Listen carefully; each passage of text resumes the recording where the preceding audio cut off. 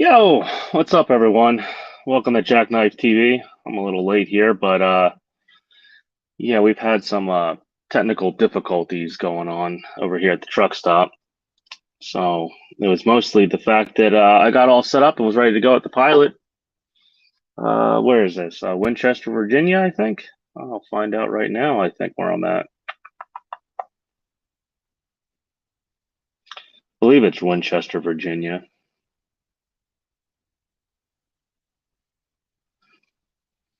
Let's see, I got two phones. Yeah, right now we're at the Loves Inn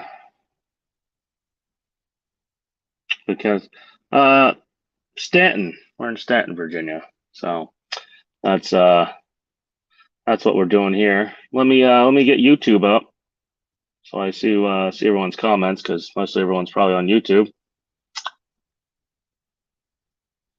Should have had this done already, but apparently I had a problem with getting the audio over to the Bluetooth.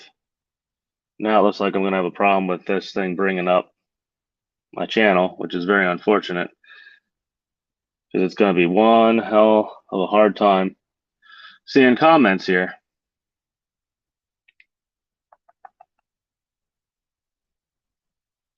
Hey, what's up, Cheap Pay Trawler? Yeah, I got all set up over at the pilot over there and got out, went to go take my shower and walked in. And, I guess the pilot over here, you got to walk through their little overpass or whatever they got going on. And I get all the way to the front door and their showers are down. So I had to quickly hop back in the truck, drive over here, go to get over here and take a shower. And I guess everybody and their mother is trying to take a shower right now because I am number 85 out of 42. So my shower probably won't be ready till sometime around midnight. So I'm not even going to worry about it. I'll just head over there at like 3 o'clock in the morning or something, or 6 o'clock in the morning and take a shower because I'm not going to sit here till midnight, especially when, man, that light's like right in my face, especially when, I already scheduled a live feed and everything. So,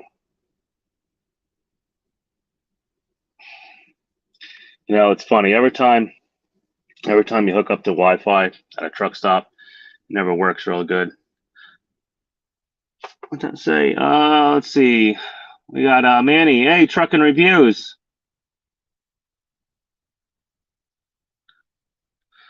Oh, let's see. Where's Josh going? On my way to U.S. Foods Inc. What over here in Fort? What the hell is it over here? Fort Royal? Over in Fort Royal? You're over to going to U.S. Foods over in Fort Royal here? Their big DC? Because I'm basically down the road from that, I guess. Done many loads out of there, Josh. Many.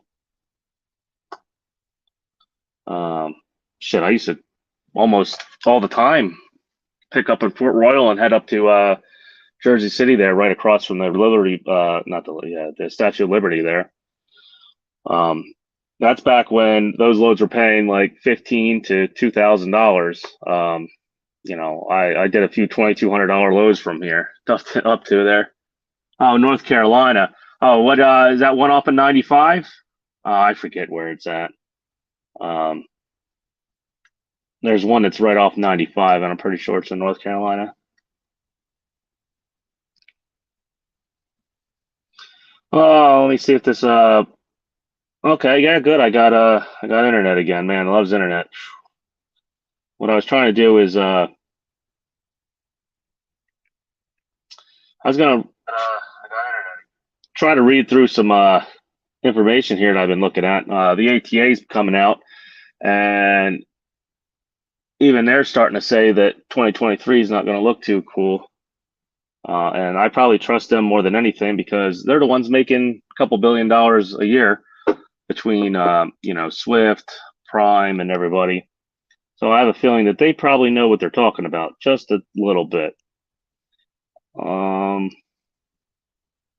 was it? I just looked up Swift's CEO. The Swift CEO made like, yeah, I'm pretty sure it was $53 million Swiss CEO.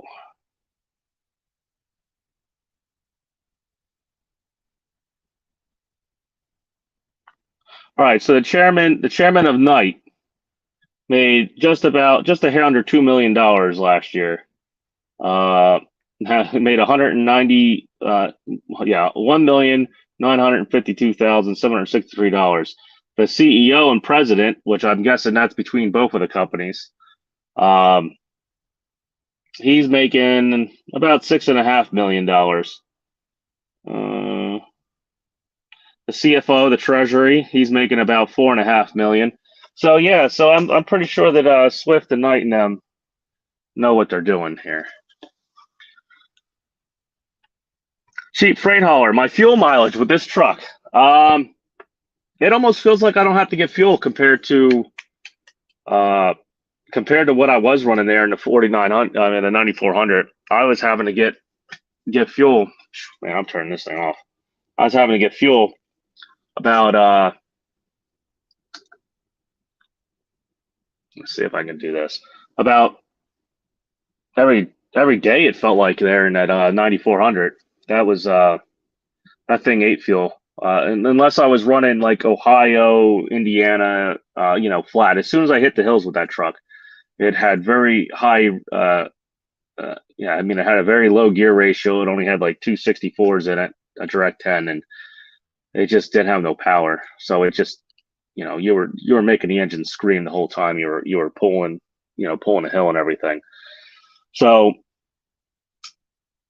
compared to this, I went out to, oh, where did I go? Like, trying to think. Stewards, Illinois. I was up out there by Stewards, Illinois, off 39, I think it is, if I believe so. I ran back from there, and from there all the way until about midway through Pennsylvania, I was averaging like 10 miles a gallon out of the truck, and that was with a 40,000-pound load. So on flat land, I can get easily double digits, and that's not trying. If I was trying, I could have probably got up into maybe the high tens, maybe even 11. Um, it also helped that it was like there was no wind. I wasn't facing the wind. I was heading east, so the truck's been getting phenomenal fuel mileage. My fuel bill is right around for between 22 to 2,500 miles. My fuel bill is around $1,400, give or take. Um, DEF, geez, the DEF in this truck. If I fill the tank of DEF up, uh, probably ain't empty again for about 2 weeks, about 2 3 weeks. Like it almost feels like I would never have to put DEF in this thing. So that being said, this thing is insanely good on fuel. Now, when I get in the mountains and stuff, and I'm pushing it, yeah, I think the lowest I've ever seen the mileage miles per gallon reading ever get down to is like 6.4. So unless I'm like shut it off and turned it back on and idled the whole night, then it's gonna say I like got like 2 miles a gallon or something. But yeah, it's extremely fuel efficient, and I have no complaints so far about the truck except for, well, one, the alignment when I first got it, and two, there's a lot of panel rattling from the outside. The hood, I gotta grease the shit out of the hood pins because when a truck's idling, it makes like a squeaky noise over here. You expect a little bit better from Kenworth, at least considering it's their flagship model now, but it's like the same shit with every other truck. I'm not going to complain too much. It is what it is. Um, I'm making money with it. If you know, if I bought a whole fleet of them and they were all the alignments were off on the whole fleet, something like that, yeah, I'd probably be pretty pissed off because you're just dumping fuel right down the drain there practically. So that's another thing. Yeah, and it's a pack car. I mean, I'm a little worried about that, but not necessarily. I have a warranty for the warranty is good for like 500 and like I think it's 550, either 500 or 550 for the warranty on the engine. I'll probably swap the truck out before that. The transmission, 750,000 miles on the transmission. The clutch, the clutch is warranted. I think the clutch is warranted to the engine, even though it's a wear item. I'm pretty sure I saw somewhere in the book there it said it was warranted. So, I'm not really worried about it. I'll probably get rid of the truck before then. Probably when it hits like 250,000, I'll probably have them either clean or replace the DPF. When they do that, I'll have them do all the sensors too. I'll just tell them replace every sensor in it, just so I don't have any problems. Maybe I can get them to warranty them. I don't know, but that's kind of my game plan right now for this because I don't plan on having to put any money really into it whatsoever. So.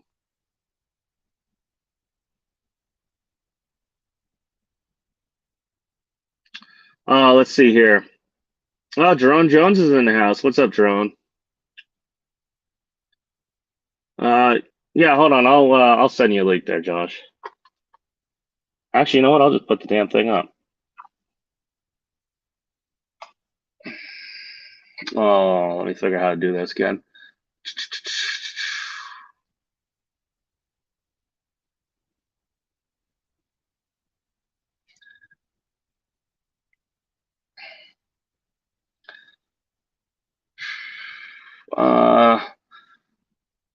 The automatic transmission. I've driven a couple automatic transmissions. I've driven the Eaton Ultra back when it first came out. Well, not really first came out, but when they kind of started really getting into it real good. Back in it was a 2016 Freightliner Cascadia.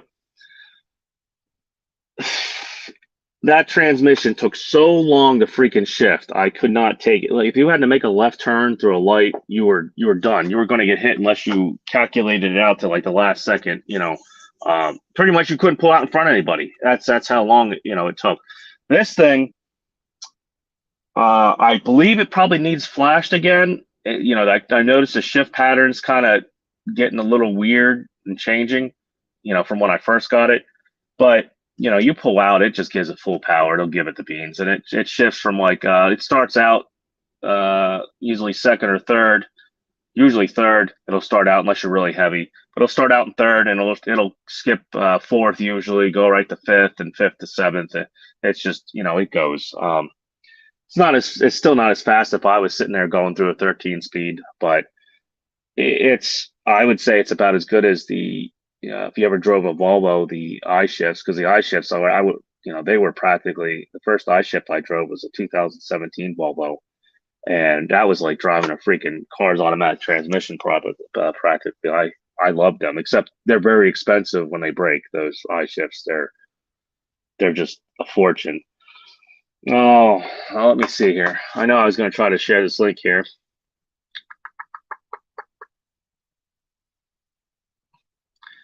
Man, I know it's here somewhere. Man,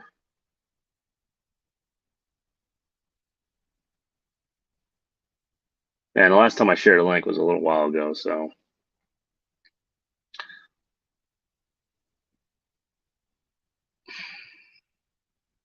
There we go. Okay, I'm going to just put the link down here in the chat whenever I figure out how to do this.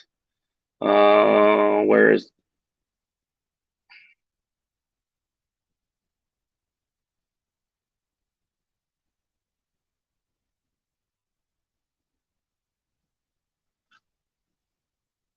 I don't know why I can't comment in the chats. It's not showing up. And again, I'm in landscape mode, so that's a big problem right now too, maybe.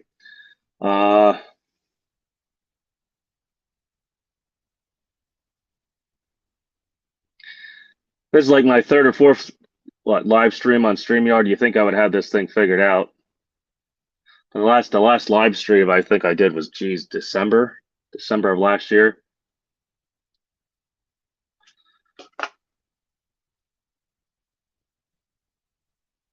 Let me see here if I can just do it on here.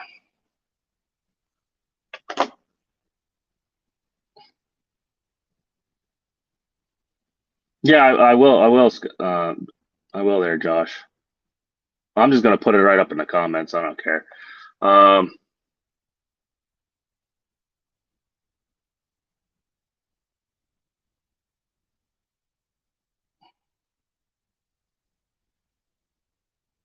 Oh, there we go. Man,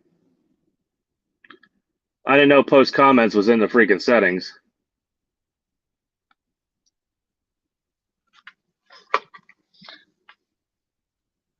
There, it's up there, Josh. F8. He was supposed to. He might be stopping by too. Um, he told me to send him a link. Uh,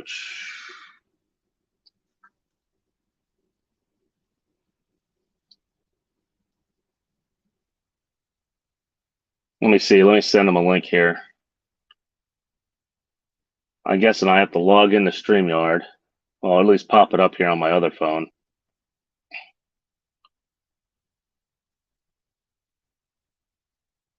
And then I'll email him a link, unless he's watching.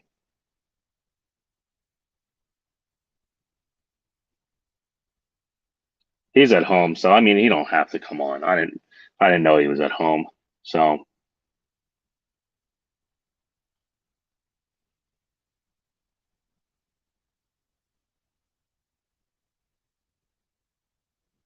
no, it won't let me bring up the Streamliner here.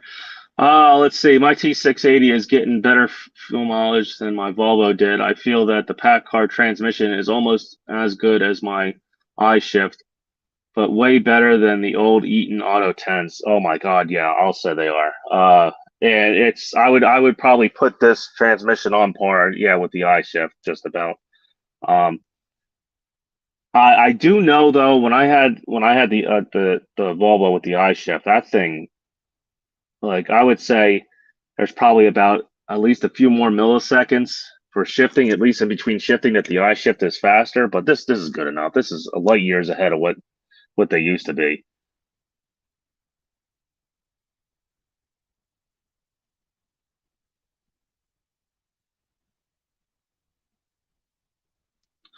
Great. So now I got to pull in login code. Let's see here. Man, one thing or another, every freaking app anymore is like super lockdown security. I mean, I guess that's a good thing, but holy crap, you're just trying to do some simple. Yeah, this is definitely as professional as Cash's live feeds or DIYs. Um, man.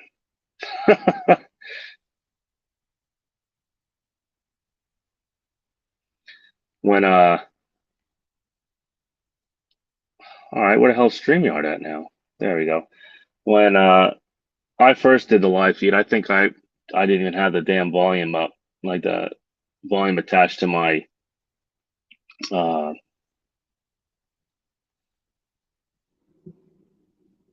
let's see here. I don't even think I had the volume attached to my phone the first time I did this. So this is light years away what it used to be. Once upon a time, let's see who's all here now. Once upon a time, what's up? Hey, what's up? Once upon a time. Uh, Nothing. I just figured I'd go live. I was gonna try to pick up topic. I don't know. I kind of got all screwed up. I was all set up. I had all my camera stuff set up. The little tripod here. I had the everything ready to go. I go to get out to go take a quick shower over here at the Pilot here in Staunton, New Jersey. Oh yeah, Staunton, Virginia. And I walk up there, and the showers are down. So now I had to quickly run in the truck, haul ass over to the Loves, and I go into the Loves. I didn't bother with the app. I just went inside the Loves, and I was like, "Hey, can I get a shower?" So the guy took the car. I got a shower, and he didn't tell me how long it was. I'm number like 88 out of like 42 or something. So I'm not even worried about it. My shower ain't gonna be ready till like 10 o'clock tonight. So.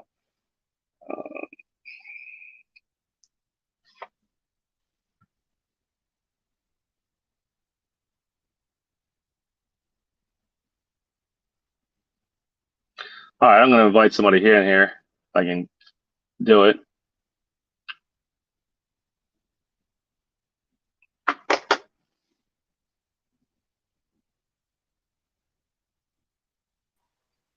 Hey! Well, I'm not hitting it hard enough. Hey, there we go. Jeez.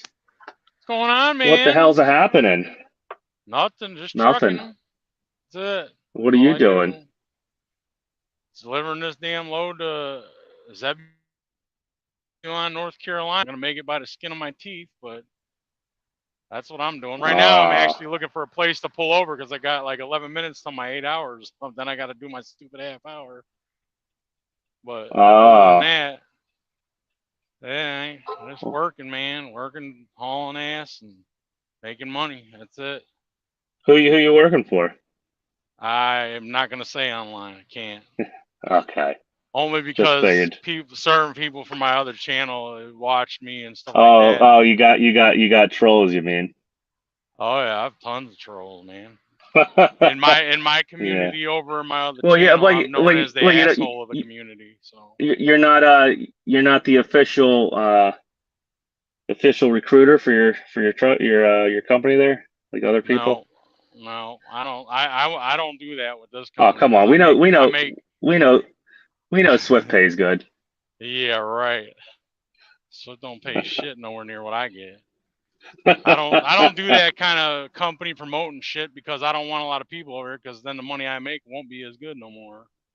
It's like I'm like one of those people because like when you got it good somewhere, you kind of want to keep the word to yourself so that way Yeah, it stays it's good. not worth it anymore. It's not like how it used to be. It's yeah, it's I real good. I don't I don't believe in that. Like a lot of these like YouTubers in the trucking industry to me are just glorified unpaid basically recruiters, and they show you the Well, glamour. at least I would say at least 50% of them on YouTube are. Oh yeah, definitely. And they show you all the money they got, and they show you like this and that and everything else. And it's like yeah, they makes these people think that they can just come in the industry and they're gonna boom get that, and that's not how it works. You got to put your time in. You got to earn your keep, essentially. I mean, Oh, you mean it's the like oh yeah, you're talking about the guys that are just signed on with Prime. They got their lease truck. They're there for what, like oh yeah, maybe there's a a month, and they're calling themselves CFOs and mm-hmm. CEOs and everything. Yeah, that's what you're Yeah. talking about. I messed with this Yeah. guy. I watched this guy. He was from Prime, and he has a channel. It's like Freight Shaker or Freight Skater or whatever. He had like a yellow Prime International or not International Freightliner, and then he just upgraded his truck to a 579 Pete. And I give him shit in his comments all the time. As I'm fucking with him, I like a lot of the stuff that he does. I like, and he says I like, but a lot of it to me, it's just hey, come to Prime, you're gonna make all kinds of money and blah blah blah, and it's just like stupid. Was that Diesel Brothers shirt you got on? No, this is a American flag type of thing. Oh, I thought it was Diesel Brothers. I Right. was gonna say I just Well, freaking picked that shirt up when I was gonna take a shower. I but was I like, just shit. I don't like those type like out of the trucking community. There's very little few people that I watch. Just Trucking is one. Uh, Gentry and Sons is another one because to me they're like legitimate. They're true people. Like they're, they know what they're doing. They know what they're talking about. They're not just talking trash. They're not just hey, come and do this and Hustling. glorify I it. call them hustlers. I call them hustlers. Yeah, Yeah, yeah. They're not yeah. glorifying something that's not really glorifying. Like when I first started trucking, YouTube wasn't even a thing. Like No, there was otherwise hardly I would have anything. done Yeah. that. Like I tell myself all the time, man, I wished I would have like, did this stuff back then with the What's up, videos and stuff WCF? like that because then I could have a channel like that, but I didn't do it because it wasn't a thing. Like if I was to start a channel now doing trucking stuff, I've already been there, done all that shit. I can't go back to school and do all that. So it's like, what do I do? I've already been in this 20 plus years. I don't have I don't have none of that crap on there. You can make a video about anything you want. Hell, you can go out I, and you go out and review the different colored fucking shit bags on the ground when you're at the but truck but stop. the problem is I'd never be able to have a monetized channel because I'm too You outspoken. curse? So what? I curse. I'm too outspoken. My I channel's don't. monetized. But you don't know how long it's gonna last. That's the thing. because YouTube is really strict with As this long stuff as now. you don't get too political and start getting in fights with everybody. But Uh, hell, look, if James Best's channel's still monetized, I'm pretty sure yours will be. yeah. Like when you were sitting there, you did that video, you got all pissed off, and you were like, because people were talking about your eye, they were talking, and I'm like, and that's why I said, if you don't have nobody giving you shit on there, then you ain't doing something right. Now you're doing something right. When you get to that point, it's like a rite of passage. So Well, now I you don't know even you're get. doing. I don't even get it. Why would you even want somebody out on the fucking road like that, driving around with you on the fucking road, let alone your family and shit? Fuck, the Yeah. other night I almost got taken out on 287 by some fucking, fucking a goddamn Volvo trying to get off on 287 South. He almost came right over Uh-huh. into me. I Fucking, was just in whatever an the fuck they're accident doing. a couple days ago. I was in an accident. I was coming down 285 where it goes east, and then connects to 75, and right there you got a merge point. You got two merge points. You got the first one, then you got the second one, then you're fully on 75. Well, this some broad from North Carolina, I'm driving that first merge, and I always, every time, because I go through there all the time because I live in Florida, so I'm always going through. I always know I stayed at the left lane the whole way through because I know it's gonna merge. I stayed in the left lane. This broad, she comes up, she ends up on the shoulder, then she guns it, and then turns like she's turning making a left turn right into right into my truck.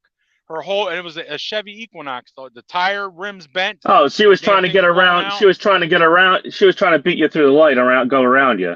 Well, no, through the intersection. She was trying to get past the merge point to get onto on 75 and try to get in front of me. But Yeah. instead of it's like she just Well, completely you got screwed a me like camera, that. right? There's a Yeah, camera in your truck, right? it's Yeah. on the dash. Yeah, it's automatically. It Yeah. records constantly. Yeah, I would never drive a truck without a camera anymore. And I wouldn't care. well, this one the company puts in it, so I ain't worried about. But I don't Yeah, have the I little have a faces Samsara, inside. so Yeah, that's yeah. what I use. No, yeah, Samsara, the I tablets don't and either. shit.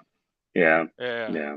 But So she sat there and turned it, and then I get out. I'm pissed because it's like, yeah, it and I ruins get your because day. it's something stupid. So I get out there, I'm screaming Yeah. like, you dumb blah blah blah. You don't pass somebody on the right shoulder, and the shoulder there is like water and mud. Like she tried to go off roading in a Chevy Equinox, and then turns out, and then luckily I got one of those big ass moose bumper guard things on there, so her car got destroyed. And nothing happened to my truck except Oh, so you my weren't screwed at all. See, yeah. See, when I got hit and run, they fucked my shit up on my fucking 9400 when they were at the truck stop. The guy, I guess he pulled out and pulled, had the tandems either too far forward or whatever. Caught the front bumper, fucked the hood up. I'm inside taking a shower. I come out. I'm like, what the fuck is this? Of course, it didn't catch it. Oh Yeah. man. Wow. Yeah. So after that, I was like, great. Now I'm running around like one of those fucking guys. I was Yeah. like, DOT's gonna get my ass. But I've found my niche in this. I did my owner op thing. I've did all that. I did it back in 2008 when the housing market crashed and all everything was freaking. I paid my last year owning my own truck. I paid $80,000 just in fuel alone. And I said, right at this point, I'm just a glorified company driver. I'm done. I got rid of the truck. I got rid of everything. Now I found my niche. $80,000. Yes. Holy shit! Where are you one driving year. around? Fucking Well, goddamn 379 Peterbilt with like 600 horsepower. It was a 2010 Cascadia Freightliner with a DD15. And it was that. Holy shit! Mm-hmm. Yep. And the thing is that, well, it's also partly me because the damn thing was wide open, so I have a lead foot, so there was that, and I idled my truck. But even that was still a lot for my freaking piece of crap. The damn 9400, my fuel bill. Hey. I think shit. I think my fuel bill came out to like 66 or $68,000. Yeah. I was like, man. And I But then screw this. I got rid But then of again, I didn't really go out far either though. it. I did short hops. Like I was doing like Chicago to New York there. I mean not New York, Yeah. Chicago to Newark, New Jersey there for like $5,000 reefer loads. Yeah. I mean that Just Trucking dude, even though he's doing an Uber thing right now, but he's also taking loads right now. He's kind of doing it smart because he's only doing a little hop, skip, and jump. Well, he's doing. Well, what guys don't see is they don't know that Just Trucking. He's making like $20,000 a month off just YouTube. Oh, of course, He you don't do. he don't need to, Yeah. you know, he was set when he came over from, you know, Oh yeah, you're not you gonna know, buy a he ten thousand already, dollar yeah. minivan when you're complaining about the trucking industry and the Yeah, trucking sucking if you if you ain't got it's money. yeah, it's not like, you know, he was living in an apartment and whatever and, you know, just got in a truck and then made all that for himself. He was already Yeah. doing well before that. And he even Um, said in his last video he owes all of that to Making Sense, the dude from Making Sense, because he's the one who yeah, talked him into going to. Sammy. Yeah, he's the one Yeah, who got him into yeah, doing it, so he owes him. He yeah. said, but yeah, I got out of the owner op. Is it nice to be an owner operator and do your own thing? Yes, it is. But where It I'm at, is it's like until I'm an owner operator. it is until you have problems. Yeah, that's the other thing. Besides the high ass fuel, the maintenance that last year, not only like when I spent 80,000 for fuel, that last year, you know what I paid in maintenance the whole year? $5,000. That was it. That's all it cost me for the whole Yeah, fucking year. Any You're right, problems, WCF anything. debater. He is a trucker though, but you know, he has his own thing. He has his own brand going for him, and I don't fault him for that. You know, everybody should try to like get to that point in life. But like a lot of I hate, people, you know what I hate? I hate people that when people succeed, I hate how the people come out of the woodwork and start fucking busting on them for fucking oh succeeding. yeah, Like that's oh the yeah, whole fucking that's the whole reason we're out that's the whole here. fucking point. We're out here. Otherwise, We're why out would you here be to out here? we're out here to be on the high end of middle class. We're not out here to, Uh-huh. you know. You get these guys that come out here. They're like, I can run for $1.20 a mile, and fucking I sleep in my truck every night. I don't have a place to live, or you know, but I can run my truck all the fucking time. You know, you guys must not know how to do it. I can run for $1 a mile and still make money. Yeah, who hmm the fuck wants to live like that? That's Like your basic. You're glorified homeless. the ones that make the money making $1 a mile, their truck's already paid for. They lease it to a company, make their dollar whatever. The Yeah, truck's they do already paid their for. They yeah, they maintenance do and they fuel. lease That's it it. to Swift or something like that, and they Yeah. do their $1.50 a mile bullshit, Yeah. and Uh-huh. they're a company driver with the paid off truck, and they get the extra like 50 or 60 cents, you know. Yeah, exactly. I don't know. I got that it got to the point where I was just fed up with it. I said, I'm done. Niche I'm in now, we haul, it's a logistics company. We only haul for the one of the largest pork providers in the country. That's all we do. I make 75 cents a mile, plus I get other perks and benefits and all that shit. And then like I get to choose my own loads. Like my dispatcher calls me up, I got this, and this, and what do you want? Okay, I want this, you know, and that's what I do. And I make 6 figures a year. 6 figures a year as a company driver. Why would I want to have all that extra headache to make 6 figures a year when I can just do it without all the headache? You know, that's the problem with the industry now is you got to right now, not See, the only last besides the place fact that we're in a slow time, because January to February, it's slow regardless. It's a normal slow. See, the So last place I was at when like I don't know, I've been a company driver a few times. then you work for Arthur or some shit Yeah, like that. I worked for The Order Express there for the truckers company or whatever it's called. yeah, the truckers company. Yeah, they get you a fucking Penske truck you go to lease, and then they like rape the shit out of you. Yeah, Oh yeah. yeah, but hey, you know who else was on there too for a while? What's that? Ooh. Mr. Coach worked for them too for a little bit. Oh wow. Yeah, that's what I thought too. I didn't know that until recently. I heard that he was But trying to when you drum up. went and made that one video to one day, you're like, I wish somebody would have told me not to do this a long time ago. And I'm sitting there thinking, like, motherfucker, I sat there, I told your ass back when I was with NFI coming to your house in my truck, and you're all like, ooh, trucking, and like, what you need to do is go out, get your couple years experience first, and then go get a truck if you want to do that and go down that route. And I'm like, I was sitting there yelling at the screen, like, I told you. But Well, yeah, I've been doing purely owner operator since 2016. yeah. So That's it's just good. that I'm glad to see you're doing that and like you're doing the YouTube shit. That's well, the cool, big man. thing is though, like to get a job that fucking pays half decent. You know, I've had a $20 like 25 $30 an hour trucking job and shit Mm-hmm. before. You know, Yep. but you're fucking. You know, you're gonna if you want to make 3 figures, you're not. You I've got to had be on less the than road. life when I was doing LTL. I had less life Mm-hmm. doing Oh LTL than I yeah. did being Yep. over the road. Yep. Fucking, I would be there 14-hour plus. 14 Yeah. hour plus the hour drive out to the freaking place and back. Yeah. I'd come the fuck home. I wouldn't see anybody. I'd have to Yeah. fuck. I'd sleep, get 6 hours of sleep, maybe see the kids, for dinner and Right. stuff, and go and Yeah. do it again. You know, It's like you're more on and the then I road would then come. than you were on the road. Yeah, and then I didn't have no quality. I didn't have no quality of life. Like even I had more Yep. quality of life doing what I do now than I did then. And the other Mhm. place, I was home. The other place doing utility poles, I was home just about every fucking day. The Yeah. problem was I was getting, I had to unload the poles with the knuckle boom crane. I Yeah. did all that stuff. I did oversize. I didn't get paid any extra for it.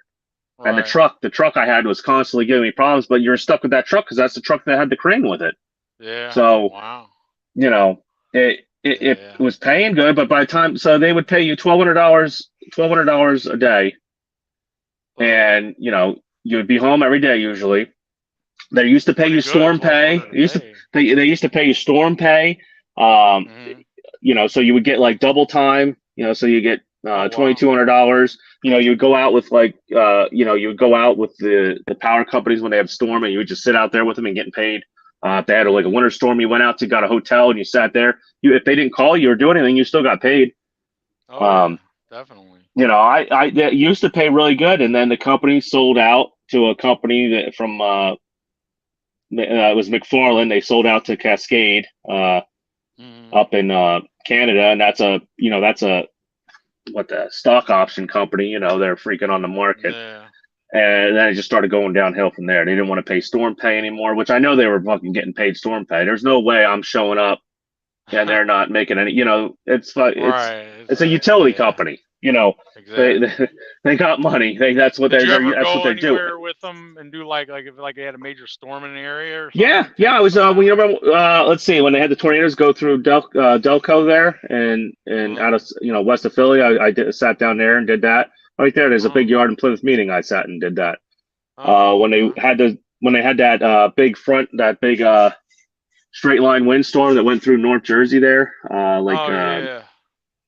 That Yeah, one I that was there tore up for. the boardwalk area in Atlantic City or something? Yeah, yeah, I was there for that. I sat over there. I Oh, think okay. I was stationed right at the Freehold racetrack. Yeah, Oh, I was sitting. I brought the poles over and just sat there, and then they needed the poles. They yeah. fed me there. They had showers on the spot. I just stayed in the Oh, truck. damn. Yeah. Well, Nice. nobody had power anyway. None of the hotels had power, so you Right. know, I just stayed in my truck there, and they fed me and everything. So, and I That's think nice. that week, even with my costs, I made like 10 grand. Nice. Yeah. Yeah. I mean, So, that's the thing with me with trucking is but like then back in it the all day, changed. It local all shit was changed good. though. It Not all anymore. changed though. It all Mm. changed. And then with my costs, I was doing about like 850 a day. But then the truck kept breaking That's a down. big drop. Yeah. Fuel was going high. Well, I mean, Hmm. after paying for the truck because you got to rent the truck for them because of crane, and then they don't want to Yeah. they don't want to let you buy it, and then you try to buy it, and then next thing you know it starts Yeah. breaking down every 5 minutes because it's. Um, but so I Yeah. was doing about like 880 a day I was making. But then the truck breaks down. That's you got to eat all those costs. So, Oh yeah. Hmm. but I was home every day. Yeah. So It's the so thing, I did man. that. Local shit's just not I good no more. I did that, and then my first truck I bought, the Cascadia, I put $30,000 down on the Cascadia with the not the Hmm. Pat car, the ISX in it, and it I think I had it. I bought it with 275,000 miles on it. At 290, the engine went in it. Mm. Damn. It there was the fuel pump, the ceramic plungers in the fuel pump took a shit, and then everyone was Oh. like, "Well, it's not," because I didn't have to market warranty on it, including whatever it still had from Cummins, and everybody was saying it was an accessory item. It wasn't part of the engine. Nobody wanted to fund cover it, so I called. It was I think it was MCA MHC. I think it was MHC. I don't know. I know it was financed through Freight. It was financed through Freightliner Financial, Oh, um, okay. or Daimler or whatever the heck it was. So did you And when I you were called with them up. Prime, did you do anything with them like owner op shit or was it just company and then you left? I did one. I did 1 month Oh, owner up with them, and okay. I kind of saw where shit was, and I mean I was like, this ain't valuable. I mean, the Because people I that are remember doing it when you were there and telling doing, me about that, and you were telling me you're going to go to Prime and all this, and I didn't know if you were going to do the company thing or if they're going to persuade you into going to lease a truck or not. That's why I never heard from you with that, so I didn't know. yeah, that was, God, you're So talking a long time ago. That was yeah, like 2013. it's been a long Um, time, dude. Time what was flies, it? man. Well, we were just down in Florida. We were just down in Florida like last year. We were where were we? Well, we went to Disney World, and then Oh, the last 2 days we stayed at Cocoa Beach. oh, okay, on the east side. Yeah, I live in yeah. Ocala, right Let in the center of me see northern here. Let's Florida. see who's getting done. See WC Invader. The way I look at it, I only stay in during this down period because I want to be in the market. I want to be in the market when it turns back for good, and then shut down and start up. Expenses too great to stop for me. Uh, I guess he wants to stay in the market, and he's hoping it comes back. It's gonna be a I minute. don't know. I don't know. Yeah, it's gonna be probably, I would say, a good year or more. To be honest, what happened when this whole market and shit took a shit, I know exactly when it did it because I just got done out pulling Springs load to a BJ's on Long Island, and I'm out there by Central Islip or whatever, and I go to pull up the load board and look, it's like 9 o'clock in the morning, and I'm at 100 and some miles. Like I think it was 150 miles on DAT, and there were like 60 reefer loads. Wow. I was like, what the? And that was April of 2021. That was, or April of Hmm. 2022. Can you still hear me? Yeah, I hear you. You're good. Your mic looks like it's muted though. Yeah, you muted your mic. You gotta unmute your mic. Nope, no sound. Still muted. There, is Oh, that better? there. Yeah, now I hear you. Yeah. Yeah, yeah. So yeah, it was. I mean, April 2022 is when it really took a shit. Yeah. Like I said, I was like there in Long Island, and I pulled up the Mm, load board like 150 miles. There were like 68 reefer loads. wow. Um, That sucks. and everybody was like, "What the fuck's going on?" Yada yada yada. It was like that, and I figured we would have went through at least the summer of 2023 before this thing. I figured it would Yeah. gradually plateaued off, because Well, it I had think happened. what me personally, I think it was the COVID shit that like because COVID came up and I was busting my ass working my eye like nonstop. Like we got papers. See, Basically, we didn't have to see worry when about it when hours of COVID service or running. when COVID first hit, I had an old 379 Peterbilt that I bought Hmm. that needed a lot of work, but I was going to run it anyway. And then Yeah. when I saw like it, how it died there in the beginning of Hmm. COVID, that when that happened, Yeah. because I had my authority and everything, I did the whole 9 yards. Oh I wow, had, you went all yeah, the whole I kit and was gonna go caboodle. right into it, and then it all just went, and I'm looking Oh. at it, and I'm like, holy shit, do I really want to do this? Uh, I would, because I would, Yeah. what the hell would I have been running? I would have been paying my insurance and not running anything. Right. Yeah. Yeah. You've been So I like just called up. trucking and your truck sitting and you Yeah. got the So Uber. I called up Progressive and shit, and I got rid of all that, paid my last, my first month and all that crap, and sold the truck. Well, I Yeah. sold the truck, and then not no more than what, maybe 3 months later, 4 months later, everyone started saying they're freaking hauling loads for $8, $10 a mile. I'm like, what the fuck, So Yeah. then It's like, damn it. I was still doing the pull yard thing, and the truck there was almost paid off. Hmm. Well, supposedly almost paid off. In August, it was supposed to be paid off, August of 2021. Yeah. And so I held out to August, uh, just about a 2021. I watched everybody for like 8 or 10 months make tons of money, and I was like, all right, when I get this truck, I'm gonna go do my own fucking thing. Well, they're telling me, I said, all right, so I'm done with the payment. They're like, oh, you still have 6 months left. Well, guess what? Oh wow. The truck started having fucking problems too then. And I was like, you know what? I'm gonna go out and buy my own damn truck. And that's when I went down to Right. Texas with my money, Yeah. and I bought that 4900 for Hmm. 25 grand. And You couldn't have found Yeah. anything closer to home that was for sale, or No, around here, eh, shit, junk. They were trying to sell junk for like 60 grand. oh wow. Yeah, like Damn. if you stay up here in the Northeast, like, because the container guys are idiots. You know what I mean? Yeah, you know what kind of container people are. They don't care. They'll Yeah. fucking pay. They come. They get their cash. They pile it up from working the fields and shit and whatever, and then they come out and they just buy it. You know, they don't care. They'll Yeah. drive around with it doing wheels falling off of it. Right. So all that even this junk around here goes for good money. You know. Yeah. So, and the Hey, reason I I picked, wish local work was it because I'd rather be home every day. Now that I got a house and everything else, but you don't make any money local. Like, back in the day, like when my dad was around and they worked for Jevic and made 100 grand a year, home every night, and all them days are gone. Unless you can get in with like Buster Brown, make $40 an hour in the Teamsters Union, you ain't. but Local work even is not that ain't. there. Like I almost was union. I was union at a Bimbo Bakeries there for a Oh while, wow, yeah, I always and thought about all that. and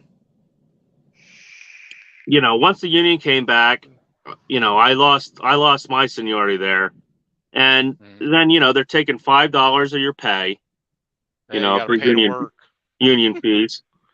They couldn't guarantee the pension. They bankrupt the other pension of the other guys that were running for the other bakery down the road from us over in Reading, you know.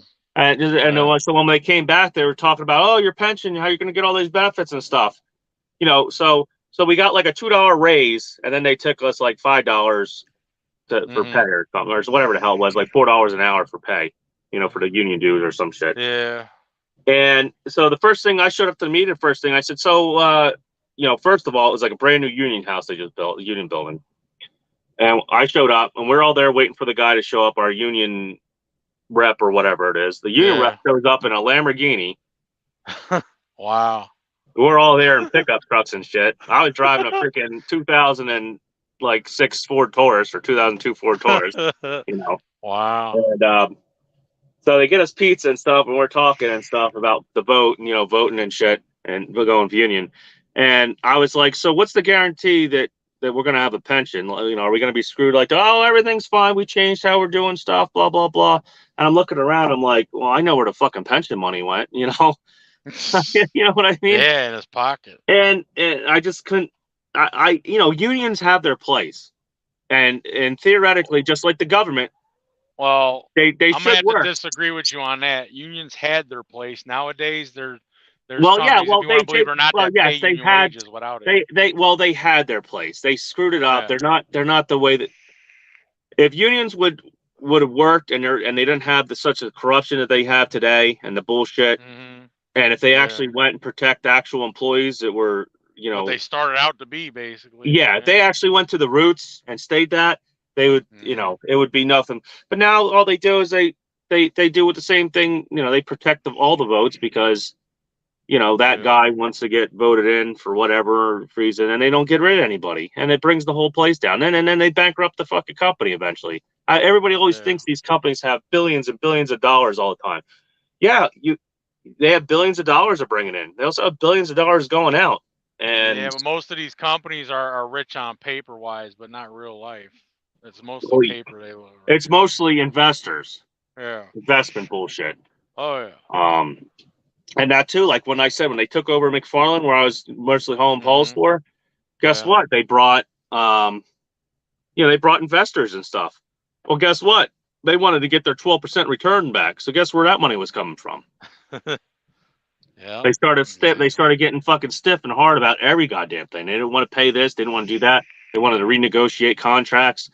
And every little fucking thing they were. I said, what was wrong with the company? I said, obviously you bought the company because it was making money. Just leave it the fuck alone. Everybody was happy. Yeah, that's a lot of companies. If they just leave shit alone, if it's and you know, they'll take it. Don't fix it. They'll take it and they'll drain the money for, you know, as much as. Here, let me try to read some damn comments here. There's a lot of people commenting here. We go down here. I will start. Oh yeah, what's up? Nevada's in the house. I'll start up with Nevada. Market is bad. We've been parked since the 11th. And Nevada's out there on the West Coast. He's hauling drive van. He's you know, probably, you know who he is? No. Yeah, I he don't. yeah, he does team loads. Let's see, Okay. WCF Invader. The way I look at it, I only see in during this down period because I want. Yeah, that's okay. So that's he only wants to stay in during the down period because he's hoping it comes back. Which no, I wish I got out of the spot market sooner and did what I'm doing right now, and I didn't. Yeah. And you know what? If I was here when the truck decided to blow up, I could have put an engine in it. Oh I yeah. just waited it out too long. I was at my wits end and got here and started making some good paychecks, and then bam, the motor Yeah. blew up. And the reason why you probably waited this long is because last time when you had the 379, you didn't wait, you let it go, and then they started paying. So you're like, maybe I'll jump this time, and it didn't work Well, out. the market That's was all. still going good, so I got in. I didn't think it was going to take a shit until at least probably summertime. After summertime of Right. 2023, I figured. I figured it was, how 18 was and how it kind of dropped down slowly near the end of 18, and by the end of 19, it was like shit rates. It was a gradual decline. This was like Yeah. bam, overnight for it all depends where you were really, and now it's just about everywhere. It just sucks. And Yeah. the problem is even in the Midwest now. I've been hearing Midwest and looking at some Midwest rates. Even them, they're they're the only party in town. So Mhm. it's. Inflation, man. Well, I Gotta also love hate it. to say it. All the people that are out here, they're owner operators. The American dream, do what you want and stuff. But a lot of the people that are out here for the wrong reasons. Yeah. They have no idea what they're doing. They were told that it's easy money. Uh-huh.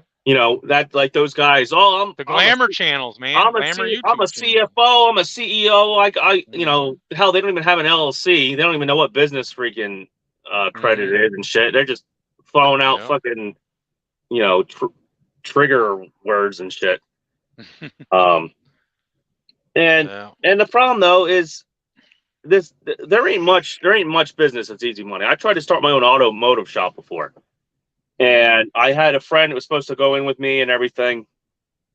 Just okay, so they have these little boxes that you're supposed to hold the key for the place for the fire, which I thought was utterly retarded because the garage doors are glass all the way down.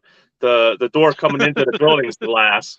I'm like Right. the firefighters are gonna walk up to the freaking burning building and what are they gonna do? They're gonna break Take the fucking. time. They ain't even gonna worry about that box. So Right.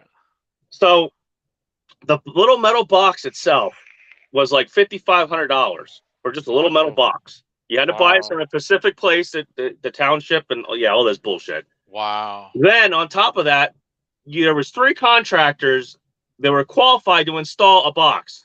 You know what you mean? What? Yeah, but you literally drill fucking holes through the concrete and put the fucking box up. Damn. That's stupid. Like that's just dumb bullshit that went on, and then the taxes and every fucking thing else. I had to have the EPA.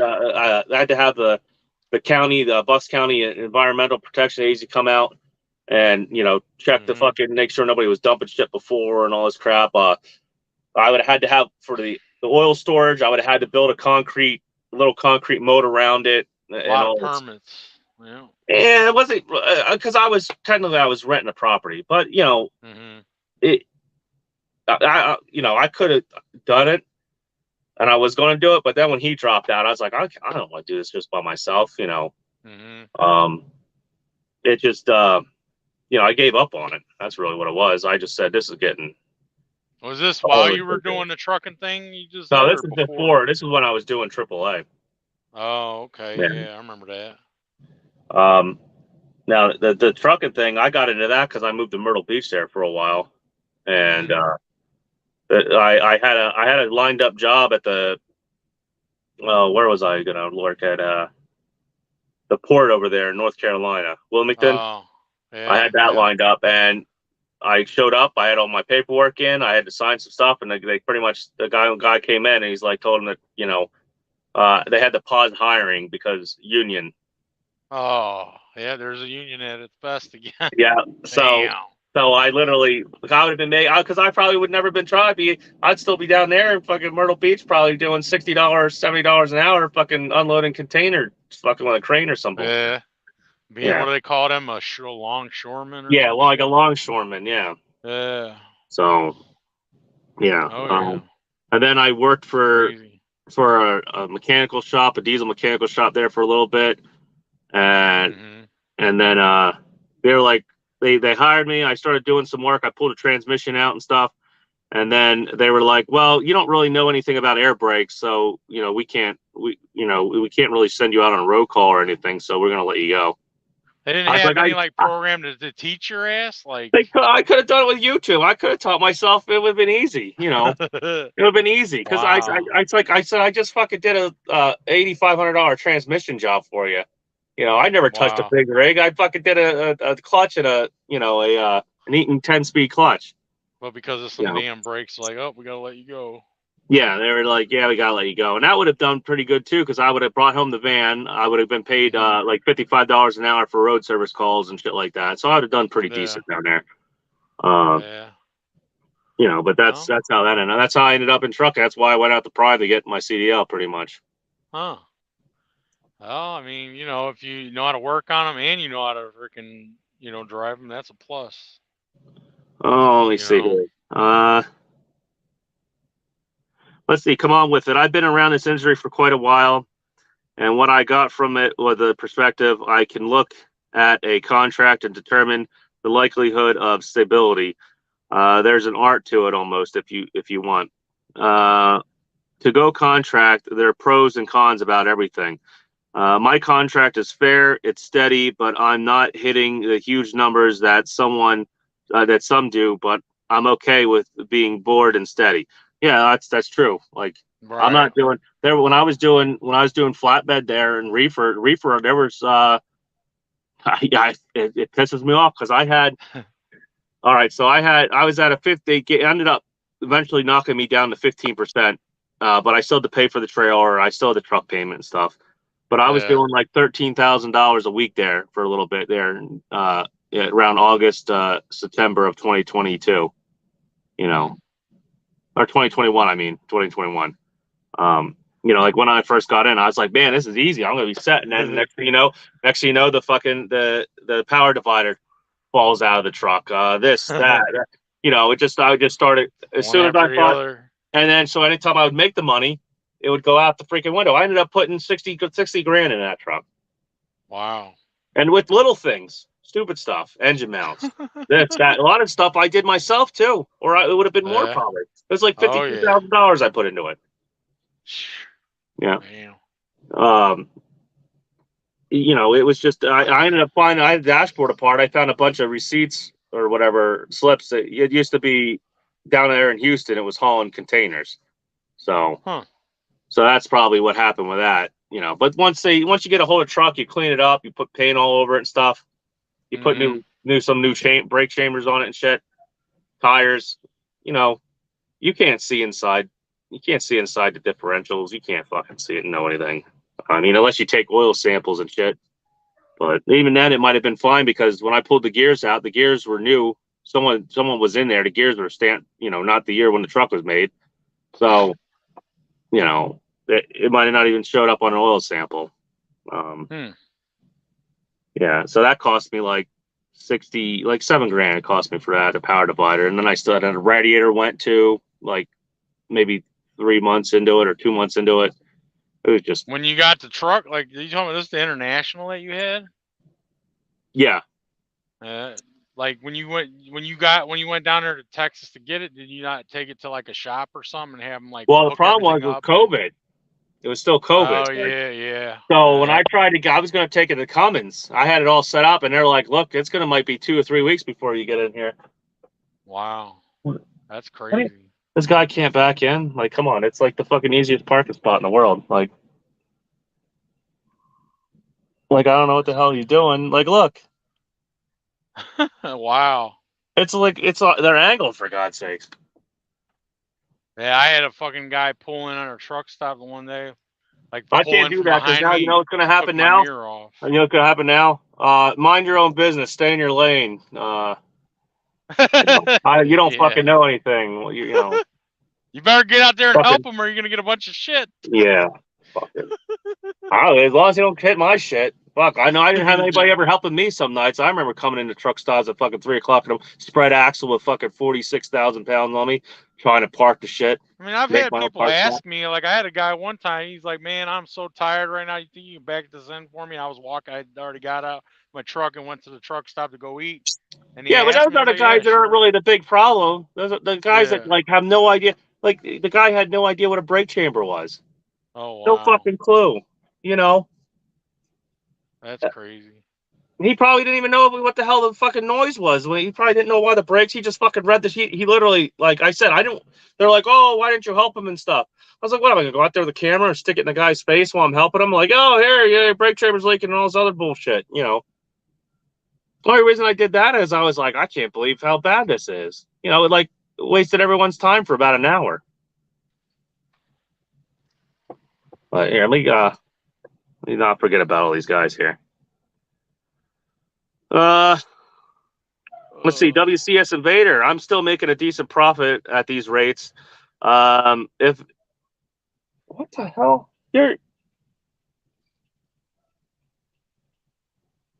No, is he getting close? Yeah, like he's already in the spot. I don't know what the hell he's doing. Like I know the spots are a little angled, but fuck. Yeah, I was in Virginia a little bit ago because I came down 64 through 35 and all that in Ohio and got on 64 to 77 and went through Virginia and all that. Not that long ago. Yeah, I Went just right got through out here today. Whitville. I took 15 all the way out here. Oh, okay. Let's see. So WCS Invader said, I'm still making decent profit. These rates, if it doesn't recover by the end of 2024, I'll consider shutting down my authority and going company. Then he said, you can make 80 to 130,000 doing LTL, but you have no life Monday to Friday. Well, shit, I was working the weekends too. They had me, whatever the hell they told me I had work, run line haul, I just went and did it. But and even then, I probably could have made over $100,000 there. Like the way I was scheduled and everything, it just fucking, I had no life. It was literally like, and then I'd come back and work the dock. Well, you didn't do LTL through Central Transport, did you? I did it through them too. Yep. Oh, I used to work for them on the dock, man. That was a long time ago. Yeah. Oh shit. They used to work people like dogs anyway, Central Transport. Well, I didn't have to, but I wanted to make money. So yeah. I was doing I think I was 60 I think I was like 65 cents or 68 cents a mile doing line haul. And then, and then dock time was $28 an hour or some shit. I used to like what my dad did when he was with CCX before they became what they are now. But all he did was their line haul was he took a trailer from Cinnaminson, New Jersey. Oh, what's up, DIY Semi? We have royalty here. Yeah. And he used to take it up to Milton, PA there to their big terminal, and he would unload the trailer, load up his own, and come right back down. That was his line haul. That was easy. Easy. Go over to Milton. Yep. They had that big ass terminal right off, I think it's 80 or something. You can see it from the interstate. It was massive. It's not, obviously it's XPO now, but WCF Invader, I just noticed you're in your passenger seat facing forward. That's pretty awesome feature. Nice. Yeah, I got a table here. Yeah. Yeah, I actually am able to, it's almost you know what? I would say it's just about as nice as the freaking the 760 or 780 Volvos.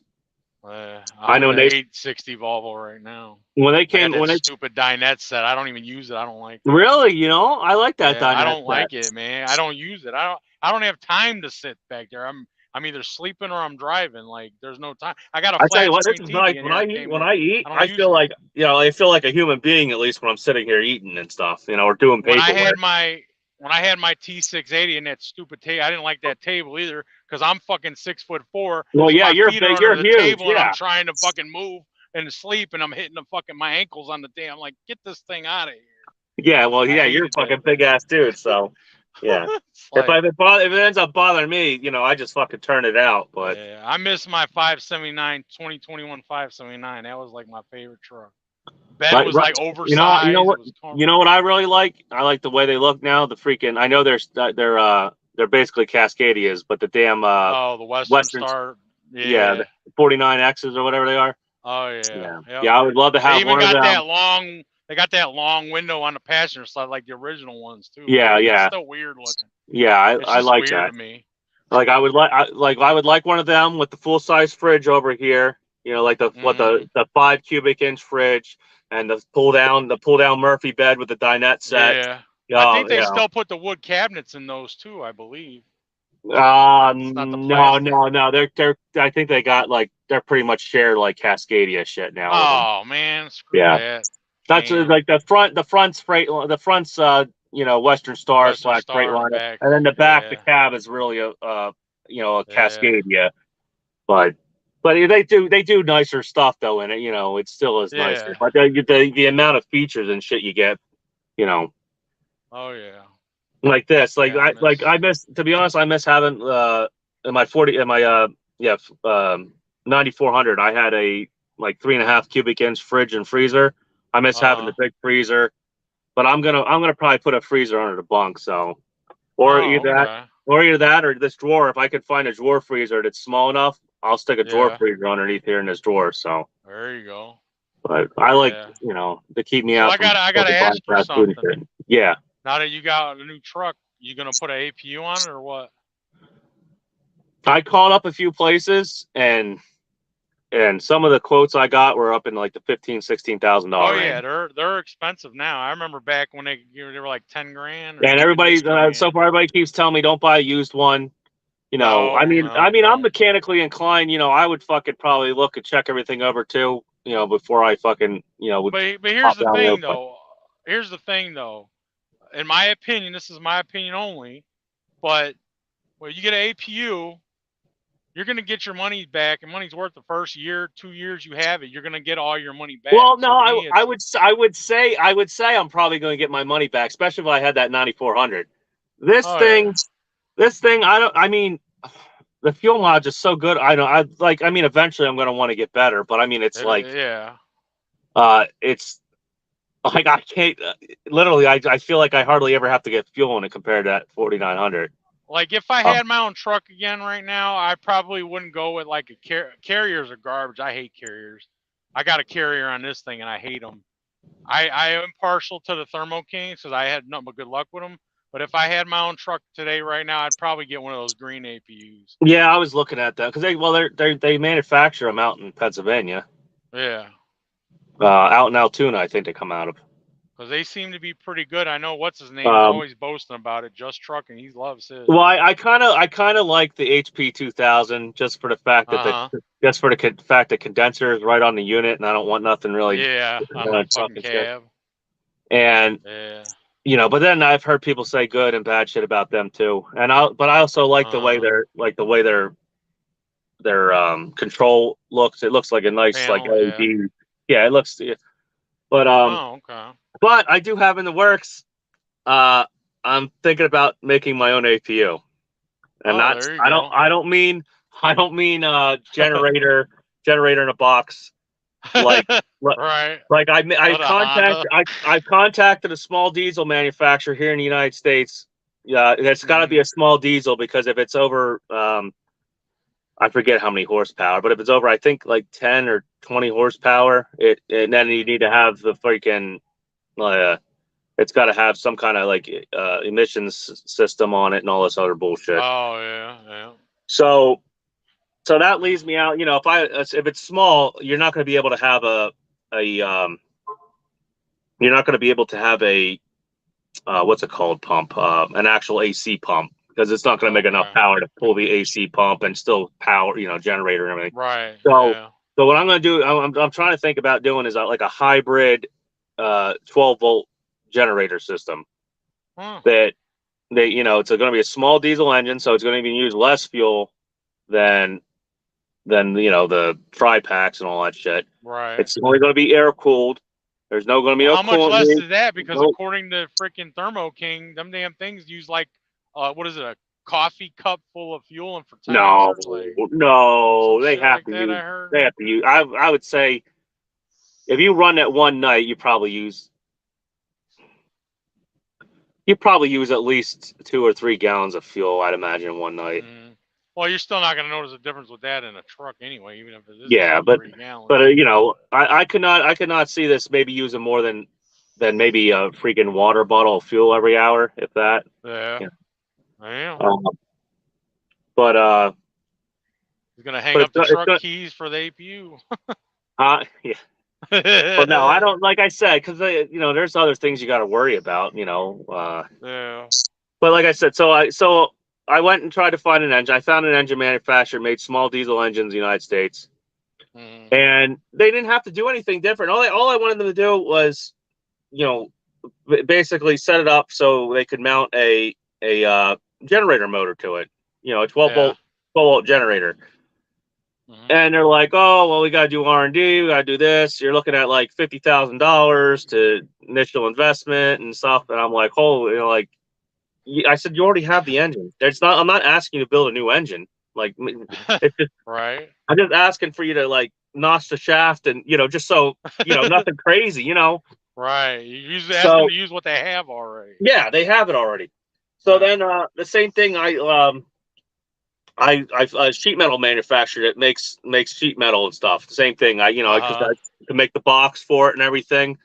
Right. Same thing. It's going to be like $20,000 initial investment in this, and I'm like, God damn, I'll have to have like multi-million-dollar investment to make a fucking little generator practically. Damn. So in turn, guess where I went after that? Where else would you go to get something prefab they're made for you?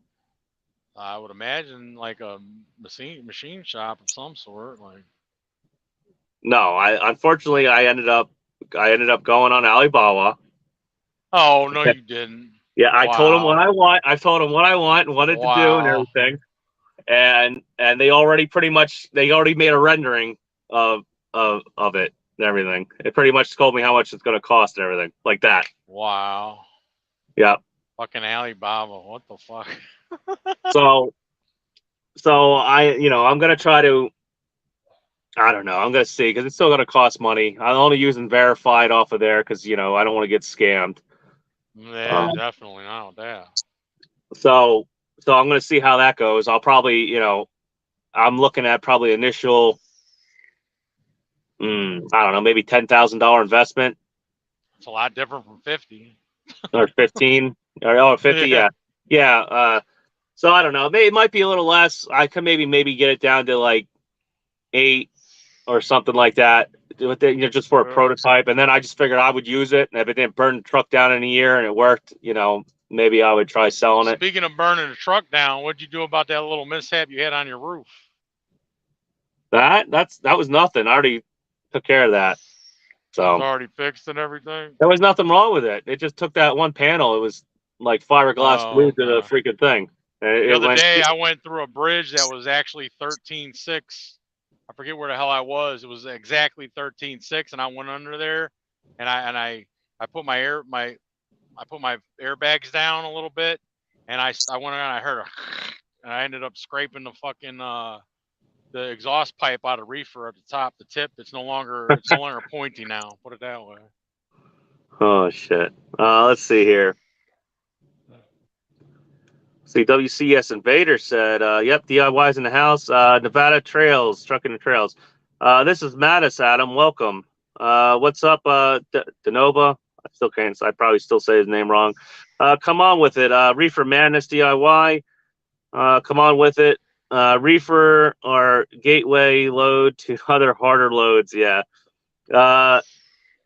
Little Nemo Gamer, stop talking about container drivers or get what? Stop talking about container drivers or get seen at Pilot in Newark. Dude, what? That don't make any sense to me. Okay. I don't even remember ever. I don't know. I never even been. I don't know. I don't even remember that damn. Probably when you were talking about containers over Wilmington and all that. What? I don't know what he's trying to say. Does he is trying I to don't say he's either, talking but shit about them? I mean, I don't know. I'll talk shit about a container driver all day long. Them suckers get in my damn way. I can't stand them. You'd think they'd be driving their ass off because they get paid by the fucking load, and half the time they're in my way and won't get the hell out And of half the the way. time they're still only grossing freaking $4,000 a week if they're lucky. So it's like, and they got run down, broke ass trucks. Like, come on now. Some of them got nice stuff, but that's all about who you know and who you got going for you there too. That used to be Yeah. good. Container driving used to be. You go back in like the early '90s and shit. That was Yeah. like, that was good white collar work back then. Unions fucked that all up. Look at the ports in I California don't had know. a striking crap. Nah, there's a lot more shit that's fucking shit up in trucking than that. Oh, It's let's see, WCF Invader. I thought it was something like a quarter gallon per hour for an APU. What's the deal with the Kenworth battery APU system your truck was supposed to have? Well, they pretty much said that they anyway. some of them are pretty good. I mean, the one probably right from Kenworth probably would have been good.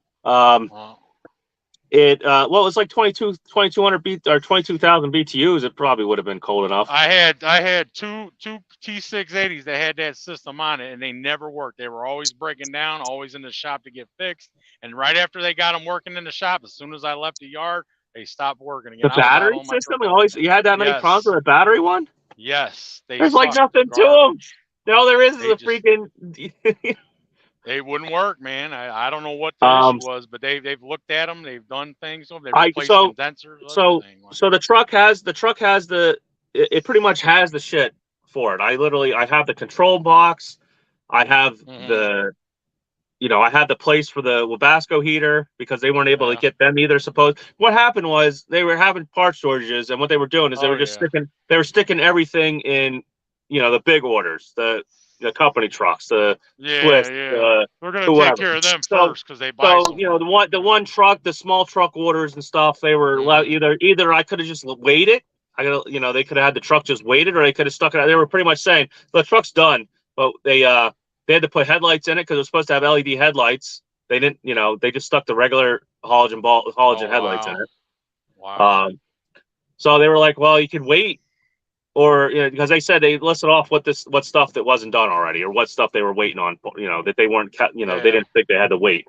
And I just said, screw it, put the lights in it, and and then I've used many of them systems.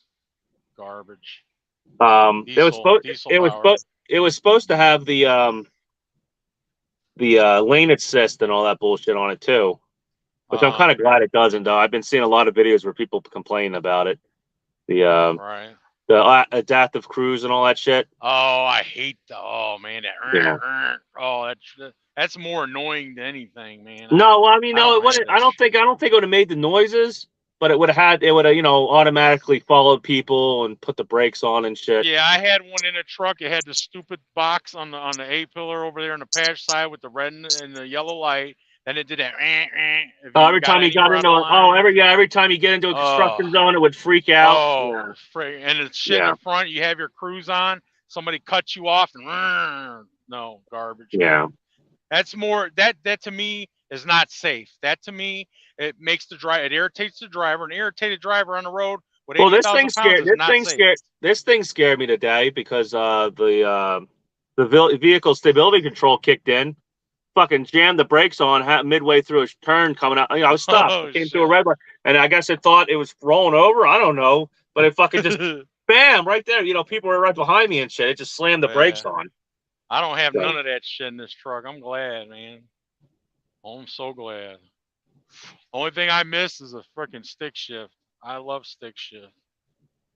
Yeah, the automatic with the knees and the traffic's good, but ain't nothing like a good stick shift. Like to be honest, I could probably just order a Webasto heater because the wiring's already for it and plug it in. Oh yeah, I'm pretty sure it goes to the control panel because the control panel has the fan and all that stuff on there. Just it ain't hooked up to nothing. Yeah. Like I even have the auto start button. It just does nothing. It works. I hear it click shit in the dashboard, but it don't do nothing. You want to know something stupid about APUs? Okay, I got a Carrier APU, right? Thermo King APUs. They got a hook up under the bunk where you hook up the computer. You can get everything set. You can have it set to turn on when you turn the key, and then turn the key off. It comes on, and turn the key on. It shuts off. Carrier, you have to buy separate shit just to have that feature on. I'm like, are you kidding me? Like that's stupid. For what? Like, to have it set. Like say you're driving, right? You're done for the day. you park, you turn your truck off, it'll automatically kick on, and it'll already be set to the temperature you want and everything and all that. With Carrier, that's a separate purchase just to get that done. Oh, for the memory and all that shit. Yes, to get it to be able to do that. I'm like, this is stupid. I despise Carrier. Well, hell, Carrier, you go into Carrier to go buy a simple fucking, alternator, and you're looking at like $900 for a fucking alternator. I don't even like Carrier reefer units. I like the President fucking Thermo King. I'm all about Thermo King. I hate the one truck I had a newer Carrier unit on it, but it was really fucking quiet though. Like I was surprised how quiet it was. Yeah, I mean they're quiet. It's just but I like Thermo. Man. But if I was to personally buy a fleet of reefer units, it'd probably be Thermo King, just due to their pumps are so much better and everything, and My Carrier APU I've been through 3 or 4 belts now, and they even one of the times I took it to a Carrier dealership, they put a test like a new belt came out, didn't work. Then they went back to 3 OEM belts. And I keep telling them the pulley is not lined right. The pulley arm it's not aligned right. That's why I keep going through belts. And finally, the 4th time they fucking listen to me and they do it, and I have the belt, but I've had it. One day I turned it on, or I went to go turn it on. It went on, doing the initial start test, and then the whole panel just shut right off, like completely black, dead. I was like, what the hell? Just garbage, man. I hate Carrier shit. Well, what was it? Snorlord told me he ended up buying a used one, and he said that he had installed, I guess, Al's APUs or whatever over there, in where is that, Missouri, and I guess they didn't tie up all the loose ends and the wires, and it rubbed through, one of the power wires, and it practically, melted and almost set the whole damn truck on fire. Oh man, I would be pissed. I'd go on him. You're buying me a new truck, fucker. He should. Yeah, one of his buddies told him he should have let it burn. Yeah. Let's see. Come on with it. It's getting cold weather. Sleeping bags and your APU runtime. Real world is probably half of what I said before, making you ROI 6 years. Yeah. Return on investment in 6 years. Yeah. Yeah. I mean, you're probably like I know it saves.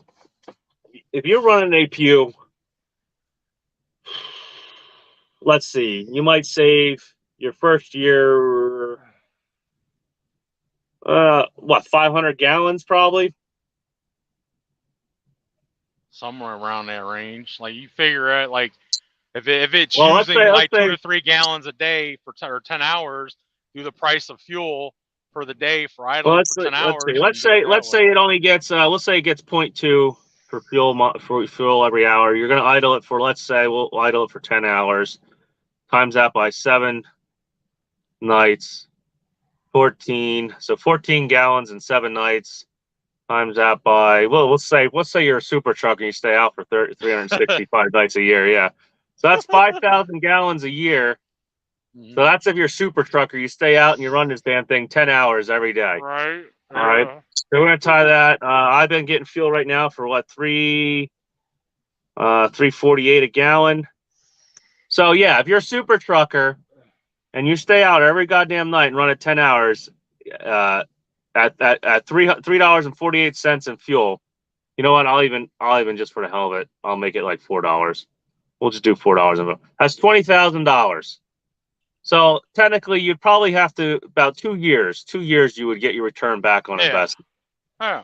But then again, I've heard guys that have these things for 2 years and they're fucking broken down after about 12 months. And you know why they're broken down? Because people don't. They get these things. I've seen this in company drivers that you're supposed to check your hours. You're supposed to get the maintenance done at the hours. They never even open that damn box up. No, they don't, and that's why they fall apart. You go down the road, you see trucks with the body parts of the damn APU missing. You can see the bottom of the freaking motor because that panel's Well, the big thing is though too. They spend 15 grand on the damn thing, and then after a year it takes a shit, and you're like, hey, what's wrong with it? They're like, oh, the brain blew up, or the fucking alternator. Oh, it's gonna be like $1,200-$1,500 to put an alternator in, and this and that and that. You know, and you're like, It's what like the anything. fuck? You gotta do maintenance on it. You gotta take care of it. Like if you don't take care of shit, it's not gonna take care of itself. Like, Well, that too, come on, man. like I was saying, I think they, it kind of sucks because they're gonna fuck around with the emissions again. But I Yeah. think they might got this emission shit figured out with these newer trucks. Like I say, if I idle for a while, this truck will do like regens. Like it won't even let, it Yeah. probably doesn't even let it get sooted up. It'll just fucking regen because it knows you're idling, you know. Right. My Um, truck, it does the regen while I'm driving. It's once or well, no, I twice mean, I've it'll had do a it do it, regen, but like the other night when I was up in Maine and it was like, they had like a 30-mile-an-hour wind, it was like -12 or whatever up there. I left the truck running. Not only for me, but for the fucking truck. And, it, when I was awake for probably like 4 or 5 hours, 6 hours, and it did 2 regens in 6 hours.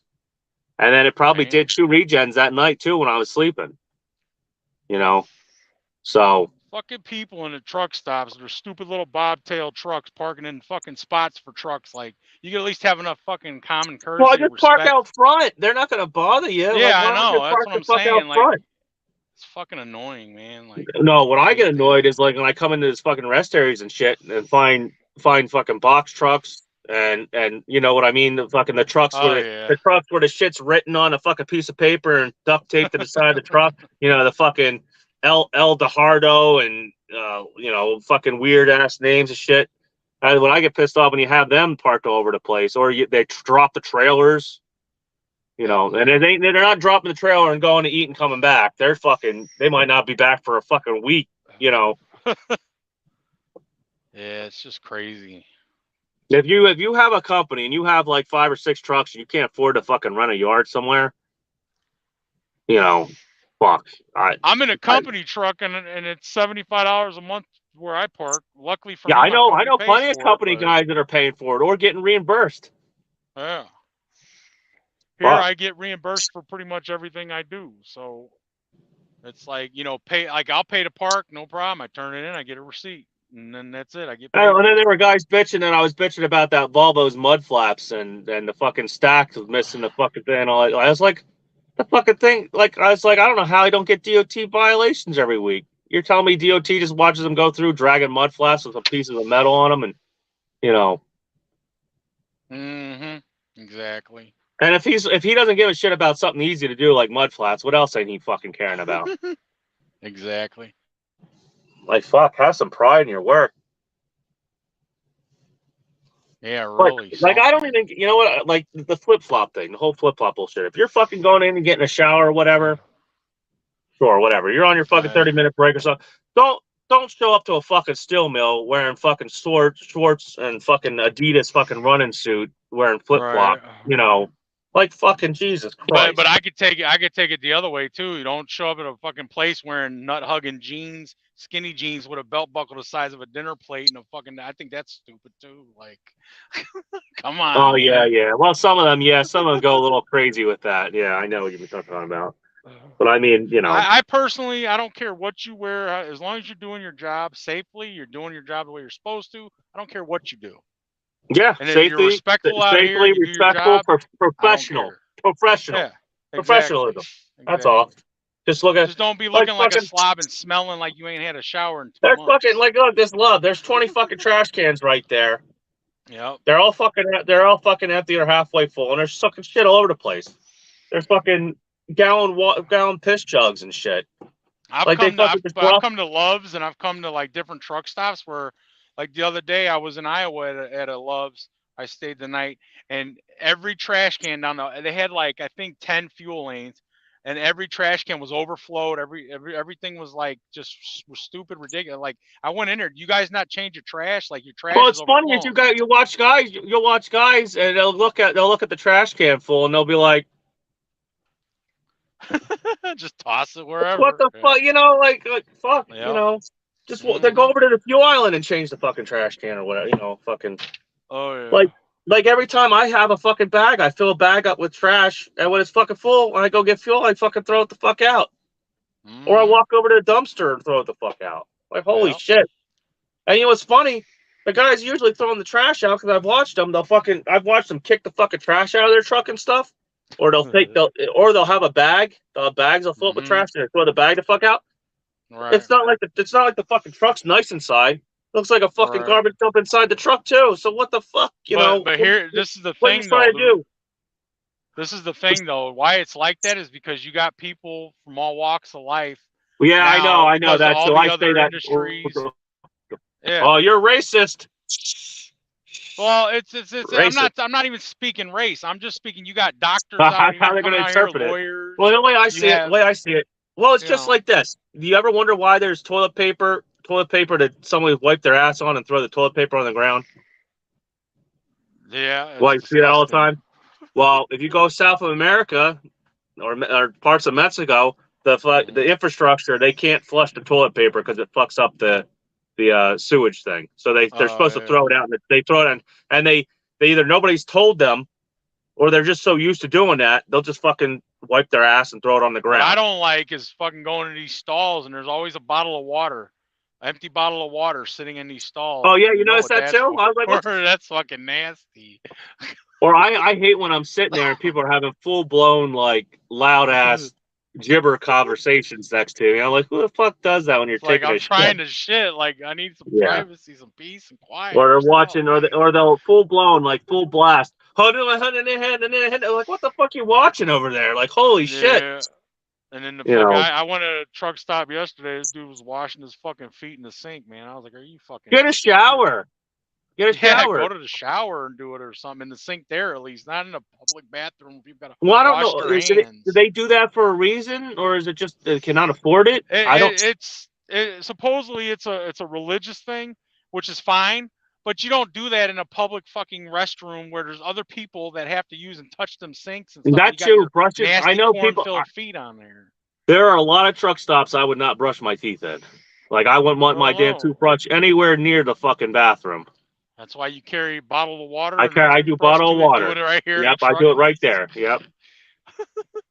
Yep. I mean, I'm not faulting, but I mean, I'm not saying I'll be the first one to tell you. I piss in a fucking jug in my truck because I'm not getting my ass. But you know what I do? But guess you pull the fuck over somewhere.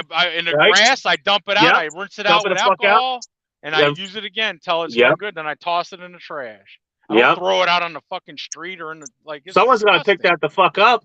Yeah, exactly. Fucking nasty. And then they wonder why can't we park here? Why can't we park there? Why are they kicking us out of the fucking residential areas too? Walmarts and everything else. You can't park there no more. Exactly. I won't want you fucking parking there either. Exactly. But I gotta get off here. I'm at my place, so yeah, you do your delivery. What I gotta do. So I'll talk to you later, man. Thanks. Yeah, I'll see you. Talking to you later. Yeah, man. you too, man. Later. Yep. So that was I forgot his screen name already. So in case you want to go check him out, he does trucking reviews. I think mostly he just reviews right now. I don't know. I think he reviews all kinds of stuff, to be honest with you. I think he does like GPSs. He reviews the his vapes. You know, he's really big into vaping. But man, I know. I'm sorry that I'm like freaking forgetting I haven't talked to him in a while, like years probably. I guess he ended up finding my channel. So we're gonna go down here. Let's see what's going on here. Come on with it. Yeah, he said it was getting cold. The battery. Let's see. This is WCS Invader. The battery APU system on the Freightliner has had no issues. Only issue it has the summer. These things only maintain temperature and it doesn't cool. Just run the AC full blast before shutting it down. Yeah. Yeah. I know about Cash's homemade APU. The big thing is, if I could figure like when I had the old truck, the 9400, I didn't mind throwing the APU anywhere. Actually, what I was going to do is I was really looking hard for a cheap diesel generator, or I was going to get probably a Chinese diesel air cooled engine and hook it up to an alternator, and run that. With a wireless turn on, turn off feature, and run the alternator to my truck's batteries, and then run the, so it's charging the truck's batteries while it's running, and then run the, I was going to get a, what do they call that? The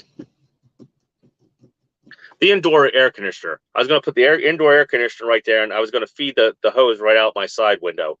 So that's what I was going to use, was a portable indoor air conditioner, and that, at least in the 9400. This, I don't necessarily. I mean, I have the room, and I just don't. I don't know. I just don't. I like things clean. Like, I you know, I mean, what Cash does, that's fine. It works for Cash. I don't know. I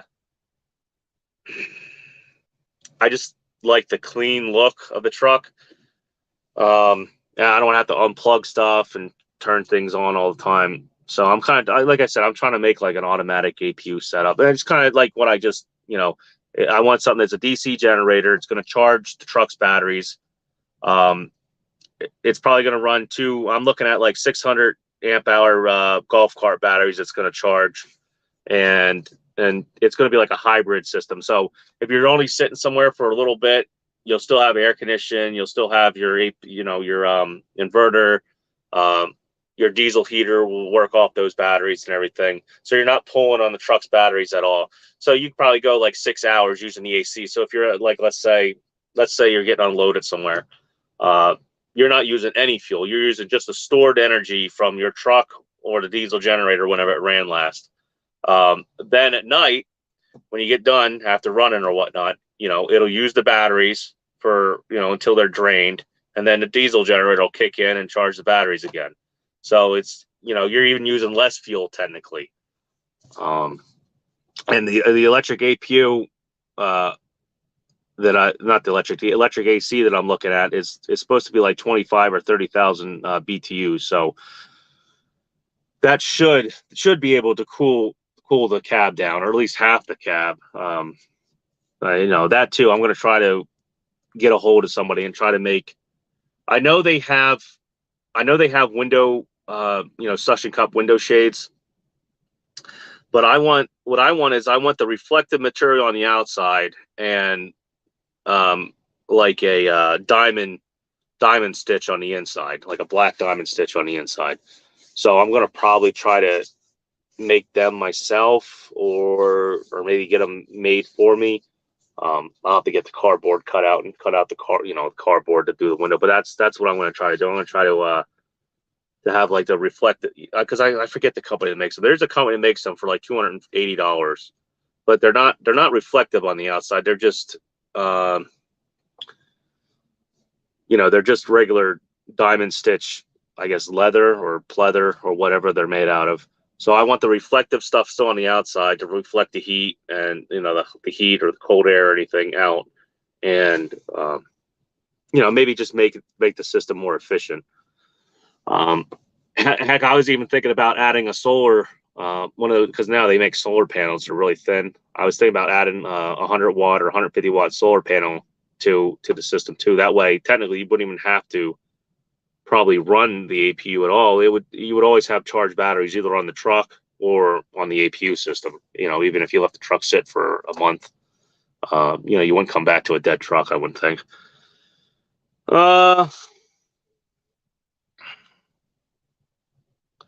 Let's see, come on with it. I was thinking about the same thing. Let's see, old school, new school.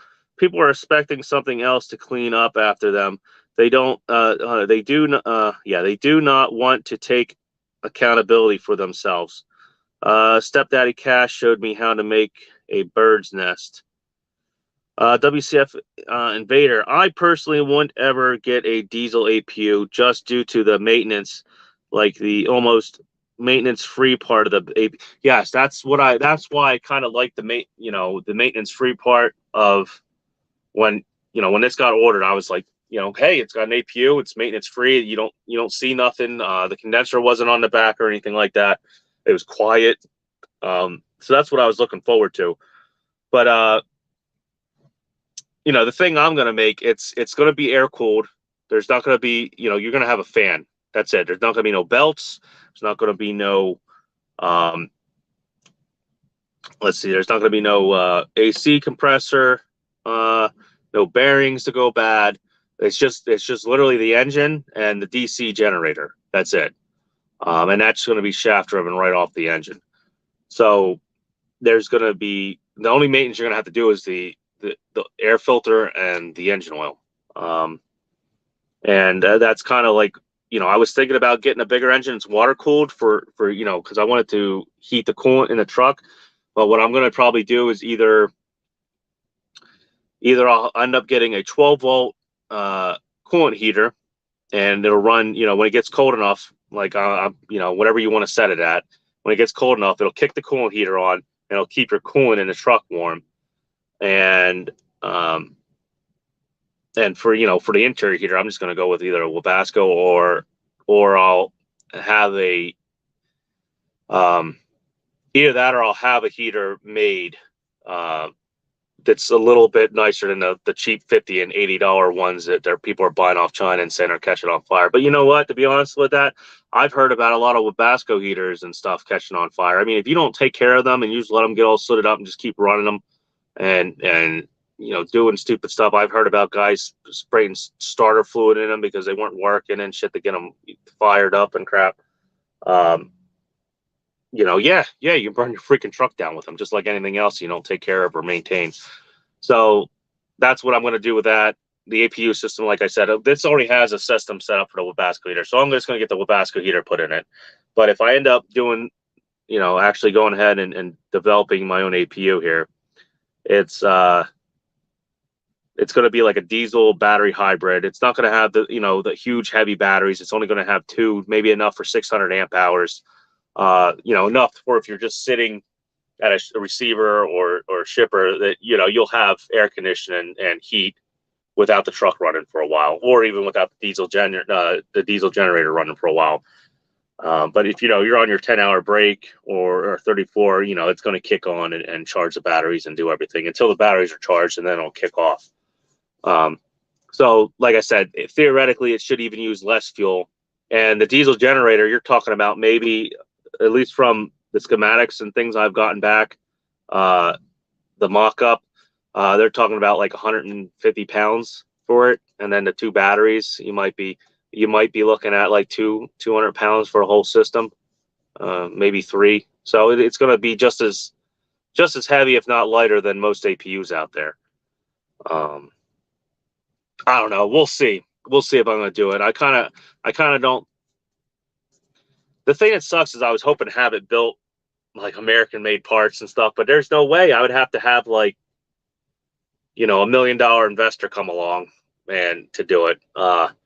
This is kind of like a backyard mechanic / engineer put together system that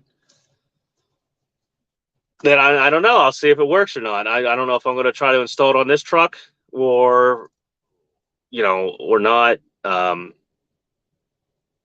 It's there's a lot of like little things you got to worry about. I mean, like I could offer a year warranty on it and stuff. That's no problem. If it breaks, I'll send a new engine. That I'm fine with shit like that. The big thing is, like,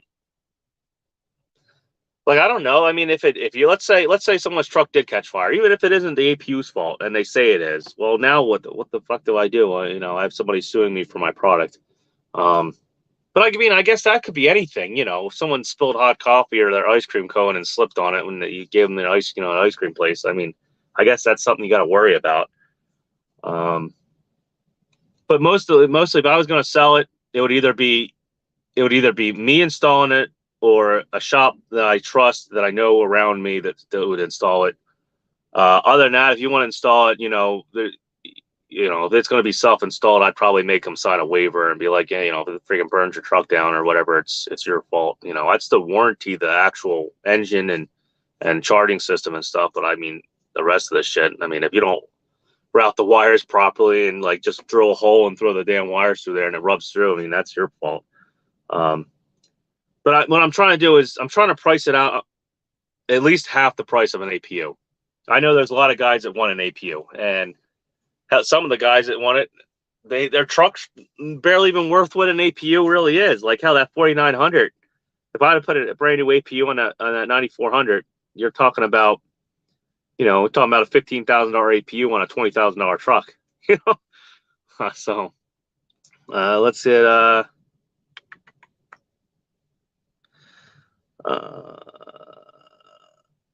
What about the S-bar heater? So that is WCS Invader. So that you only need an APU to cool the truck. Yes, I only need an APU in this truck. I only need an APU to cool the truck. When I get the Webasto, or I don't know if it's an S-bar, I gotta see what the thing. The wiring's already there. The exhaust pipe's already there. The hole's already cut, I think. It's already got the heat shield or the shield for if it catches fire, which I don't know how well that's going to really help, but it's yeah, I already have the set up for the Webasto or S-bar heater. Like I said, they ran out. Supposedly, they didn't have a big enough supply to put in my truck. What it probably was, they didn't have. Yeah, they probably didn't have a big enough supply. They're probably short for coming over wherever these things are made and whatnot. Still, because like I said, this truck was built. This truck got finished. Although I don't know how the finished build date. I do not know how they do that. I don't know how long it actually sat in there, before they finished it off and put it together. The build date I can look up. It'll actually tell me when the damn thing came off the assembly line. It came off the assembly line supposedly, or at least the build date when it got started up. It said it was 12/23 or 12/15 or something. It was the 12th of last year. So it technically the truck's really like 2 months old now. So yeah, I don't know if that's set up then. Like I said, I don't know if the truck was sitting in the yard for a while, maybe unfinished. But like I said, they did say that, if I didn't go with the regular headlights and stuff and had to wait, I would have to wait, and it would have sat on the lot before it was finished. So, most of what happened was that the bigger mega carriers got the parts first. They're ordering 10,000 trucks at a time, 5,000 trucks at a time or something. So obviously they're going to be the ones that, get the needed parts first.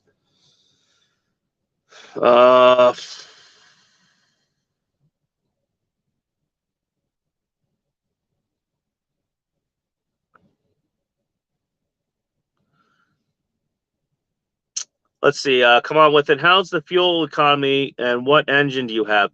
On this next gen T680, what I have is it's like a PACCAR integrated system.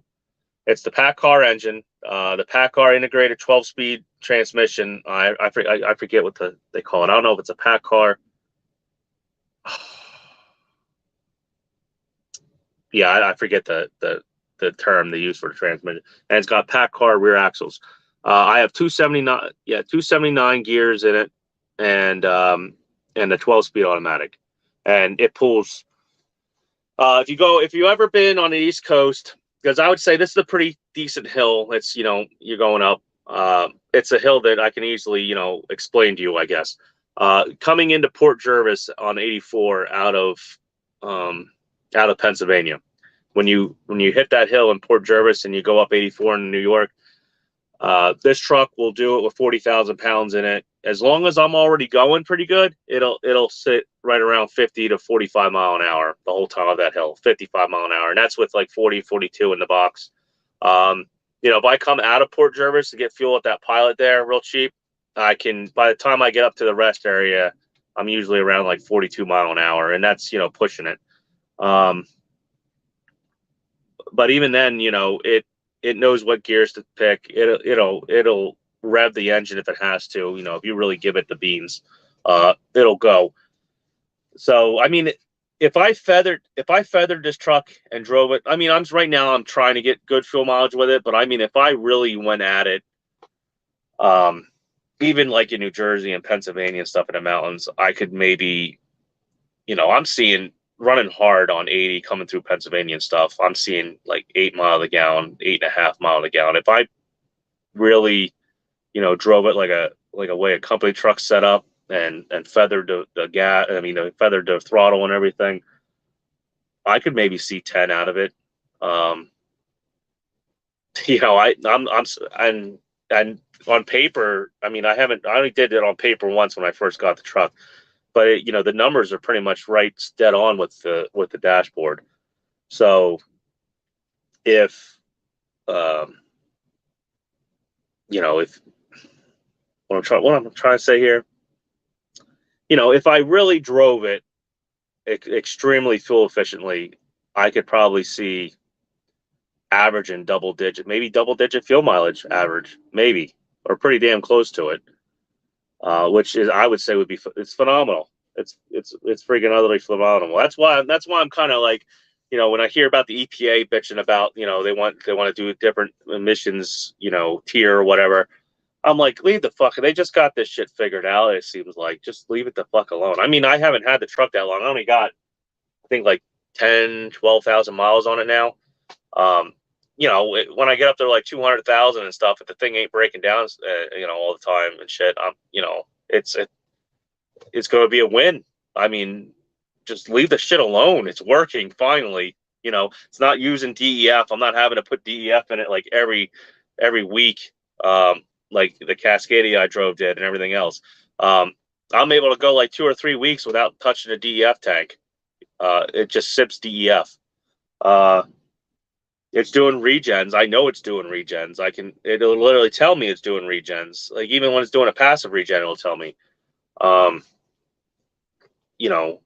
It just seems like, as long as you don't get nothing messed up with like the components or electrical and stuff, it seems like they kind of got the system, spot on. And now they want to fucking do another EPA tier for it. And what are they going to do next? And they're giving them what, 3 or 4 years for R&D to get. I was just reading an article somewhere. Diesel trucks today are 98% less polluting than back in 1988. 98%. It would take, I think, what was it? I should read it up. I'm going to try to find the article I was reading the one day. Maybe I screenshot the stuff. I think I might have screenshot it. Let me see if I can pull that screenshots up. I don't know if I did it on this phone or on that one.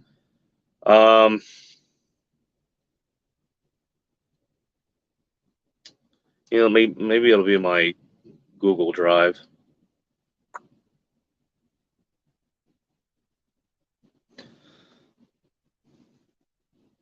No, I ain't gonna be able to get it on this phone. But it was like, it would have taken like 30 new trucks or 40 new trucks to make the equivalent of a 1988 truck with emissions, So like I said, I don't know how much more they want. Right now, the only reason I would think they would want to go more at it and set the barrier so soon is just to get rid of diesel trucks altogether. They want electric vehicles. And the big thing about it right now is, are they generating a crisis? Are they coming up with a crisis to profit off of? If you feed a person enough bullshit and scare the hell out of them, they'll hand you their money. And when they do, and they buy these $500,000 electric trucks and everything, who do you think's invested in these stocks and everything? Who do you think's invested in these companies? The exact people that are mandating these laws. I mean, I hate to get political, but either side you look at it, it's screwed up. It's literally laundering your tax money out of the treasury through it's basically doing a mafia move. You're literally taking the money, the shitload of money, you're laundering it through a company. So happens you're an investor in, and you can give stock, hey, this is going to happen, make sure if this happens, buy this and your stock's going to go up and I'm going to make money. It's literally they're laundering money. That's really what they're doing. They're laundering taxpayers' money. Hell, every time they start a war now anymore, I think that's what they're doing. They're just literally taking the treasury money and laundering it through these massive, it used to be the money when they did the defense budget and stuff, like when they did the atom bomb and all this stuff, the U.S. government is the one that actually set up these laboratories. They went out and got these scientists. They paid for the building. They paid for the land. The government did. Now what the government does is they contract to private companies which would be fine, except, certain people have millions of dollars, not them per se, but their husbands, their family members. They have millions of dollars invested in these companies, and they get a kickback for it. So before I really keep up with this political tyrant, let me keep talking about the APU and trucking per se, because I guess it does pertain to trucking a little bit. What's up? F8's in the house. Even Jackknife, hanging out with my daughter, but wanted to say hi. Hey, thanks for stopping by, man. Let's see, F8, WCF Invader. All good here. Movie night with my daughter before hitting the road tomorrow. Yep, yeah, enjoy home time. Yeah, I sent you the link, but right after you said that, I was like, I don't know if I even want to send it to him, because enjoy your time with your family, man. Everything can't be trucking 24/7. Even though it does turn into a big part of our life, that's freaking for sure. Come on with it. Have you changed the oil yet in it? No, I'm going to change it at 15,000. I actually talked to the dealer, and they said just do it like a normal oil change. Run it out, because I'm used to having, like, when I did engine rebuilds, we would run the engine for maybe like 2 to 5,000 miles, depending on, and then we drain the oil out of it, because it's a brand new engine. But apparently these are already ran. They've already had a break-in, I guess on a dyno or something. So they don't necessarily need that. But what I'm gonna do is I'm gonna buy low soot. I'm gonna buy the good oil. I'm gonna buy a low soot oil, and I'm gonna change it every 30,000 miles. Technically they recommend changing it every 50. If you're like these mega carriers and shit, I've heard that they're doing it like 75K and shit. But I don't know. That's kind of ridiculous. The international I used to do between 15 and 20,000 miles, depending. I used to do oil samples on that truck too all the time, and obviously that didn't really mean any freaking thing. It still blew the hell up. So, yeah, it's funny because when I got down there, I was just going to get an oil change at the Speedco on that damn thing too, and then probably send the oil away. So, yeah, I don't know. Maybe I would have found something in the oil then, but who knows? Maybe something just came apart. I've had a couple people say it's the cam. If that's true, I don't know. If it's the cam came apart, I still don't want to use that engine block since it had, shavings through it and everything. So the game plan for that truck is I'm going to take it, put an engine in it, and I'm probably going to try to rent my buddy's dump trailer off of him. He's got a set contract that he knows about. He's got a dump truck now, but he does excavating and stuff. The truck would end up running in and out of a quarry for $140 an hour, or I can do it by ton. So it's either like $140 an hour, or I think he said it's paying like between $25 and $30 a ton. So if the runs are short and stuff, and I could put somebody in the truck to run tonnage at $30 a ton, shit, 40 tons. What is that? If he could do 2 runs a day,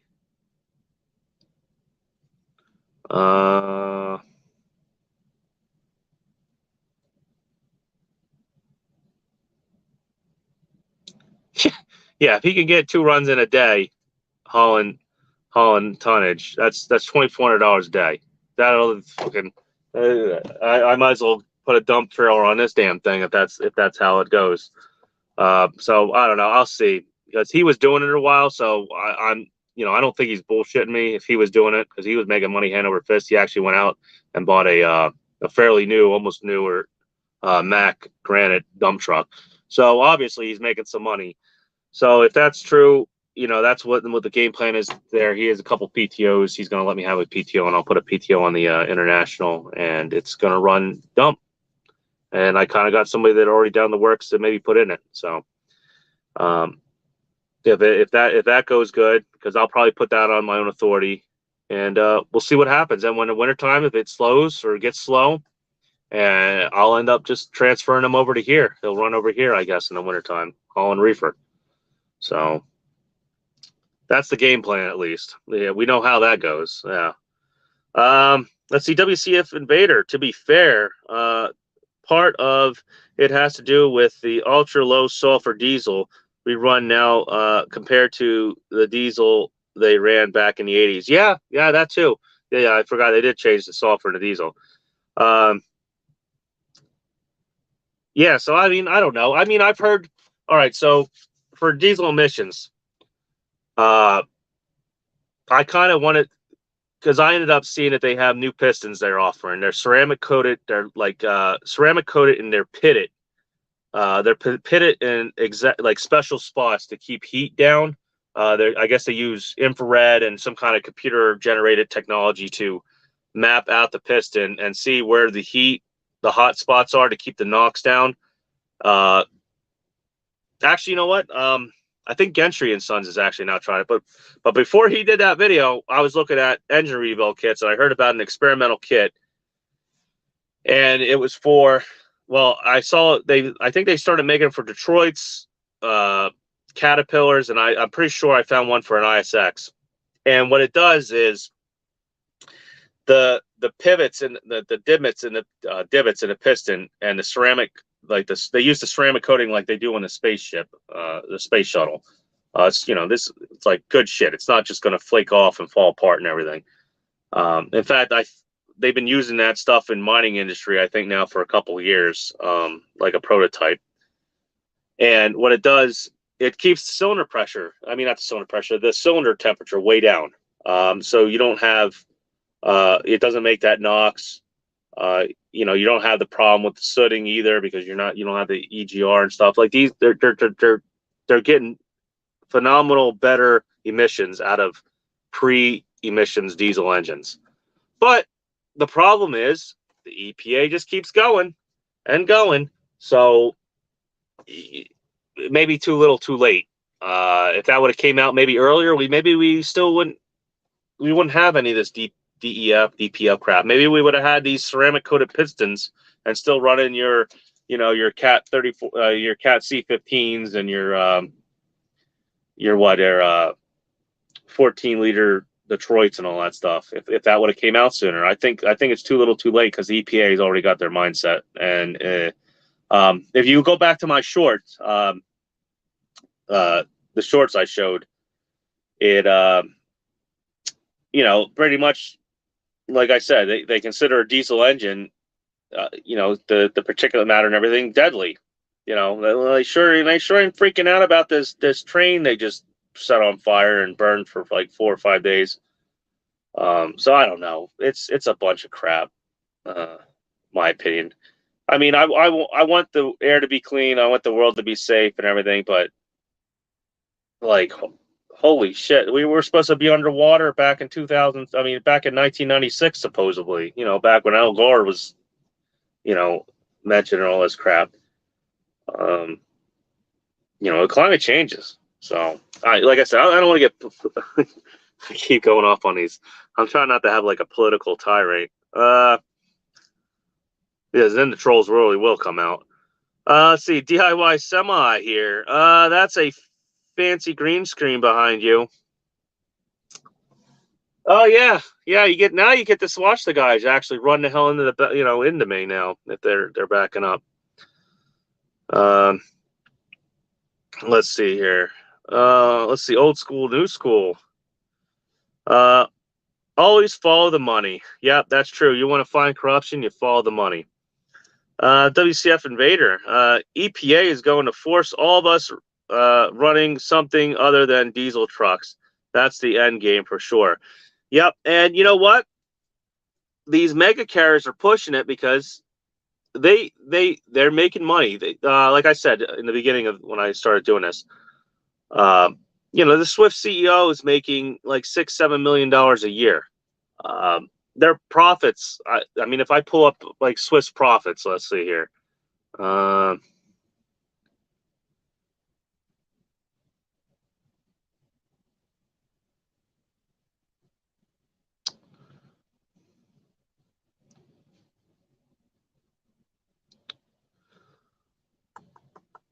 let's see, mute pin.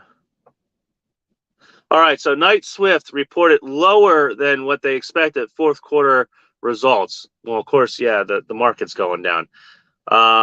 It decreased by 7.2%. So from their last quarter to now, the market, at least for them, for Swift Knight, decreased 7.2%. So now they're in their fourth quarter. They only managed to make $920 million than they would last year. So over last year, they made 992 million point, 9,200, $992.7 million last year in this same quarter. So they lost like $70 million. Let's see. Knight Swift report 15% rise in revenue to $1.9 billion for third quarter. That was in October 20th, 2022. 1.9 billion. So for everyone that, I hate to say it, there are guys that make money with flat nose Pete's and stuff and everything. But for everyone that knocks Swift and Knight and all that crap, they don't give a shit. They're freaking laughing at the bank. They're in their goddamn Lamborghinis, their Porsches, their hot tubs and shit. And they got there somehow. Like this truck, I don't know. I'm thinking about doing their motto. When this truck's paid off, in 4 years, I kind of averaged out the mileage. The mileage, I'll probably be around 400,000 miles on it, maybe a little less. The truck will probably still be worth, depending on how the economy still is, whether or not this whole place doesn't blow up in a fiery fucking ball of, stupidity. I'll be able to trade this truck in, probably get $100,000 for trade-in or close to it, 80 to 100, we'll say. It's probably going to be a sought-after, trade-in. I'm thinking about if, I'm still here, which I don't plan on going anywhere. In fact, I'm maybe even thinking about getting my authority if things stay up. I'll split the trade in half, and I'll take the split, and I might just buy two. I'll probably get the same thing, next gen, same setup, same everything, and I'll try to follow the big Megas model of run the truck until the warranty's out and get rid of it. At 200,000 miles, I'm still going to pull the the DPF system and all that off it. I'll have it cleaned or whatnot. If it's bad, I'll have them replace it. I'm still going to have I'll probably at 250,000 miles, I'll have all the NOx sensors replaced, the dozers and everything, unless I have problems before that, which I'm hoping I don't. But yeah, by 250,000 miles, I should have recouped profits and that I could afford to pay 15 grand to have all that done, or 10 grand or whatever it might cost. So that's whether or not the transmission falls out of it or whatnot. But like I said, the transmission's warranted 750,000 miles, and the engine's warranted to, I think, 500 or 550,000 miles. These are all extended warranties. So,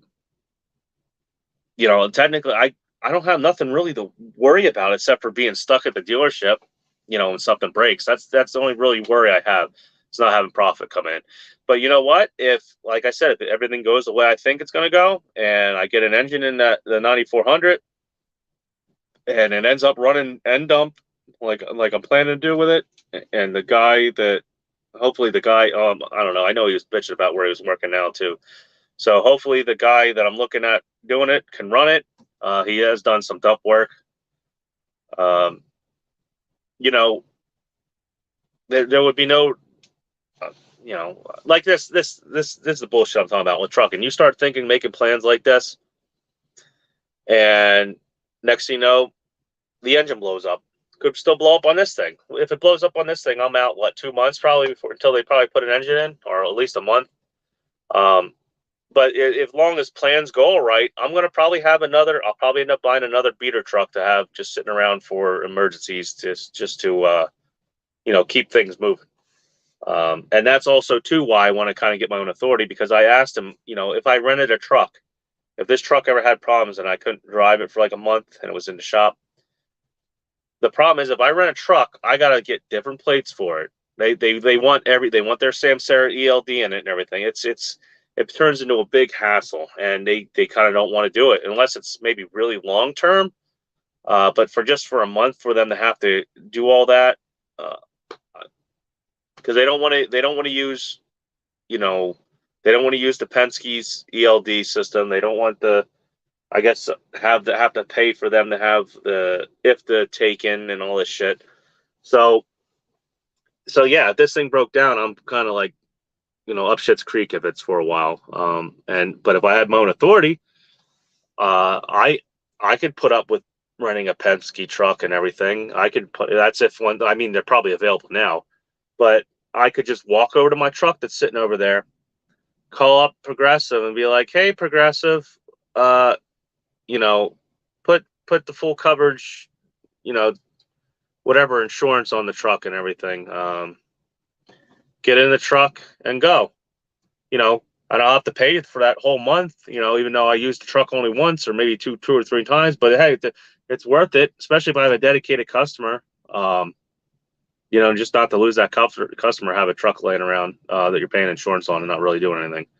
You know, it's not going to be as much because, like I said, I can call them up and then put physical damage and everything on it.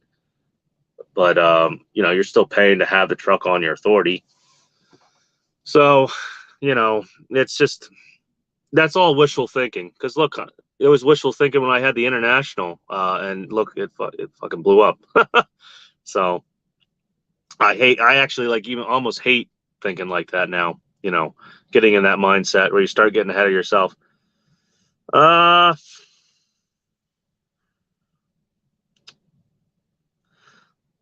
Let's see. Come on with it.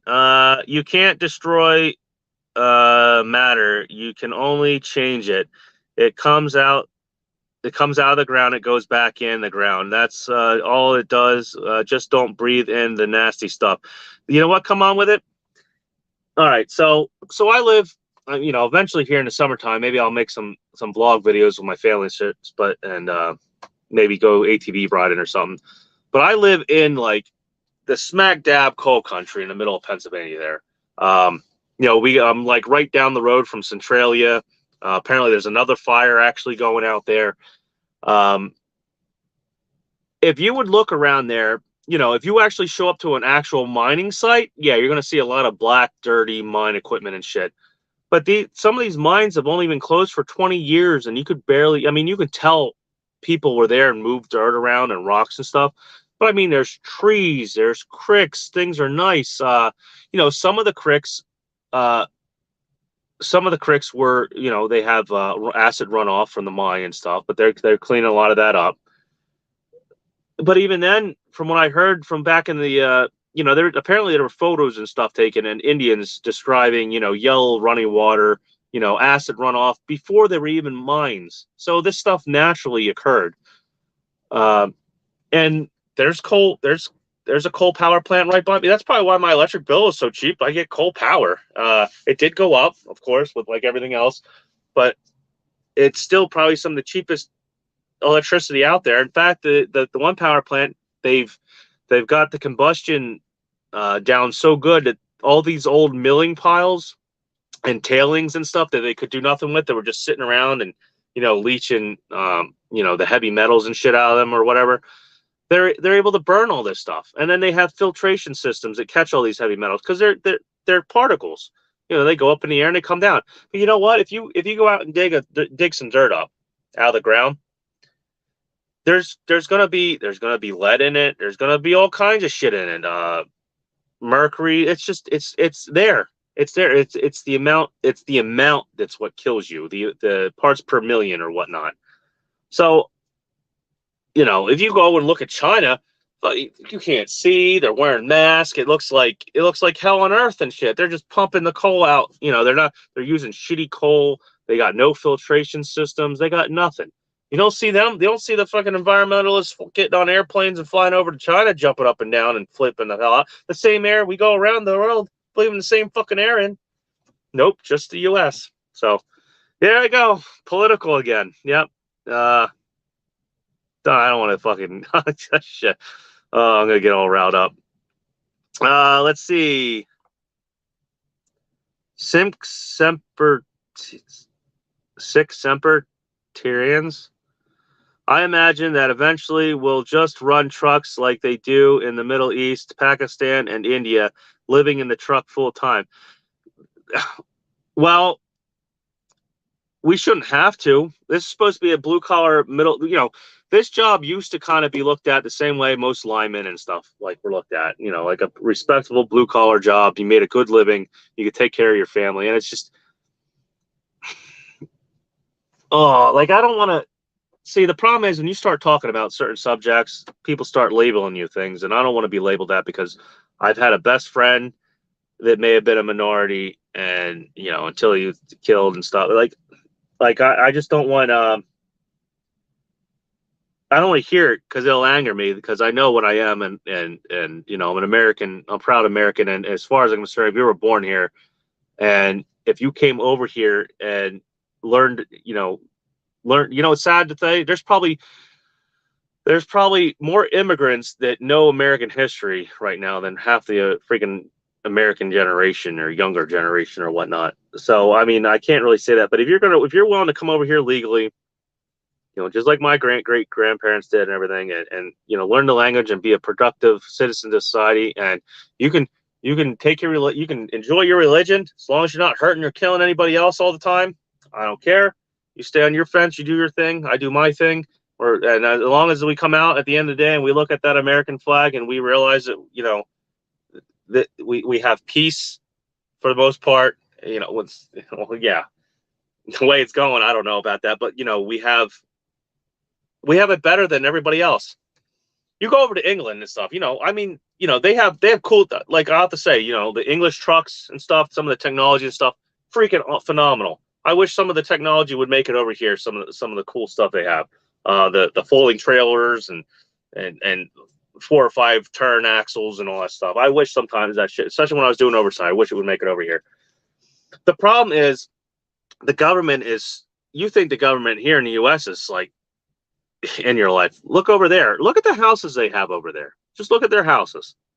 They have like 4 or 5 people, kids and stuff, and they're all living in maybe 1,000 square foot little townhouse. Why is that? Why do they only have 1 car or no car? Why? You can't afford it. They got permits and stuff you gotta get. You gotta ask the government whether or not you're allowed to have one. There's all kinds of reasons. A lot of those people are fine with that now. They become assimilated with that.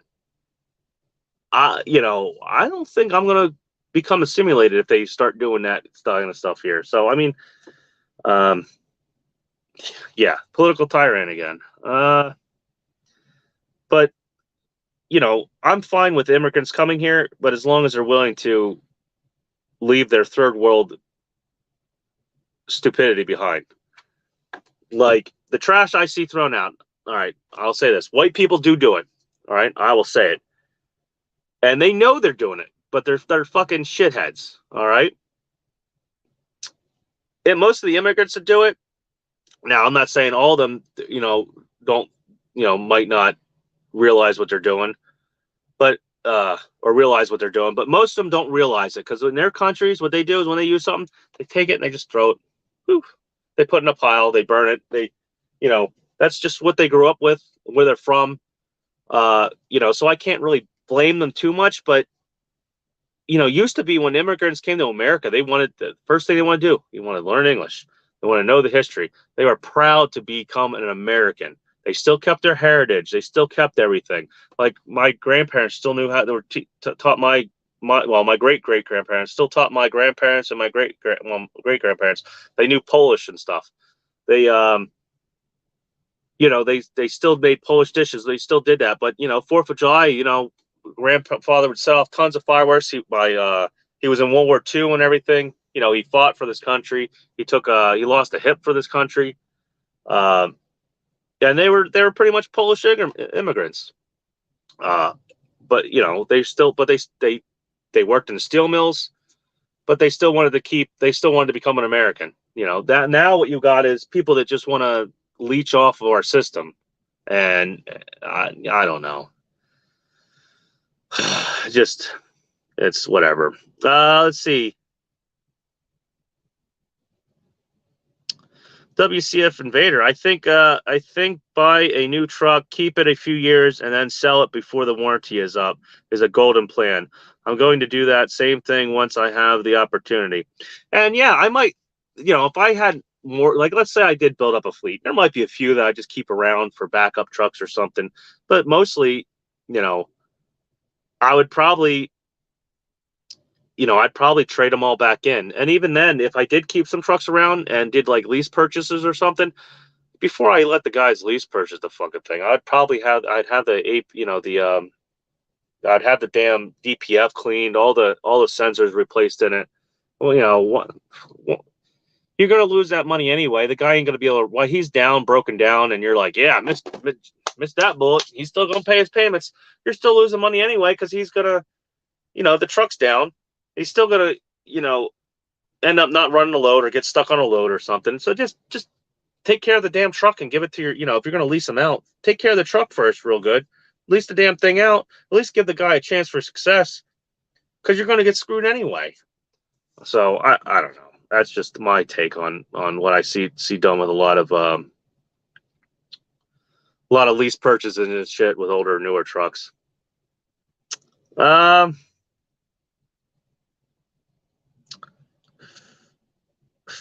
Philippi, West Virginia. I guess you guys are talking about where you guys are at right now. So let's see. I'm only down to 10 people. So yeah, I guess my little political rants must have scared everybody off. I figured that's what was going to happen. And you know, most guys are going to think that I'm like a Republican or you know, right leaning or something. But to be honest, I'm probably more of a libertarian. It just, I don't know. Just things aren't on either side. Things aren't going right or where they should be.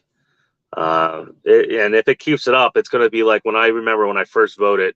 I think I've had to vote for Al Gore and George W. Bush was the first time I had to vote, and I didn't like either one of them. This was when I was like just 18 or whatever. You know, it was like which of the lesser two evils to vote for. And yeah, that's pretty much how that went. And if it keeps this bull crap up with the way things are going, especially now the infighting between Trump and DeSantis, it's gonna be, I don't know, it's gonna be screwed up. You're not gonna be able to really vote for anybody. Everything's gonna be screwed. So I don't know. That's you know, that too. Truckers too. Truckers, like 80% of truckers don't vote. Let's see. I think I have the statistics here. Let's see.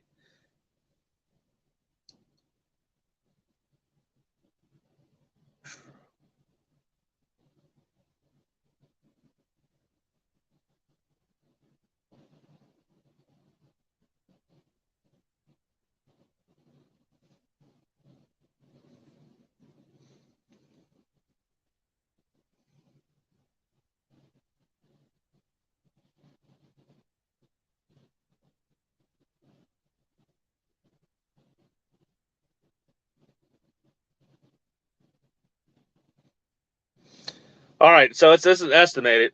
It is estimated that 50 to 65% of American truck drivers don't vote in any elections. So why, like, no wonder. Oh, I mean, I hate OID anyway. It kind of turned into like the same thing I'm considering the unions did. So why would any politician really give a shit what we say? They're only going to care who the hell pockets their, puts money in their pocket. And who's putting money in their pockets? The ATA. Those guys. They're the ones calling for the extra stringent safety features because they already have them. What they want to do is they want to push everybody else into that, make it harder for everybody else. And soon it's just going to be so shitty that there's not going to be really any owner operators, so they ain't going to want to do it. Asia Mai, I just watched a thing that they're saying that they're doing a trial program with these 18-year-olds drivers that they're going to have forward-facing cameras. Why, I don't know how long, but they're going to be required to drive trucks from now on with forward-facing cameras. You know, and what happens if the Pete Buttigieg and that safety, you know, the FMCSA come out and they're going to say we want forward-facing cameras in every truck on the road? How many freaking owner operators are going to say hell no? I mean, technically, I don't know how they could do that. I mean, I guess they force a lot of private. They'll say it's for safety, and they'll force a lot of, you know, they force a lot of private companies to do other things too. So, man, I'm not going to really like that at all. And you know, they'll say it only comes on with the key started and everything. But I know people work at, you know, like Walmart and stuff. They have cameras on them, or offices and stuff. But nobody sits there and like watches the footage like day in and day out and nitpick everything they do. Like when you get up and walk to the water cooler and start bullshitting with your friend, 99.9% of the time, you're not going to have somebody call you up and be like, "Hey, you can't be doing that," or "That's not safe," or whatnot. But hell, I remember when I used to have I was a nighttime shift safety manager, but I had to keep track of the guys on night shift and stuff. And we had smart drive cameras in the trucks. These are tow trucks. Not only am I, the system or whoever watches the videos on Smart Drive would pick out clips and things and send them, would get sent to me automatically. I'd get picked. They'd bitch on about people reaching over to grab their water bottle or doing all kinds of shit. It was like every 5 minutes you had shit. The guy yawned. He yawned like 2 or 3 times in a minute period or a couple minute period. Oh, it was the end of the world. I had to go look through that video. Who the hell wants that shit? It's just, I don't know. I really wouldn't want to have it done all day long to me. Even if, like I said, even if it did shut off. I don't want to have somebody nitpicking every little thing I do. Now, of course, if somebody fucking sitting there like this, which I see it all the time. I see people that have $100,000 plus cars. I know that fucking thing's got Bluetooth in them, and they're like this. So, I mean, I don't know. If you're having that hard of a time that you can't like at least make a phone call, push a button to make a phone call or say call somebody, and you can't do that without crashing the truck or hitting somebody and stuff, you shouldn't have been on the fucking road in the first place. Because guess what? There's no matter what you're doing driving, there's you're multitasking. And if you have that hard of a time multitasking in a safe manner like that, you probably shouldn't even be behind the wheel at all here, period. Because apparently if you're talking to somebody next to you, you're going to probably, not see the red light and crash into them or some shit. Oh, let's see here. Oh, you know what I wanted to look up? I know I found it on that phone. Hopefully I can find it here again. ATA 2023 freight prediction. Freight.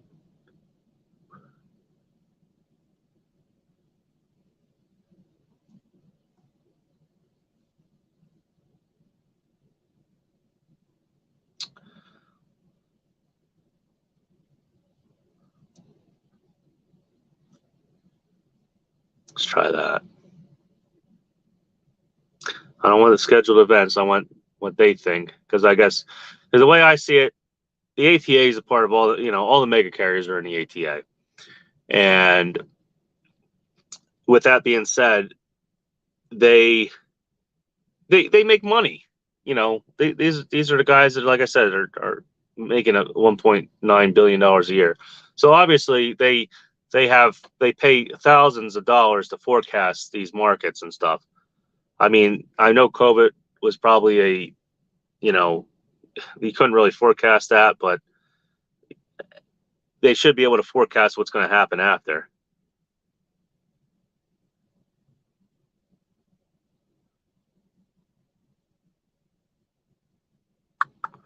All right, I just got to find the updated one. Well, here, this came out December 2022. So let's see here. This is the ATA. So this is the ATA's transportation forecast all the way out to 2032 they're doing. All right. So ATA's premier economic planning resource, the U.S. Freight Transportation Forecasts, outlines the current state of the industry and provides the outlook for changes to all the models of the freight transport for the next decade. This year's freight transportation forecast outlines current statistics from 2020 and projects and anticipates changes through to 2032 by providing the information on revenue collected and tallying hauls of each model, as well as retail truck sales and Class 8 vehicles in operation. Freight transportation forecasts in an independent matter and resource for motor carriers, policies makers, and for those planning for the future of the industry. All right, so apparently there's this I guess it's a company that the ATA uses, and they probably even base their stock options off of this, but they try to forecast, and this is a newer forecast. So this was put out in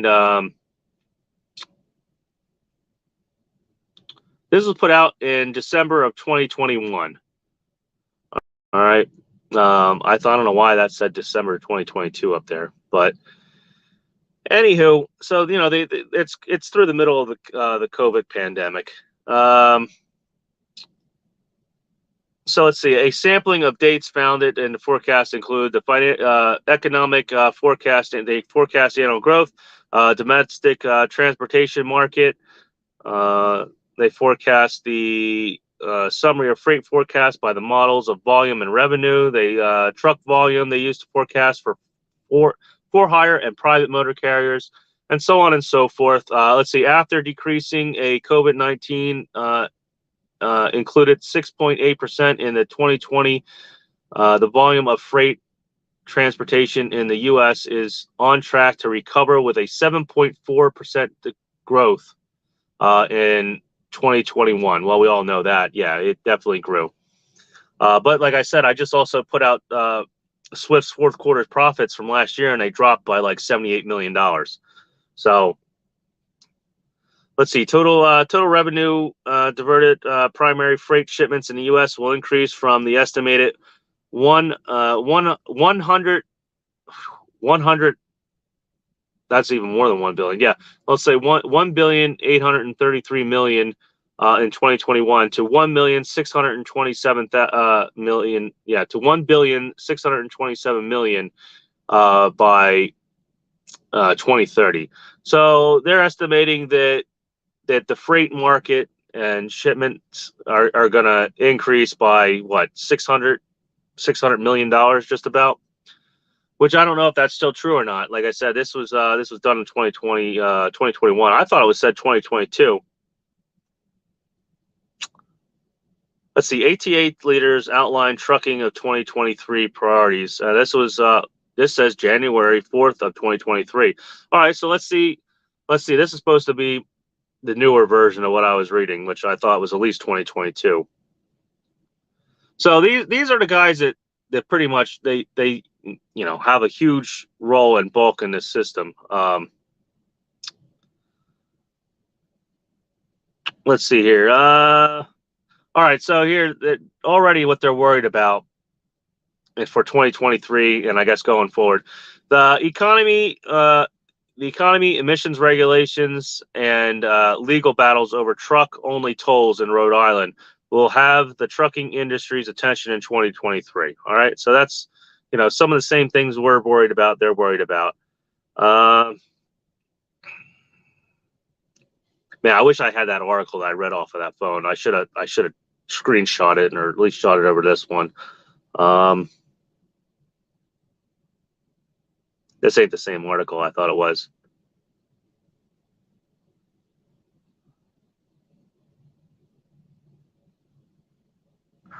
Well, anyway, from what I remember reading off the article off of that phone, when I found it, that the ATA right now basically anticipates like a 15 to 20% drop in overall like market value.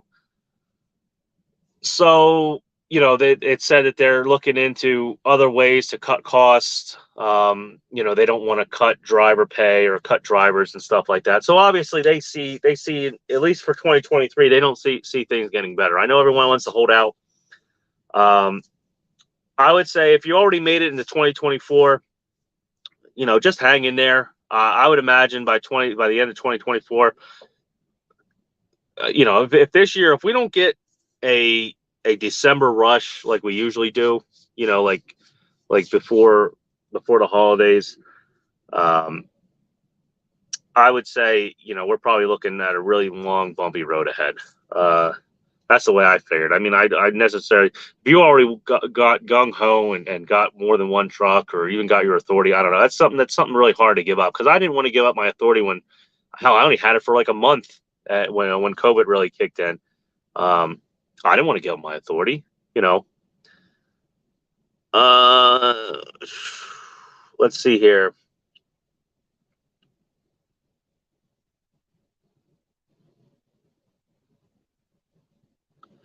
Let's see, WCF, sweet, a fellow classic liberal. I'm a libertarian as well.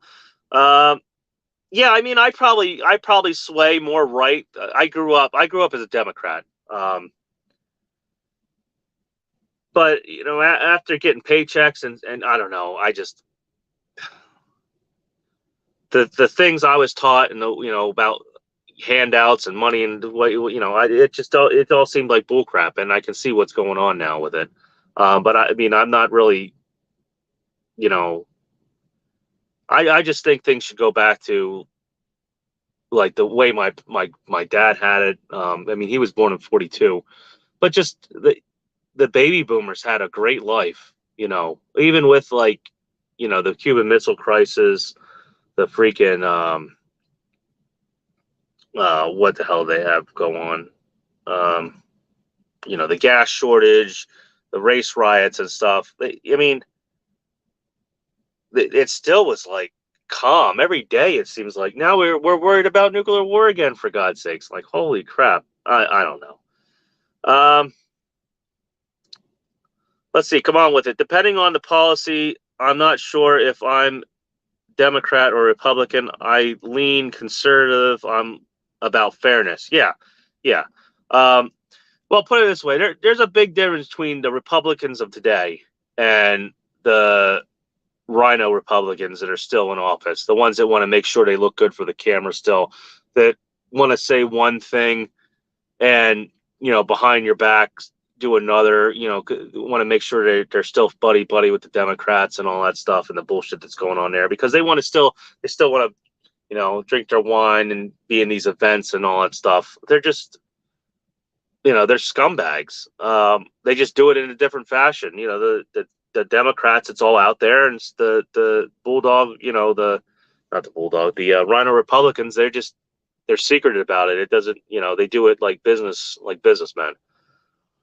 I'm not saying the whole entire, Republican Party is, but like I said, like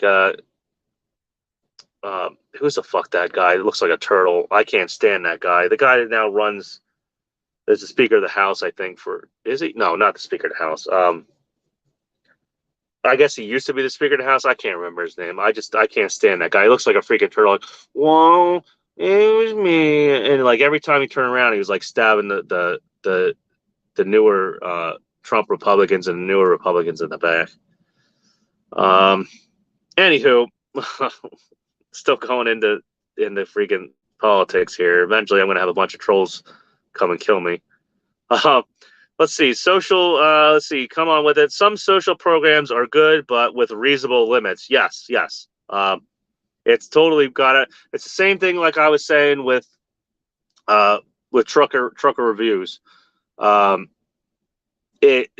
union, the same thing that happened with the way the union works too. It lost its purpose, its mission, and it's turned into laundering bullshit.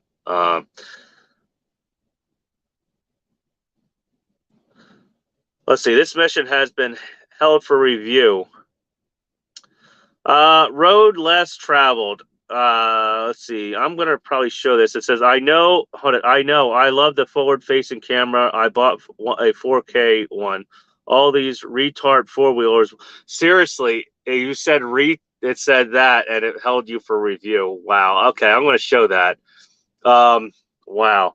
That, like, stuff like that. You start doing petty stuff like that. You start getting society into being that offended. Like, obviously, when somebody has a problem and you just run up to them and you call them that, yes, you're using that word inappropriately, not for its source. And really, the word, you're just using it for the different meaning to actually describe somebody. I don't know.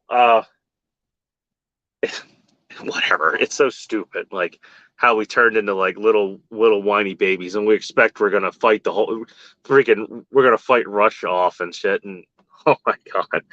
Oh shit. Anywho, yes, is the four-wheelers do get in the way, and they do try to get rich. And everybody should have a camera. I don't care, who you are. What the hell is this doing? Is this like focusing on me?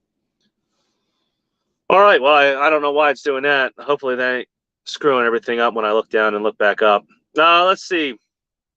If I had control of all three branches of government, truckers would have it real good. My first law would be $0 federal dollars to ever go to California ever again. Yeah. But that too, look at all the money they get. And then they have like, so, all right. So I was looking up, since we pay like $100 and some to go across the GW Bridge, because I used to do oversized. I was paying $300, $400, $500. Well, no, I didn't get up the past 500, only that one time. But I was paying that to go across the GW Bridge, and I was looking at maintenance and stuff, and so it's almost, the government almost I don't know if they allow it. How when how like we are told what we're going to run for. The brokers tell us and yada, yada, yada and stuff. How we just how we're not like an automotive repair shop and we put the price on the board and be like, there's my price. Take it or leave it. Or I did the work. Pay me. That's what I have. That's what I signed in the paper. Pay me. Pay me my detention. I signed it. And this is what we agreed on. Well, the same thing goes for the government. Now, the problem is somebody's still getting money on the back end. They go and they have these these bids and stuff, and even the lowest bid's way too high. Like, there's other countries that are building high-speed trains and stuff, and they're doing it for a quarter of the cost, and they're doing it faster. Like, look up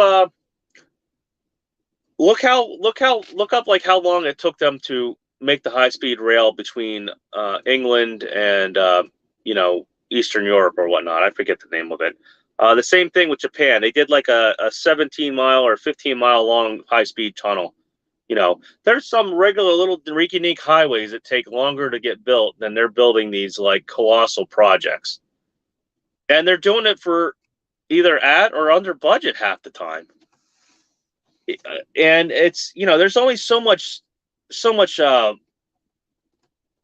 I don't know, so much stealing you can do out of everybody's pocket. It's just going to turn everything into shit. Like, I'm like, when if I quote something to a broker, you'll see drivers, they're quoting, like, trying to quote like $10. I want $10. I won't run for anything less than $3, $4 a mile, blah, blah, blah, blah, blah. Be realistic. Like, if you can make money off of like, let's say your costs are $1.60 and you can quote them for $2.65 and get a contract going, something stable, and you're making $1 or $1 more a mile or something, be happy with that. Work your way up. You're not going to come out here and be freaking Night Swift in in a freaking 1 year or 2 years.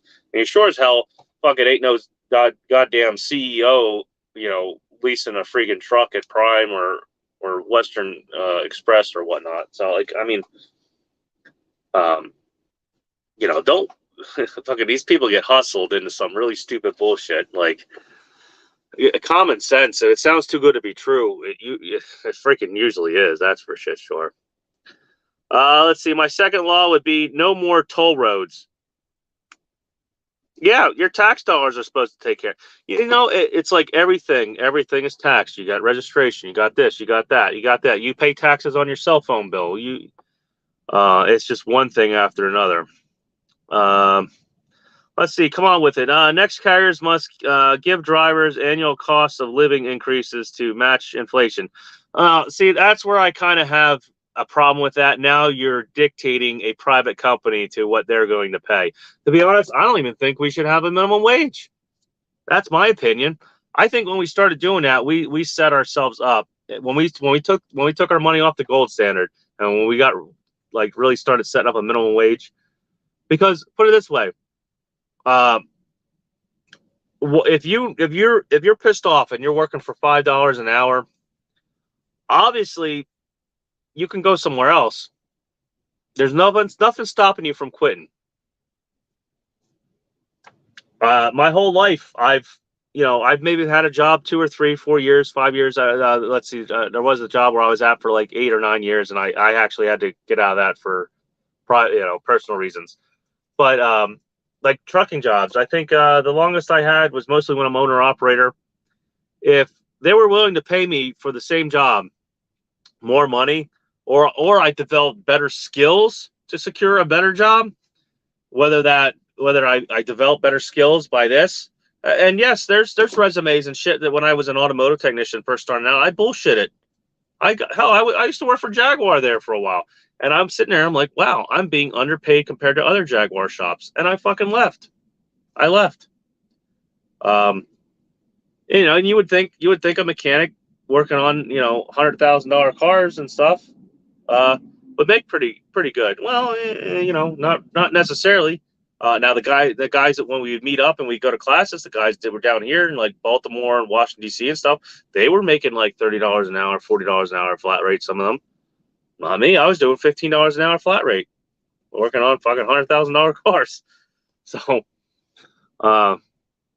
now that too, I was still kind of new, but obviously I did the skills. I did warranty engine jobs. I did warranty transmission jobs and stuff. Hey, and then when I got my raise, I figured I'd get a raise bumped up to like $18 or $20 an hour after my first, like, I think 2 years. And I got like a 75-cent raise. Woohoo, 15.70 an hour flat rate. Sitting on hot, unair. That too. The shop wasn't air conditioned like all these other Jaguar shops were. My hands were cut up. I was covered in shit all day, carcinogens and stuff. I was like, fuck, what am I doing? I had like $30,000 or $40,000 worth of Snap-on tool shit. It's just, yeah, it's the same thing goes for that.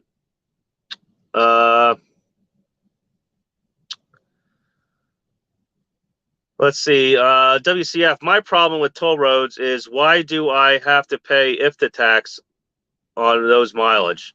Yes, that too.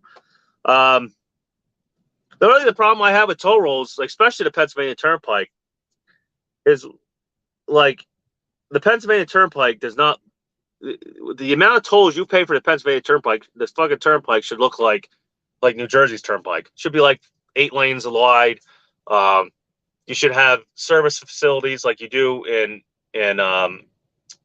like Ohio's. To be honest, the best turnpike out of all the turnpikes I like, Ohio's Turnpike. I know Pennsylvania's turnpike's old, and I'd imagine the holes that they cut through the mountains and the tunnels and all that shit. I imagine that's been well paid for. And I had not seen them do any real maintenance to those tunnels until recently, when the one bar killed some truck driver that came down to one of the light bars or something. But like, holy shit, they go across Pennsylvania like without Easy Pass, you're talking about like $300 or something like that in tolls. That's freaking utterly ridiculous. And they're doing that because they think they know you're a company and you could pay that. Well, guess what? Fucking, you tell a broker about the tolls, they're like, yeah, we know the tolls, but it's still a good rate. I'd like to profit more than like 65 cents a mile, shit like that. That's the shit that goes on with that.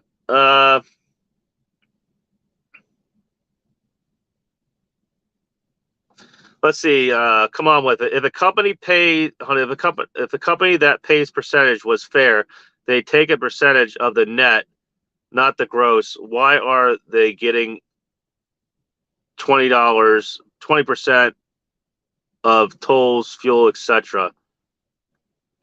You mean if you're like leased to a company? All right. Now,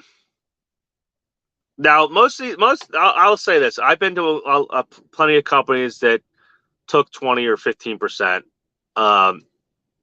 And what they offered was, I didn't have to pay anything else. I just had to pay trailer rental and stuff like that. But then again, there's these companies that we all know about, Eggo Waffle Logistics or whatever the hell the name of that company really is. They're skimming off the freaking Raycon. They're taking your 20%. They're renting you a goddamn trailer for like $1,000 a freaking week and shit. That shit. The problem is the people are too stupid that are there. That's really it. If you're fucking that dumb to get taken advantage of that bad, then I don't know what to tell you. Because I don't want you out here to really on the real, taking my job if you're that dumb, to put yourself through that crap. And some of them might just not know any better, but still, I have no problem. If you don't like the 20, like, here's what I say. If I didn't like the 20% and what I was being offered at the one carrier I was at, I would went and got my authority. That's how I feel. Like, why run a company? Everybody that gets their authority eventually is what they want to do is, lease on owner operators and have company drivers. They want to be at least, they want to be grossing $1 million plus a year and stuff. They want to they want the lifted pickup trucks and the four wheels and the quads. They want to have a high end middle class life, and the only way you're going to do it is you're going to have to charge the people that are, you're going to have to take care of those costs. There's a lot of risk involved in that too. But I mean, there are companies that take advantage of people, but that being said, it's not all of them. It's weird when I look at things, like, especially now that I've been owner operator, I've had my own company. Cause when I was younger, naive, told all the Democrat, propaganda and everything, and thought that the government should pay my college and everything. Because yes, I was there because I came from we lived in a mobile home, for God's sakes. I mean, we weren't poor. I mean, we were. America poor is not poor. If you've gone to any other countries and seen shit or been in like Kensington and Philadelphia, like, when people say they're poor and they can't pay their iPhone bill and shit, that's fucking that. You did that to yourself. But now, like, I can look at two sides of the coin, and I guess as long as you're not a scheming sleazebag, and you're running a company at least pretty, you're taking risks. You did build that, like, just ask DIY Semi, about some of the crap he has, dealing with fleet, having a fleet and shit. You'd like to make money for your time and your risk. So, I mean, I don't know. I have no problem with it. It all depends. There's two edges of every sword usually. Let's see. The free market in America doesn't work pretty well, generally speaking. It used to work, and that's what I said. It's we've gotten careless and we let corrupt people get into it, and there's nobody to stop it now. And apparently everybody's been so pussified. As far as I'm concerned, January 6th wasn't really a riot, wasn't really anything. It was kind of just sad and pitiful. Like George Washington would probably have been like, pissing, laughing in his grave about what happened there, and Ben Franklin and all that. If you're gonna do something, you go all the way. You go all the way with it if you're gonna do something. What happened there was pitiful. And just like the corruption that's going on now, I can't believe, certain people are, making certain kind of investments and doing things, and we know about it. The media knows about it. If this was like my old man said, because my grandfathers were all military. On my dad's side, he was actually high-ranking military. If this shit would have happened like 20, 30, 40 years ago, they would have walked in there, the MPs. They, pretty much there would be people on trial. They would pretty much cite all the constitutional laws and that they did, and all the treasons and colluding with overseas investors and stuff like that. And they would either throw them in federal prison or they would hang them. So those days are long gone now. We have people that just want to watch TikTok, drink their beer, eat their hot wings, and just look on YouTube. Get off like trucking YouTube. Just look at general YouTube, like what popular YouTube is. I like Mr. Beats, all right, or Mr. Beast. I mean, he does some really goofy shit, but overall he's a good guy. It seems like. But the other one, it did really well. It does really well for himself. Who's apparently a total dickhead. Fuck, I can't remember his name. Fucking curly hair, blonde guy or some shit.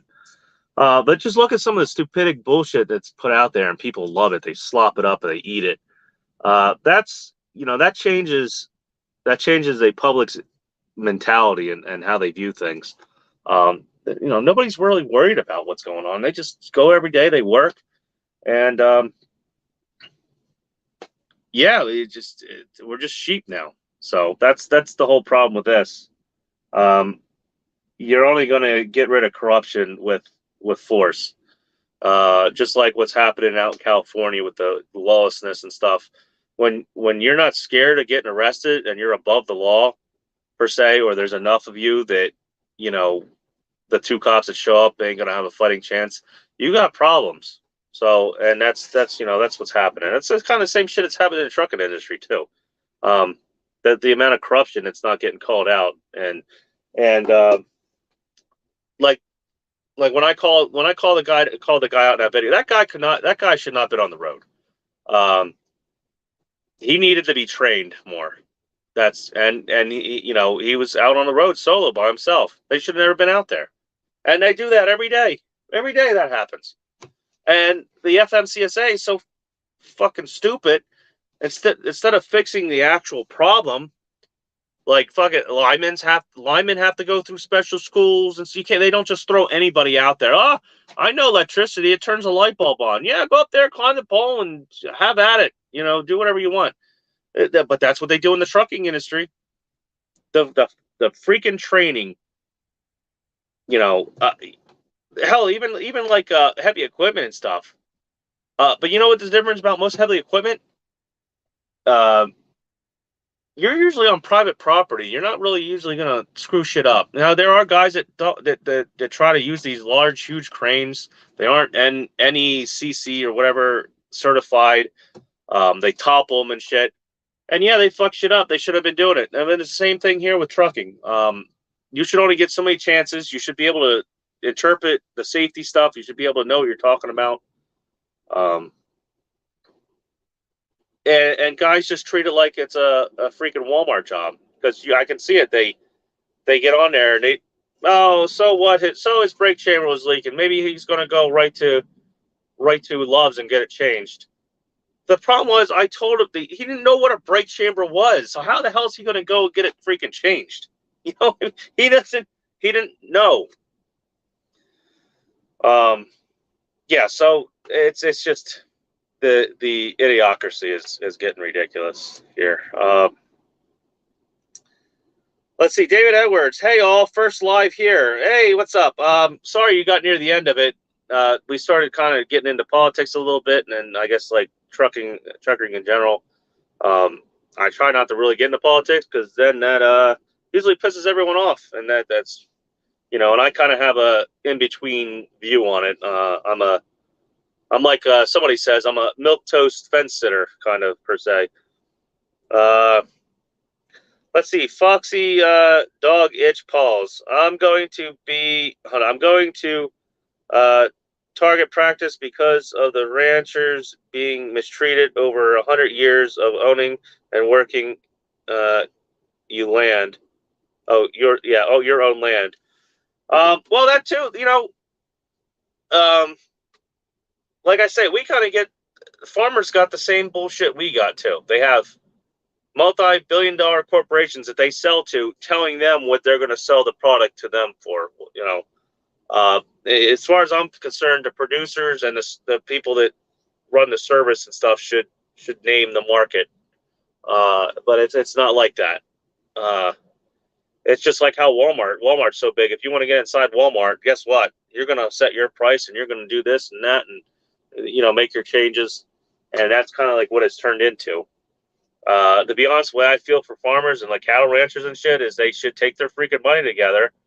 They should form. I wouldn't necessarily like a union or something, but they should at least have co-ops uh, that they have their own uh, butcher houses and stuff. The problem with that though is the meat industry has a lot of influence in politics, and then what'll happen is they'll find some way to get rid of you. Either they'll burn the place down, they'll shut you down for health reasons.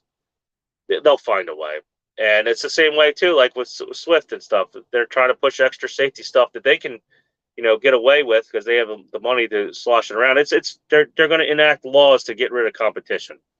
Um, like I said, there's two edges to every sword. It's just gotten really out of control, especially with the amount of bullshit that goes on with trucking.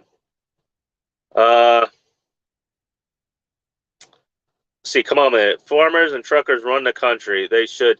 And you know what? You're right. And guess what? To be honest, I do think we should strike, but maybe not in the dickhead manner. Just stay the hell home. Don't go out. It's called silent striking. Don't piss all these other people off trying to go to work. And the problem though now is that now with the autonomy coming in and the amount of immigration and stuff, they would just find a way to get rid of us. That's all. That's all that would happen. We would become a problem, and instead of reaching out and solving that problem, they would rather just get rid of us. It'd be easier and more cost effective. So, but you know what though? I'm sorry to say, but I would say a good probably 30%, maybe more of the owner operators that are out here probably shouldn't be the fuck out here. Same thing with some of probably the same thing with majority of the company drivers too. They're just not safe. They don't know what the hell they're doing. They don't treat the job professionally. They don't treat it as, they don't see that you could kill somebody easily in it. And that's what I get. I get all the trolling that it's just a fucking job. You're a snitch, this, nothing's going to happen. What's the chances of, that happening and shit like that? And then I have to bring up the accidents. Look at the cost. For God's sakes, guys can't fucking see. They're in whiteout conditions and they're hauling ass at 60 and 70 mile an hour. And these guys must watch YouTube. They see this shit every year and it just keeps getting worse and worse and worse. Maybe they're running harder because the ELD. Maybe they're running harder because they need to fucking make some kind of money because they're running for $1 a fucking mile. But it's just, it's getting fucking dumb, like really stupid. Like no wonder they want to get autonomy. Keep showing these trucks piling up like the way they are, and you'll get autonomy really fast. You don't see Teslas piling up yet like that. You do see them crashing and doing shit and running the fire engines, but they're not really showing that. They're showing the fucking 50 or 60 trucks piled up with the guys walking around, some good amount of them walking around with their fucking sandals and flip flops on in the fucking snow, wearing their Adidas running track shit and stuff, wondering what the fuck's going on. Hell, they don't even know what a CB probably even is, and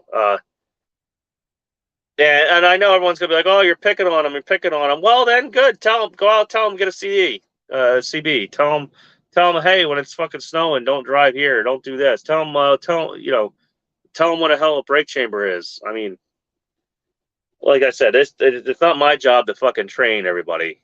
And there's only so much you can do to where it's just like, what are you going to get in and park everybody's truck for them? Oh, like I said, it's gotten out of hand. We're holding people's hands way too much. That too. I think farmers get a bad rap too. Um, they should be treated a lot better too. There are farms though. I don't know. See, I don't know. There are farms that do well. All right, there are farms that got really nice shit. They got brand new equipment. The problem is you don't know if they're fucking in debt over their eyeballs and they're just running off the debt and the subsidies, or if they're actually making money. And you know what's bad too? A lot of these farms are dictated what they got to do. Even if they want to do a completely like GMO, non-GMO product, and some of them already are stuck in contracts. And like if you look up the Monsanto bullshit, Monsanto taking people's farms because the seed starts growing on their farm, and they like stole their proprietary product and shit. Like you're looking up all that bullshit, it's just gets really ridiculous real fast. Like it's probably the same thing, same kind of bullshit that's going to happen here in Trunken too. You're going to have, they're going to find a way to get rid of the little guy. Let's see, Foxy Dog, Foxy Dog, Itchy Paws. Just found your channel. Thank you for driving and stay safe. Oh, hey, thanks for stopping by. To be honest, I actually thought there might be a little more people on here than that. I do have like 2,000, just about 2,000 subscribers now, and I am pretty much monetized. I just have to get. I'm sitting like at 5 watch hours for monetization, so that's the whole reason I didn't do like a 1,000 subscriber live feed, because it really wasn't, nothing really that crazy. But it also blew up so fast. The fighting apparently over my live feeds, and people making fun of me and shit.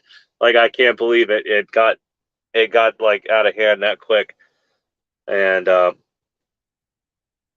maybe I should lay off. I think I am going to lay off. Like maybe talking to, I don't know.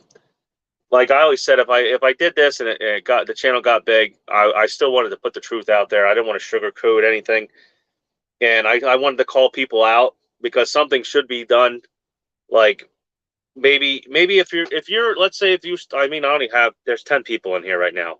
Oh, by the way, if you're in here, go ahead and I don't know, maybe share this or hit the like button. It helps the channel out. But anyway, to get to the point I was going to say, if you're in a mega carrier right now, and let's say you come back to the home terminal a couple times, and they're training CDL drivers and stuff, and you see your company drivers, the ones they train, doing stupid stuff on the road, say something to somebody. Say something to these trainers. Hell, I know. Hell, there's companies that literally they have trainers in the truck that are like, they got a month or two more experience than the people that are putting in the new trainees, and they're training. It's like the trainer or the trainer is still the trainee training the super trainer or trainee or whatever you want to call it. It just makes no sense.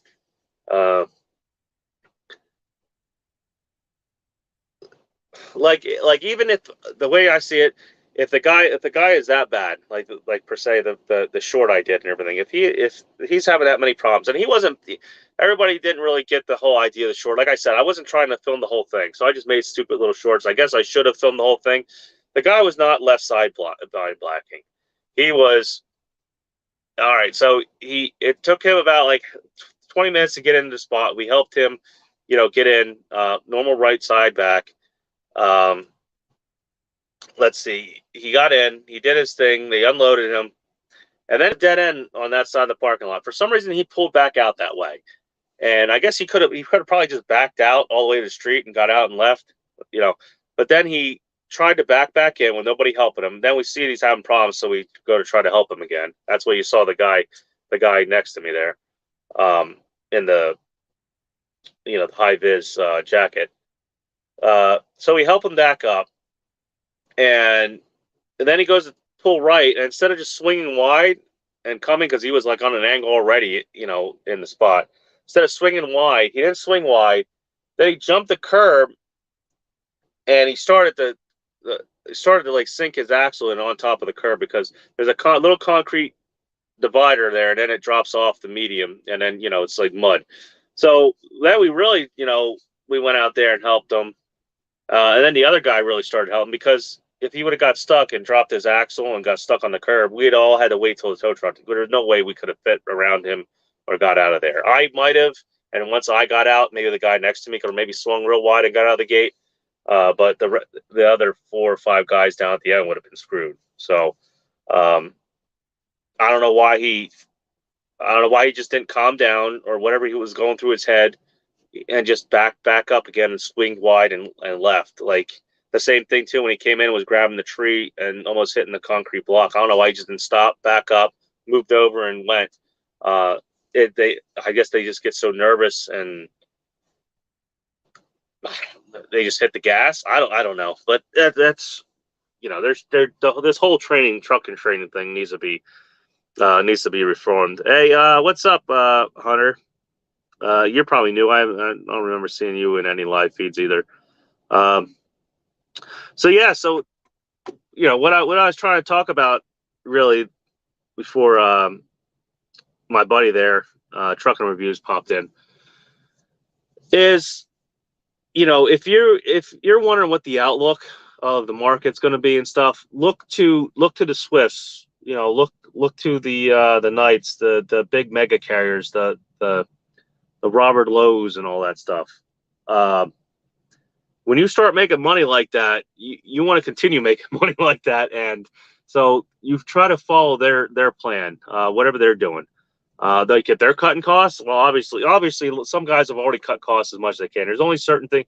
If your truck is that shitty on fuel and you're running for like $1.60 a mile freight and shit like that, and your truck's like 5 or 6 mile gallon truck, I don't know what to tell you. You hopefully you got money laying around to go get a better truck or something. And even then, you're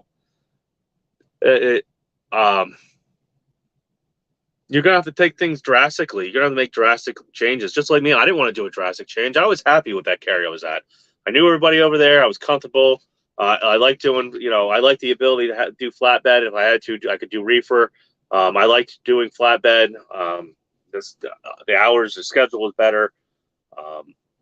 The people you're around were generally happier. But to be honest, so far since I've been here, I haven't really got any bullshit. Like I don't know, like the regular bullshit you see at receivers and stuff. I haven't got any attitude really. I mean, everyone's been pretty much helpful. I never really had any, some of the bullshit I used to see. Yeah, it was, people were really dickheads, the truck drivers, But then again, I don't blame them. Here you go. I'll tell you a story. So, I remember I came. I was out near Chicago, and I remember I came in, and there was some guy who could, gibberish English and whatnot, and he was, he was bitching about how long it was taking this, and apparently the load was shifted, and then they wanted to charge him more for the lumper because the load was all over the fucking place, and then he went back to the broker, and the broker's like, well, here's the gist of it. Apparently, it sounded like the broker was like, well, we're not paying the higher lumper. If you want the stuff off the truck, you're gonna have to pay it because you didn't strap the load down like you were supposed to, or I don't know, something, or low boards or some shit. So he was all pissed off and everything. Well, I went out to my truck. They unloaded me. And then I went to sleep. Woke up maybe like 5 hours later. Came back in and. They had a bunch of shit, not a bunch of stuff. Well, it smelled, first of all, it smelled in there, and they had like a bunch of sprayers, and the front door was open, and the floor, it looked like somebody mopped the floor and cleaned the wall and shit. And I go up to the window, and she pointed to the door, so I walked over to the door, and I was just talking to her, and then the guy, another driver from behind me, says, he said, I see you guys got all that shit cleaned up, and she's like, yeah, it smelled so fucking bad, that fucking idiot, And I'm like, what the fuck happened? What was going on? And apparently that same guy shit in a bag, or had shit in a bag, got pissed off and flung the bag with shit against a window. I guess I don't know. I don't really. That's all I know is it happened, and yeah. So I can't imagine why we have to talk through bulletproof glass or and all this shit. I can't imagine like that. That was for somebody to other do that. It's like pure insanity. I would only leave something like that to like child molesters and stuff like that. But I don't know. If I owned a company and somebody did that to me, or if I owned a company and I had a driver on my company did that, oh my god, I would. Could you imagine? Like, could you imagine if maybe let's say he worked for somebody, all right? Like, let's say he worked for DUI, or let's say my company or any other company, and he got pissed off, and he was an owner operator, or well, God, maybe even a company driver, you don't know, and he was representing my company, and let's say that was a direct shipper or customer that we've always had, and he fucking did that. Not only would I fire him, trust me, he would have a lot of other problems. I would fucking stalk. I would make sure his life was a living hell, probably, especially if he cost me like that much money by doing something like that. Yeah, there's there'd be their problems. So if I ever hire anybody and they did that, and you find out I get arrested after they do some investigating, yeah, well you'll know why. Fucking, he'd have flat tires every day. I would find some way to make his life hell. I tell you that. Let's see. Oh, what's up? This trucking life, yo. What's going on? Hey, you want to pop in here? I'll throw a link up if you're bored or whatnot. We can bullshit. Makes the live go a lot better. Let's see. Fox Dog Itchy Paw is fired. Yeah. Blade Beyond fired if somebody did that. I'll tell you that. Reminds me of a book I read, Tread on the Window, written by Who Flung Poo. Like, I don't know. It's just like the bullshit of throwing piss bottles and all that other crap. Like, fucking. And you wonder why politicians don't take truck drivers seriously. Like I almost wanted to go down to that Washington D.C. Trucker, whatever that was, trucker march or trucker picket or whatever they were doing down there. I just wanted to see what kind of bullshit was going on down there, because I probably would have fucking gone on a damn megaphone and been like, so you want these fucking people to take you seriously, and you're throwing piss bottles and shitting and throwing trash all over the fucking ground like a goddamn, fucking piece of shit, and you want them to take you seriously? It's not going to happen.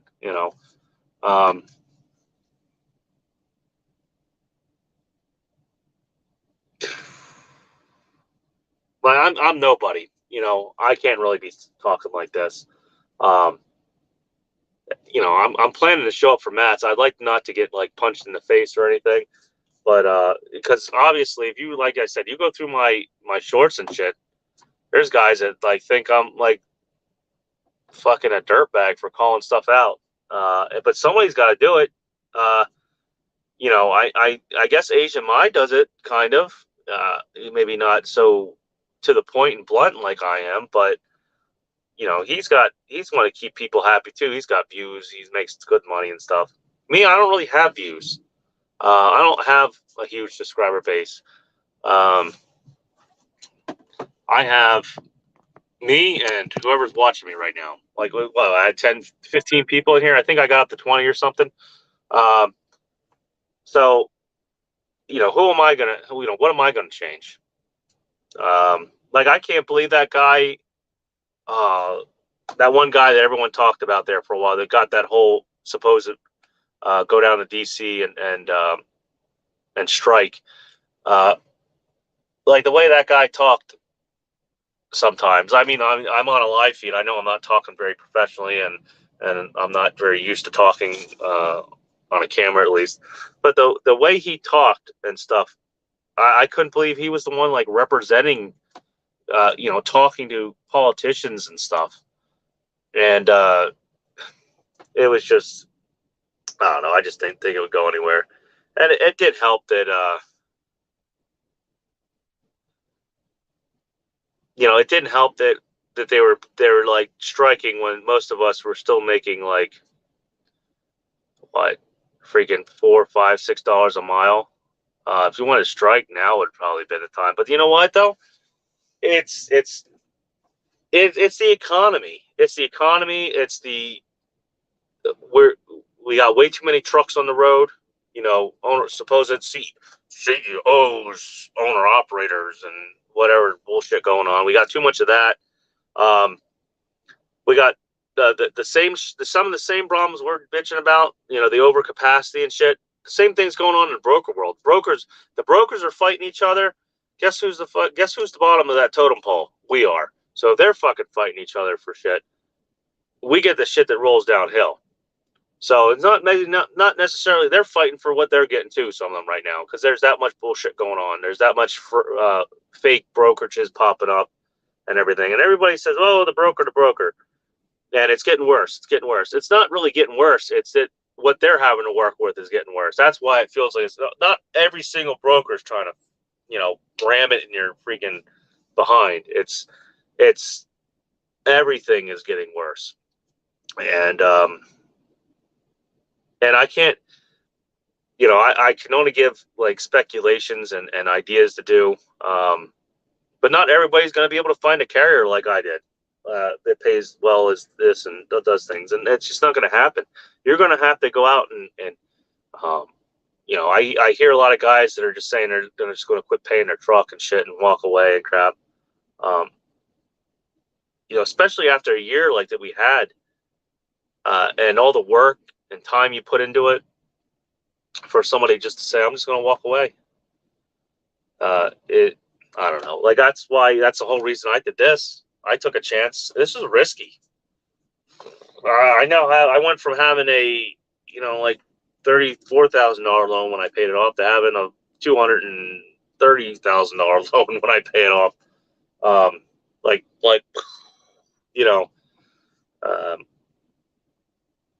But the money is there for right now. And I set myself, I would never have bought this truck if I was in the spot market right now. I probably would have had other options that would have kept me running the other truck that I do from this one. But, yeah, I mean, it's either shit or get off the pot time is really what it is. You can either sit there and lay in bed or sit in your truck seat and go through DAT for 4 or 5 hours and have a panic attack. I've been there. I've done that. Sit there and try to think, hey, if I don't move the truck here, if I don't get paid, how many more days am I going to just sit here because the rates, I have to move. Then you have to make a decision. I was deadheading to Pittsburgh to pick up loads because the loads were paying that bad. And it wasn't, it's a lot more to just picking and finding a load that pays real well. Hey, oh man, this load kind of pays real good. It's going out to Phoenix. Yeah, let's take it. Guess what? You get out to Phoenix, you're gonna have like a 500 or 600 mile deadhead to find anything that pays decent. And even if you do find something that pays, they're paying you like 60 cents to $1 a mile to get the hell out of there. You're not making any money. Whatever money you made up on profits from taking the load out there, you're probably either cutting out even if you're lucky, or you're losing. There's a lot more to doing the blow board and that crap than just, getting your one great rate.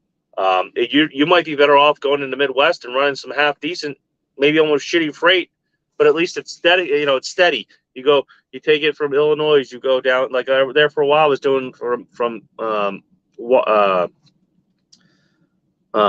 the hell is it, from Fort Wayne and Dayton, Ohio and stuff. I was picking up coils and steel and stuff and doing short runs because they were paying like $1,200, $1,500 sometimes. I was just doing short runs from there down into Tennessee and stuff. And then out of Tennessee was a cheap steel load that needed, they were going to, it just went back and forth. One facility did this thing, another facility did this to the steel, the other one did this. And I just went back and forth and did that. And it sucked because I was tarping, I was chaining, but the money was still kind of there. It was still steady. When things started getting rough, that's what I was doing. And then it just got worse and worse and worse. But I mean, that's the kind of stuff you got to do. You got to find niches like that. You got to be very persistent. The minute you just sit there and give up and say, woe is me, and it's everybody else's fucking fault, is the minute you fail. The minute you gave up on your business already. Because I was there. I was, I like when I was earlier, when I was like freezing in my truck, because it wasn't because I didn't have money. I had money. I was worried if shit was bad, when the truck blew up, I was worried about, how much money I'm going to need to get myself out of this. It wasn't the fact that I didn't have any money. I just didn't want to fucking spend any money because I was that determined. I was freezing in that fucking truck because I wanted to save my money so I could end up finding a plan and getting out of it. And that's what this truck was. It was finding a good plan, a better than most plan, and getting out of the mess I was in. Really, what I would love to do is put an engine in.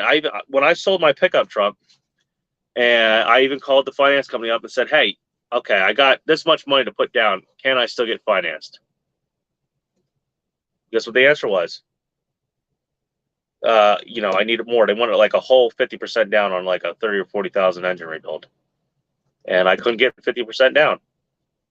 And even then, I'd probably, can you imagine putting a $40,000 or $50,000 engine in a 9400? It's worth what, like $20,000? What happens if it gets fucking hit? And even that, so, the insurance company's not going to pay me for the engine. They'll pay me for the truck, not the engine I put in it. So, I don't know. That's kind of that, there too. That's where I was at. I know I'm like all over here right now, but it's just, shit's just coming to me right now. So it went a lot smoother than when I had somebody else to kind of shoot the beans with. What the hell? See, this too, I don't know why, but truck stop Wi-Fi. In, out, in, out, in, out.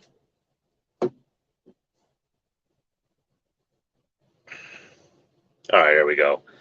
Let's see, get to some comments here. I might have got some. Hopefully I'm not boring anybody. Let's see. Is it time to become an owner-operator, man? Well, put it this way. It's probably one of the most risky times to become an owner-operator. That being said, if you could make it through this bullshit, and the market does half decently come back, you're going to be, you're going to be making money. It all depends on your experience, what you actually know about the industry. I mean, if you're just coming out here with a CDL and whatnot, and you just started, just stay company driver 1 or 2 years, wait this out. If you have some money laying around, I know I already got bullshit about this, but technically this is an investment. Even though, it's trucking, it's an investment. The truck's an investment and shit. I got bullshit for saying if you have money right now and you want to buy a truck, and because truck prices are falling, and eventually they're going to really fall. And when they do, and you're a company driver right now, and you actually have some money laying around, go ahead and buy the truck. Just leave it sit in your freaking driveway. If you have somewhere to store it, just leave it sit there. Because if the market ever does have decently come back, truck prices will rise again. And, you won't get that deal. So might as well get the deal on the investment right now. I know it sounds stupid. Apparently that's what everyone said. It sounds stupid, but when I bought the first truck I had, which was a 377 Pete, all right, it was it was raw. It was painted. It was in decent shape. Somebody kind of went through and kind of did about 60 to 70% rebuild on it, but then it just sat around the barn for literally like a barn for a while. It needed work and stuff, but that truck, I didn't touch that truck for almost a year. That year I was, fixing headlights on it and doing things and everything. And then until it got to the point where it probably necessarily wasn't super ready. Like if DOT wanted to go through it, they could have probably went through it. Or say gray items like brakes and shit were new. Everything was good on that. But gray items they could have went through and probably put my ass out of service if they really wanted to. But I was going to run that truck. It was a cash truck. I paid like $13,000 for it. I probably put about 5 or 6 into it, maybe a little more. And yeah, I didn't drive it for almost a whole year. Yeah, basically a whole year. It was a deal that came up at the time, and it had about 90% sure it had a rebuilt 3406B in it and a 13-speed trans, and it's just something I couldn't pass up. And I said, sure, took a shot on it. And then COVID happened, and then luckily I sold it and got pretty much all the money back that I sold it and put into it. But yeah, that was it. It was going to be an investment, and I fixed it up. I did things to it. I got it. I thought it was a pretty good deal. So yeah, I would suggest waiting. I wouldn't go into this market. No, there's no growth. There's still tons of guys out here that are left over from the gold rush or whatever you would like to call it. And they're just scraping by, and it's just making it worse for everyone else right now. Now, some of them deserve it. Some of them don't. Like me, I almost got screwed.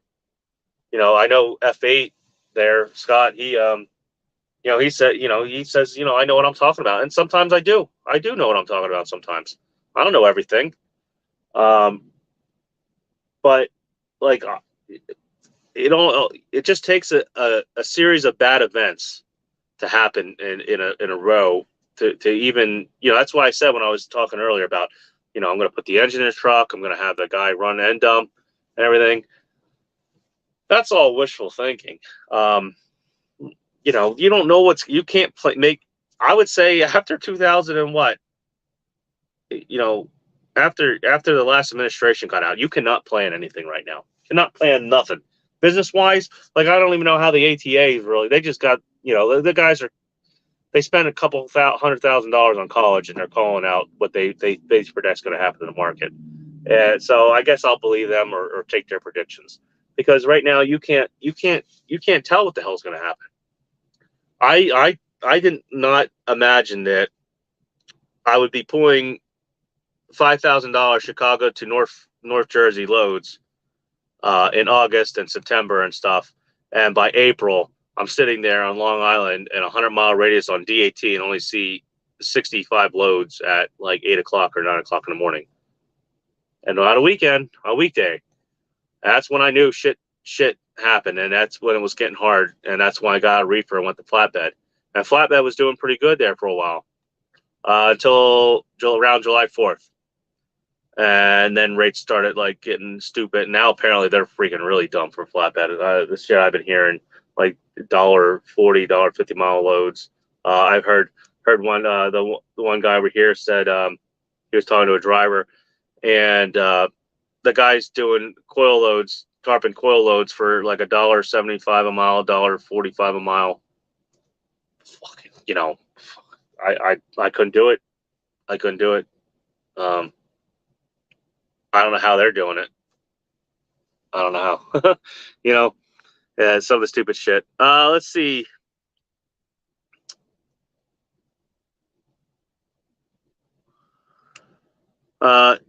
Foxy, I'll just say Itchy Paws. Itchy Paws. My brother-in-law fired his broker, parked 3 trucks.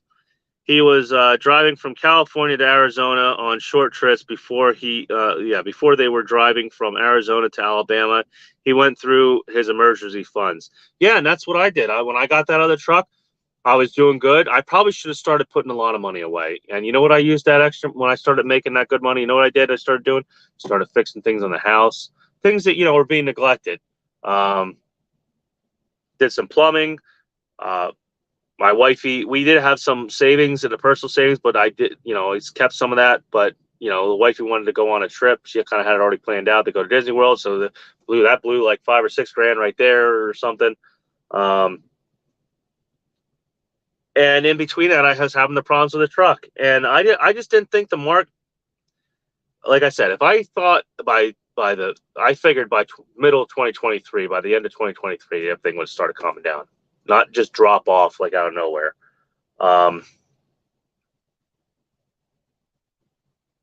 Like even thinking about it, even if I changed my decisions and didn't spend some of the money, but some of the money was spent on actual things that needed to be done. But it was just, I had constant breakdowns, and some of the stuff I was able to fix myself, but the problem was I'd still be down for a week, or I'd have to go get parts for it and stuff. I did a lot of my own repairs. And then some of the stuff I got taken advantage of. When I thought I needed engine mounts, I didn't need engine mounts. I paid like 4,500 actually, for a set of engine mounts and an overhead. Yep. That when I first got the truck.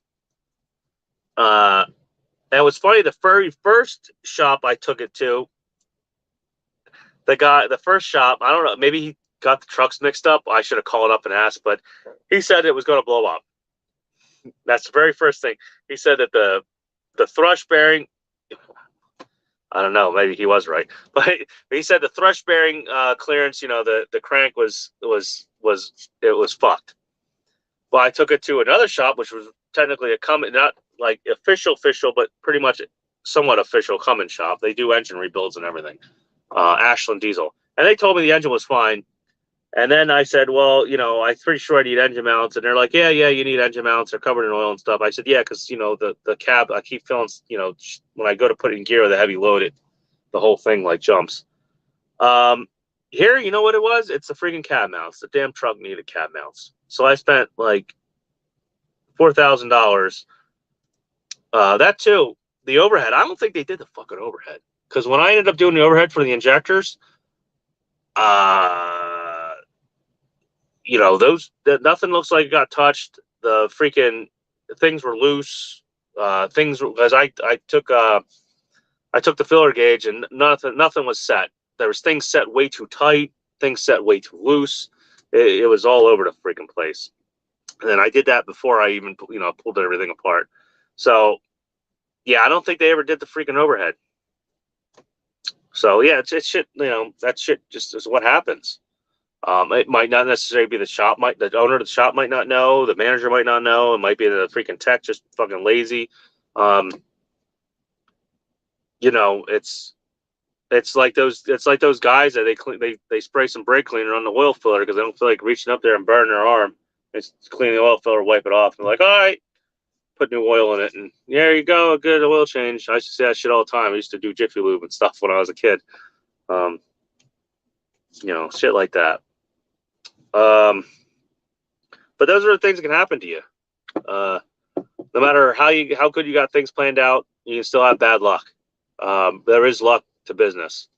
It's also big thing. It's about who you know and what you know.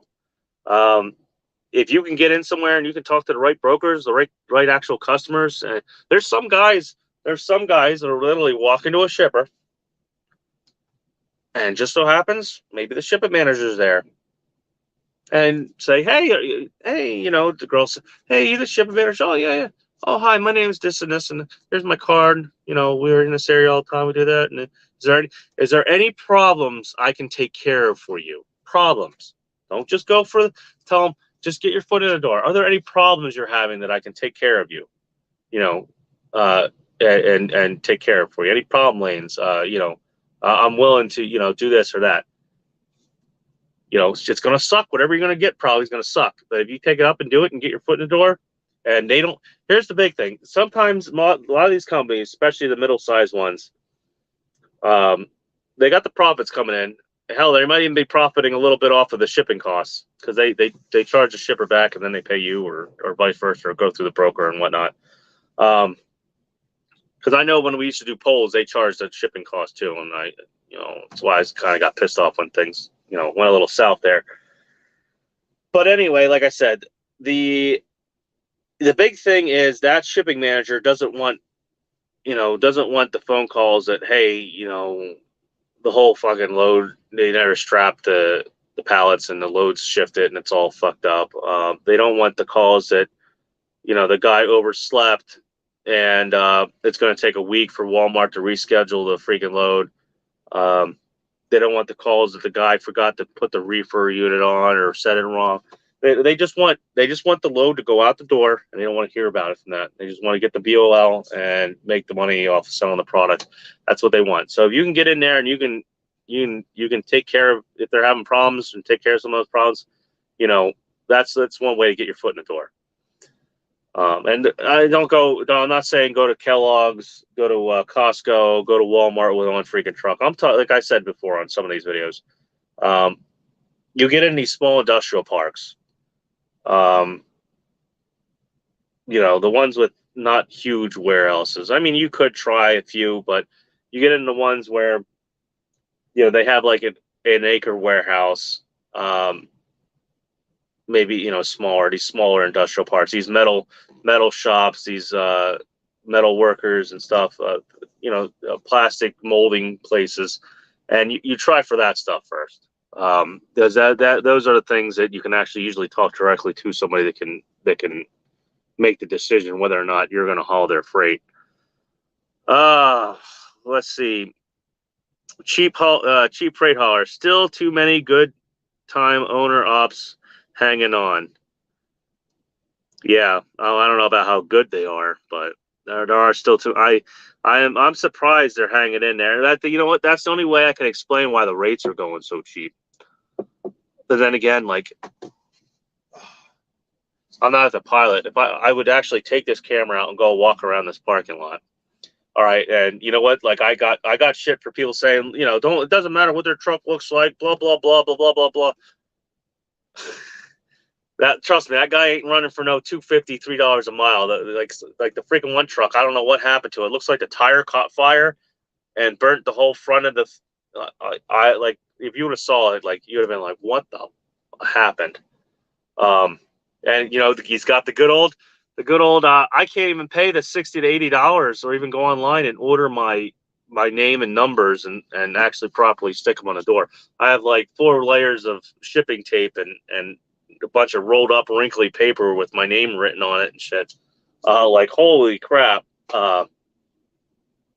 Like, I know starting out is hard and stuff, but oh my God, like, you think he's freaking, he thinks his brake chamber goes bad. He's probably fucking getting in there with the bolt and backing it off because he can't even like shit like that. Those are the guys that are probably keeping this shit, going bad because if you really think about it, everyone's like, oh, these brokers should pick professional truck drivers and stuff like this, and it's not even they don't know what your truck looks like. All they know is you're a guy, you called up for the freaking load, you're somehow magically your freaking CSA scores aren't bad enough that they can use you, that their boss or whatever their guidelines are says they can use you, and if they can get you to run that load for that, why not? It would just be like if we were quoting a shipper and the shipper was like, well, I don't really know, kind of, what were you kind of thinking about a rate? Name your rate, and if we can do it, we can run it. What are you gonna fucking tell the guy? Yeah, $10 a mile. I can do 600 miles for $10 a mile. Yeah, that's my rate. You fucking it's the same way. Are you actually going to tell the guy that, well, hey, that lane usually runs this, and if you want to run it like that and have me deliver there, I'm going to quote you, maybe we'll do like maybe 15-20% over the average or something like that. I mean, yeah, you could do it like that, but I mean, if the guy's blatantly going to throw money at you, most people are going to take the money that's blatantly thrown at them. And that's the same thing with the broker too. If the guy calls up, or right here, he writes email, what you pay, I run, I take load now, I take, or whatever, calls you. Yeah. As long as the load gets there, everything's fine. If you can move 10,000 loads and only you have a problem with one load, or 2 or 3, or they turn into catastrophes, you can eat that cost. So that's what happens there. Itchy Paws, $1.25 a mile. For what? Flatbed we're talking about?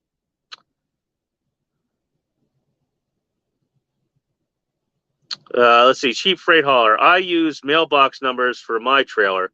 Yeah. Yeah. If you can at least do mailbox numbers or something, like you can't even go into a Home Depot or a Walmart and take your time. No, you got literally a piece of paper that sometimes aren't even typed on. They're, like I said, they're written with pen, with at least a Sharpie or something. They're they and then they just gobs of duct tape or shipping tape, like. Yeah, sometimes you see it and they're like in pretty new trucks, like they just bought the truck practically. Like, holy crap, you could at least put you bought this truck, you didn't at least have it already set up to put numbers on it, and you're out here running, hauling and shit and doing stuff. Like, what else didn't you freaking set up already? You know what's funny? Here's what's funny. So you call up Prepass. All right. Prepass. First thing that comes on is a recording about your UCIR, that we don't take care of UCIR, and if you don't pay your UCIR or register, they will pull you in and fine you. Whoa! Why is it that many people they have to freaking make that up for? Is there that many people that don't do their UCR? It's like holy crap! Like, how the hell how are you starting your authority and you don't know this stuff? Like, geez, like what else aren't they freaking doing? And it's sad that they have to have a recording. Like, first thing when you go get your pre-pass, you have to have a recording to,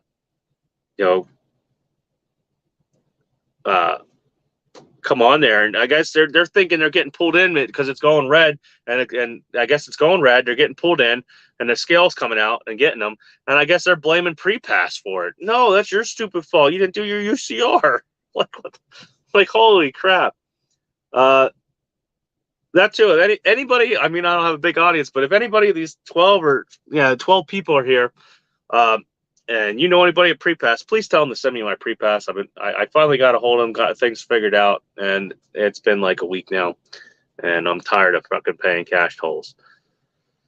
Anywho, yeah. So that too, like, there's owner operators with their own authority and stuff out here that don't register UCR and they're driving around, and they're mad because Prepass they're getting pulled in with a red light and like automatically, like they can tell that you don't have the UCR, it's not registered. So that's some of the stupid bullshit that goes on. So let's see here. I'm gonna freaking do this again. Da-da-da.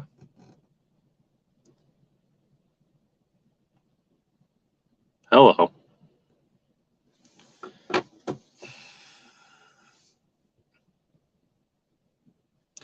All right, I guess I gotta go back again. Let's get out of the chat here.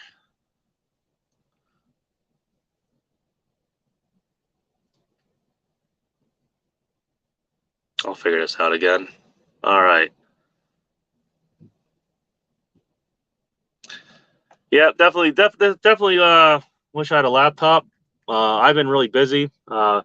I still don't know what Wi-Fi I'm going to try to buy. I'm kind of going with the either the smart. I'm thinking about getting the smart talk box for the home Wi-Fi, or the T-Mobile Wi-Fi. I think that's what Cash has. Because I would like to bring my laptop and maybe set something up. I figure I could easily put like a little nice boom mic here, and maybe actually do like trucking market updates, or go through load boards or something. I don't know, something a little more professional than this. I kind of feel like between the way I'm talking right now and going through things that are popping in my head, I'm kind of feel like it's getting a little unprofessional, I guess you could say.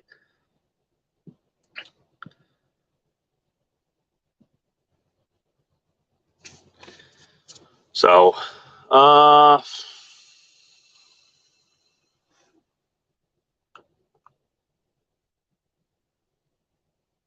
They're ridiculously slow. Took a week for my pre-pass to start working after switching trucks.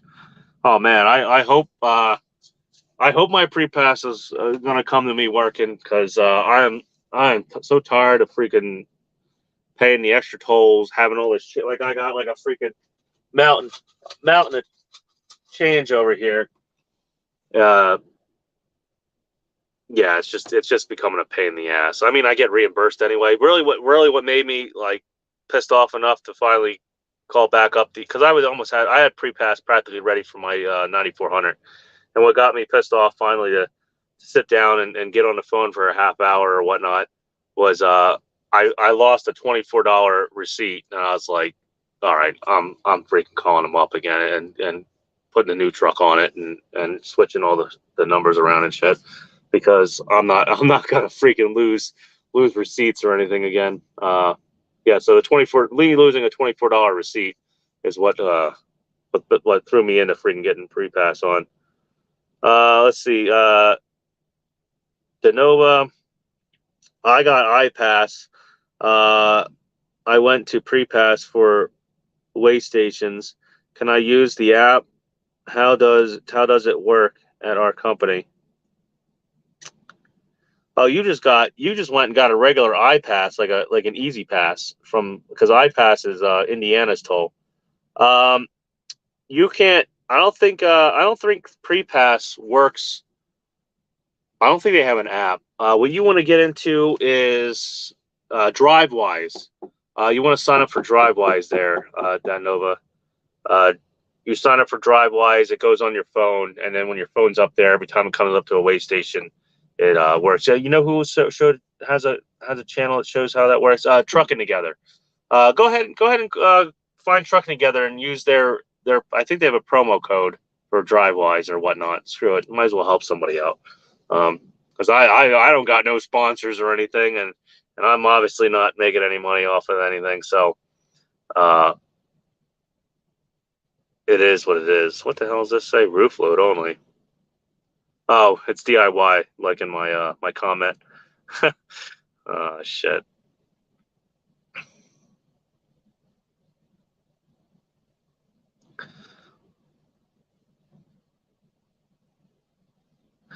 I just saw something pop up. It says C.H. Robinson wants sharp statistics from the new CEO. I don't know. I guess C.H. Robinson's having some problems or whatnot, or I don't know. The whole trucking industry kind of jumped on some of this. Like I want to know if some of these mega carriers, because I remember seeing some ads for guys making 70 cents a mile, 75 cents a mile.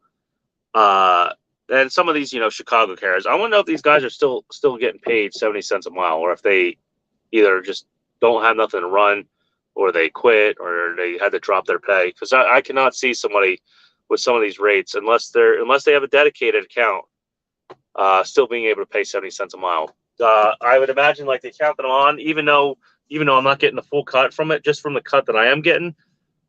I could probably stick a driver in a truck and pay like 60, 65 cents a mile, pay his insurance, pay his 12%.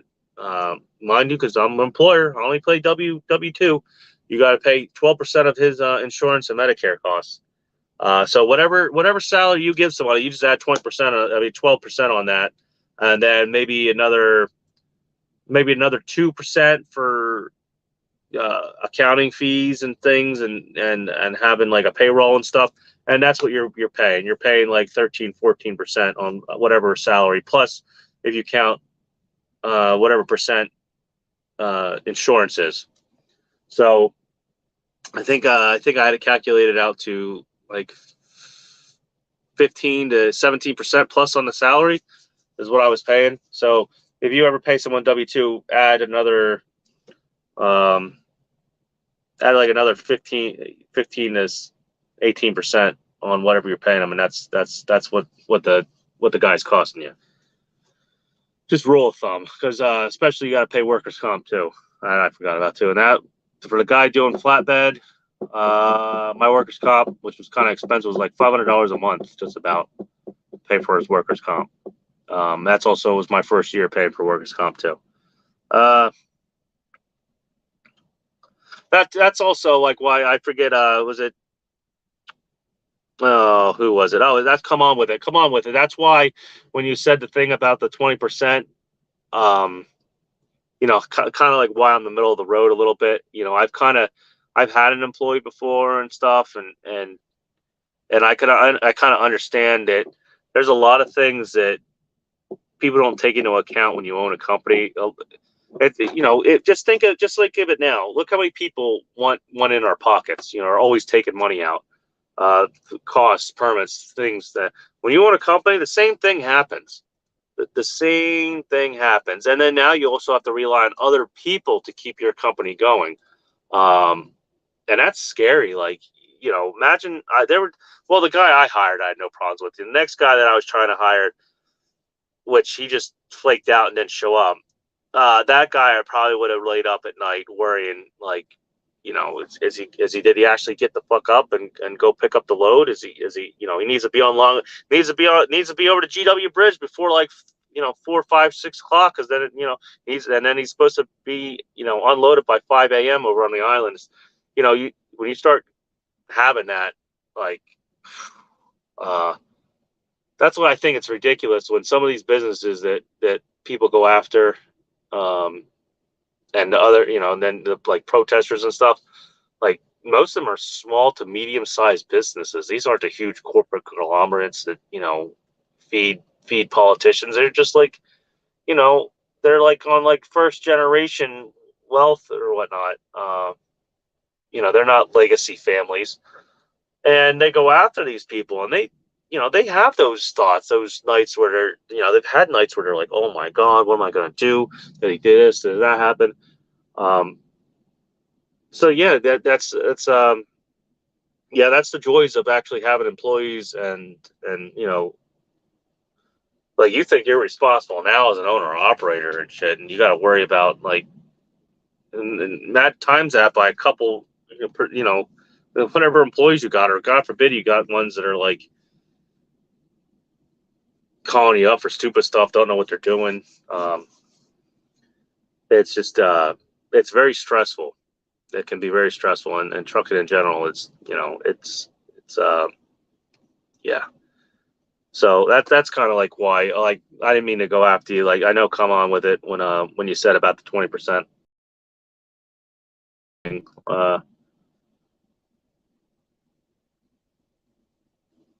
Max shift warning. I thought, what the hell is this bull crap? Let me just check my logbook real quick.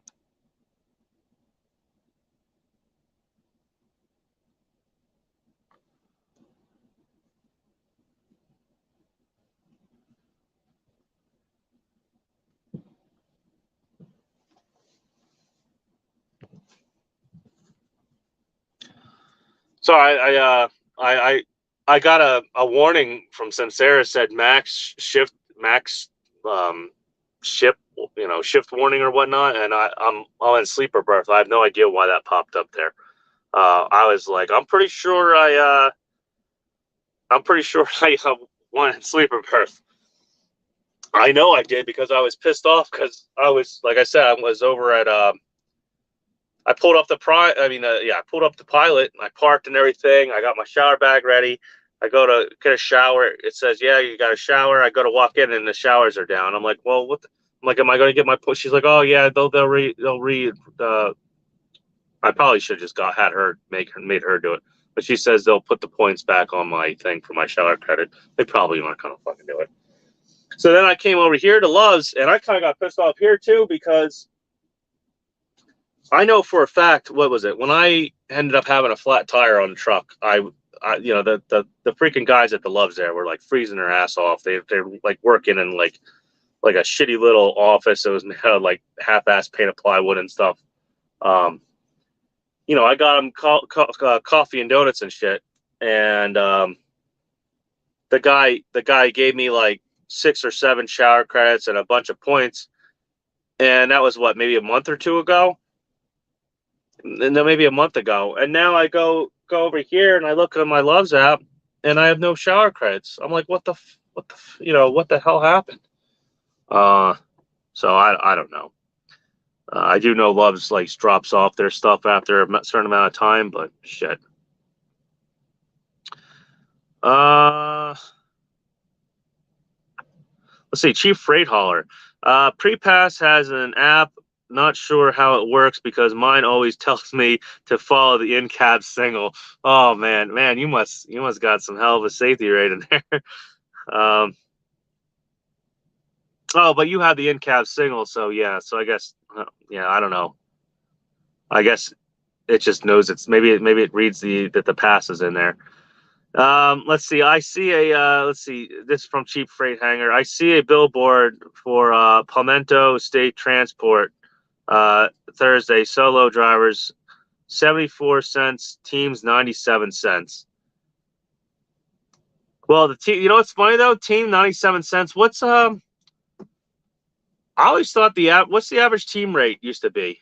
I mean, I always remember seeing them like around 80 to 90 cents a mile. So, I mean, that didn't really look like it went up more for team then. But for solo driver, 74 cents.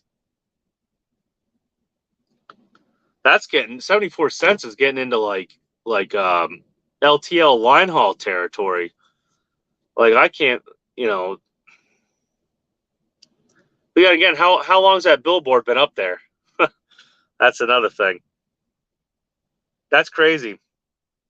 You should, you should just for the hell of it call them up and see if it's still 74 cents a mile.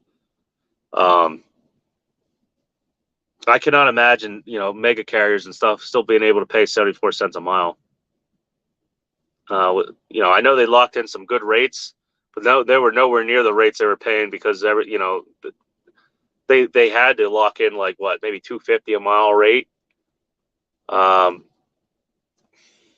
Then again, you got to think about it. I don't know how big Palmetto is, but these bigger carriers, they've already got big enough that they've already screwed over all the drivers.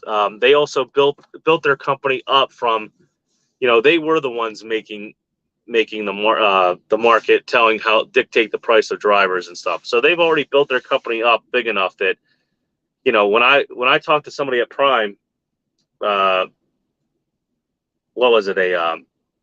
He was a broker, but I was getting a load off of him from Prime, and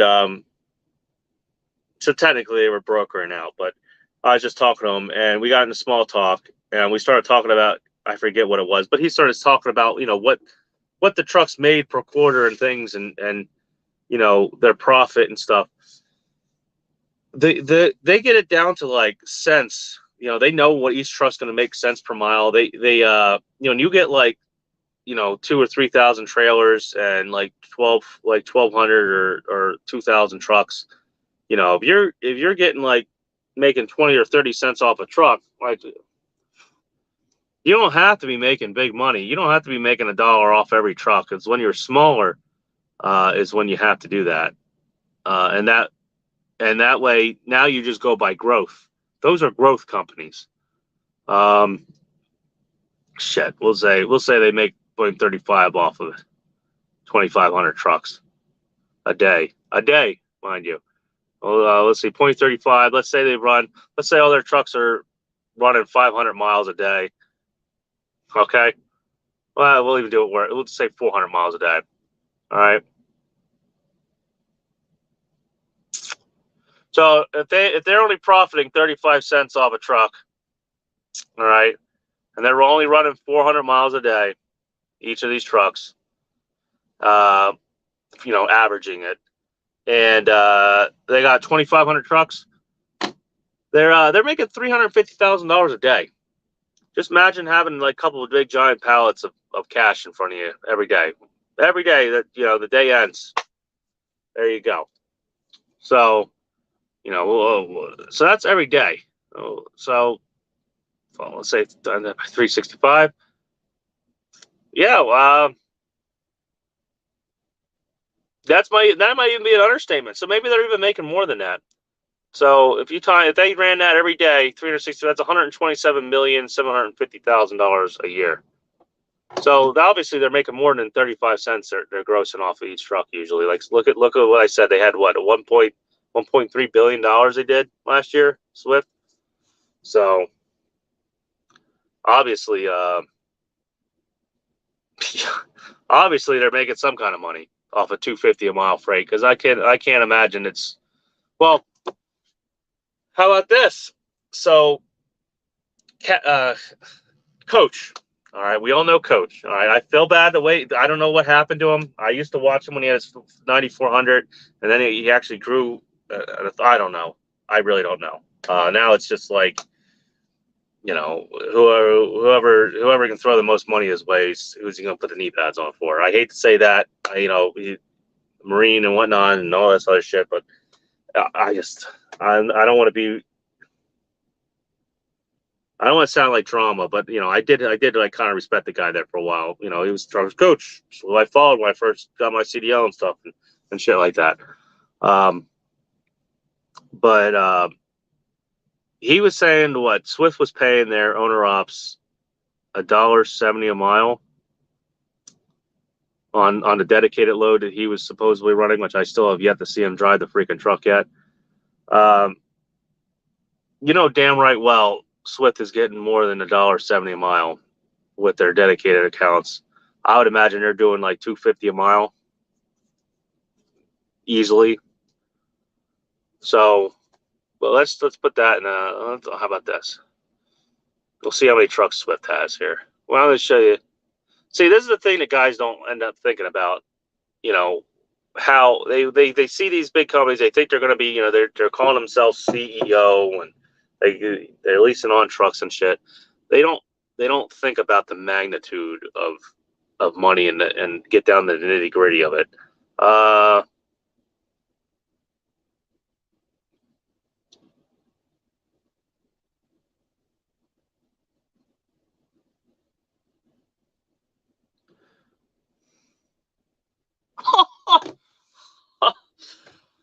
Take a guess.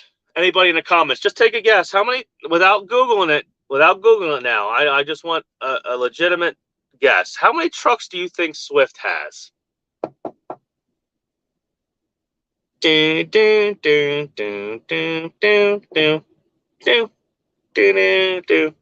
Like, seriously, take a guess on how many trucks Swift has. A lot more than I thought. A lot more than I freaking thought.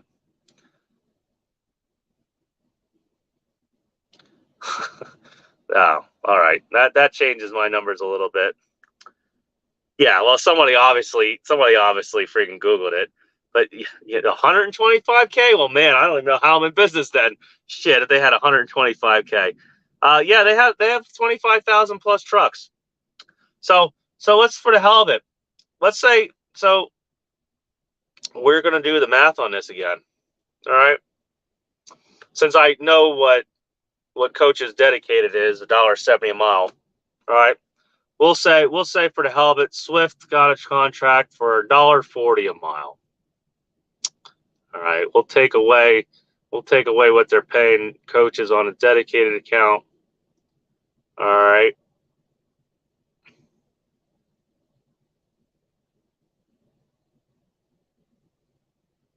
It's at least 70 cents. 70 cents a mile. 70 cents. We'll do it again. We'll do some low numbers because Swift trucks are always running every day. So let's say it's 400 miles. So now we're going to times that by 25,000 freaking trucks.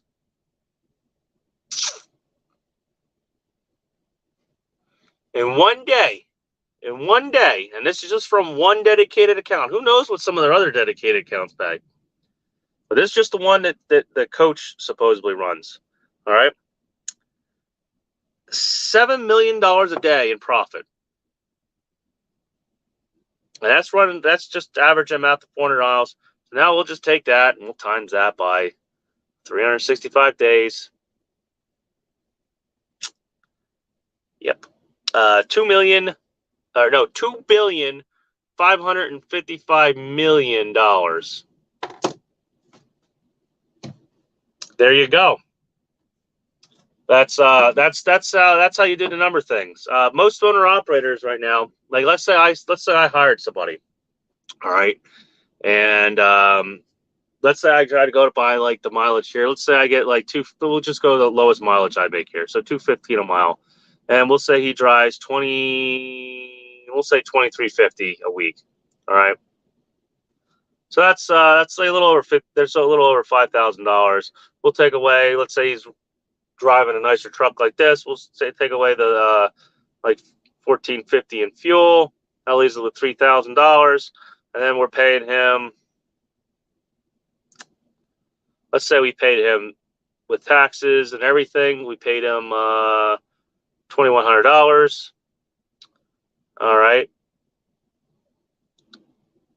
Now, the truck payment. Take truck payment out. That's we'll say that's gonna be. We'll say it's not brand new, but we'll say it's like $850 minus. We'll put like $400 away for maintenance and shit. You're down to like $250 a week or whatever. Like, who the hell? So now I got a driver. I got to freaking babysit. There's other big, the truck starts having problems. I got to fix this and all that too. So now I'm dealing with all that bullshit for what, $1,000 in profit. But let's say I just copy that plan. I copy that same plan, and he's able to, the next driver's same mileage and everything. And I copy that plan, and I get like 5 trucks, or we'll do double digits. Let's say I buy 25 trucks. Well, now it's different. Now I'm making $25,000 a week in profit. The mega carriers, they go by, their numbers are small, and they go by cents, cents per mile. They calculate things out because they're that massive. And that's why little changes in fuel mileage are make such a big difference to a one-man operation. Just little things can make or break you.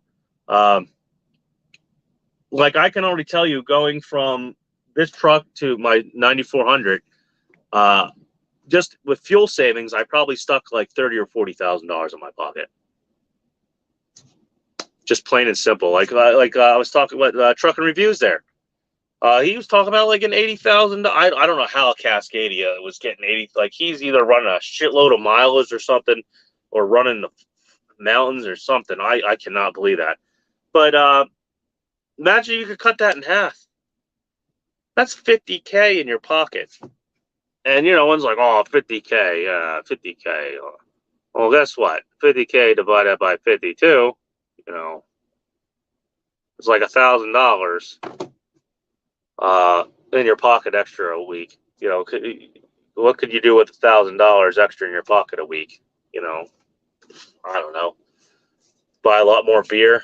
Get some really good. You buy those fancy truck stop lizards.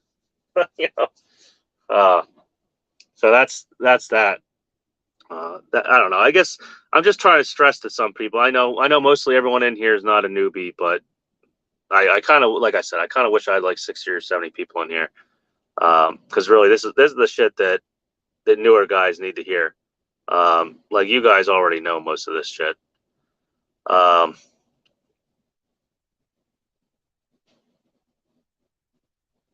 Oh, there is somebody new.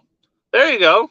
David Edwards. Well, sorry, I'm not like picking on you or anything. No, I'm just, I'm just trying to explain some things here to people. But I know a lot of guys in here already know what's going on.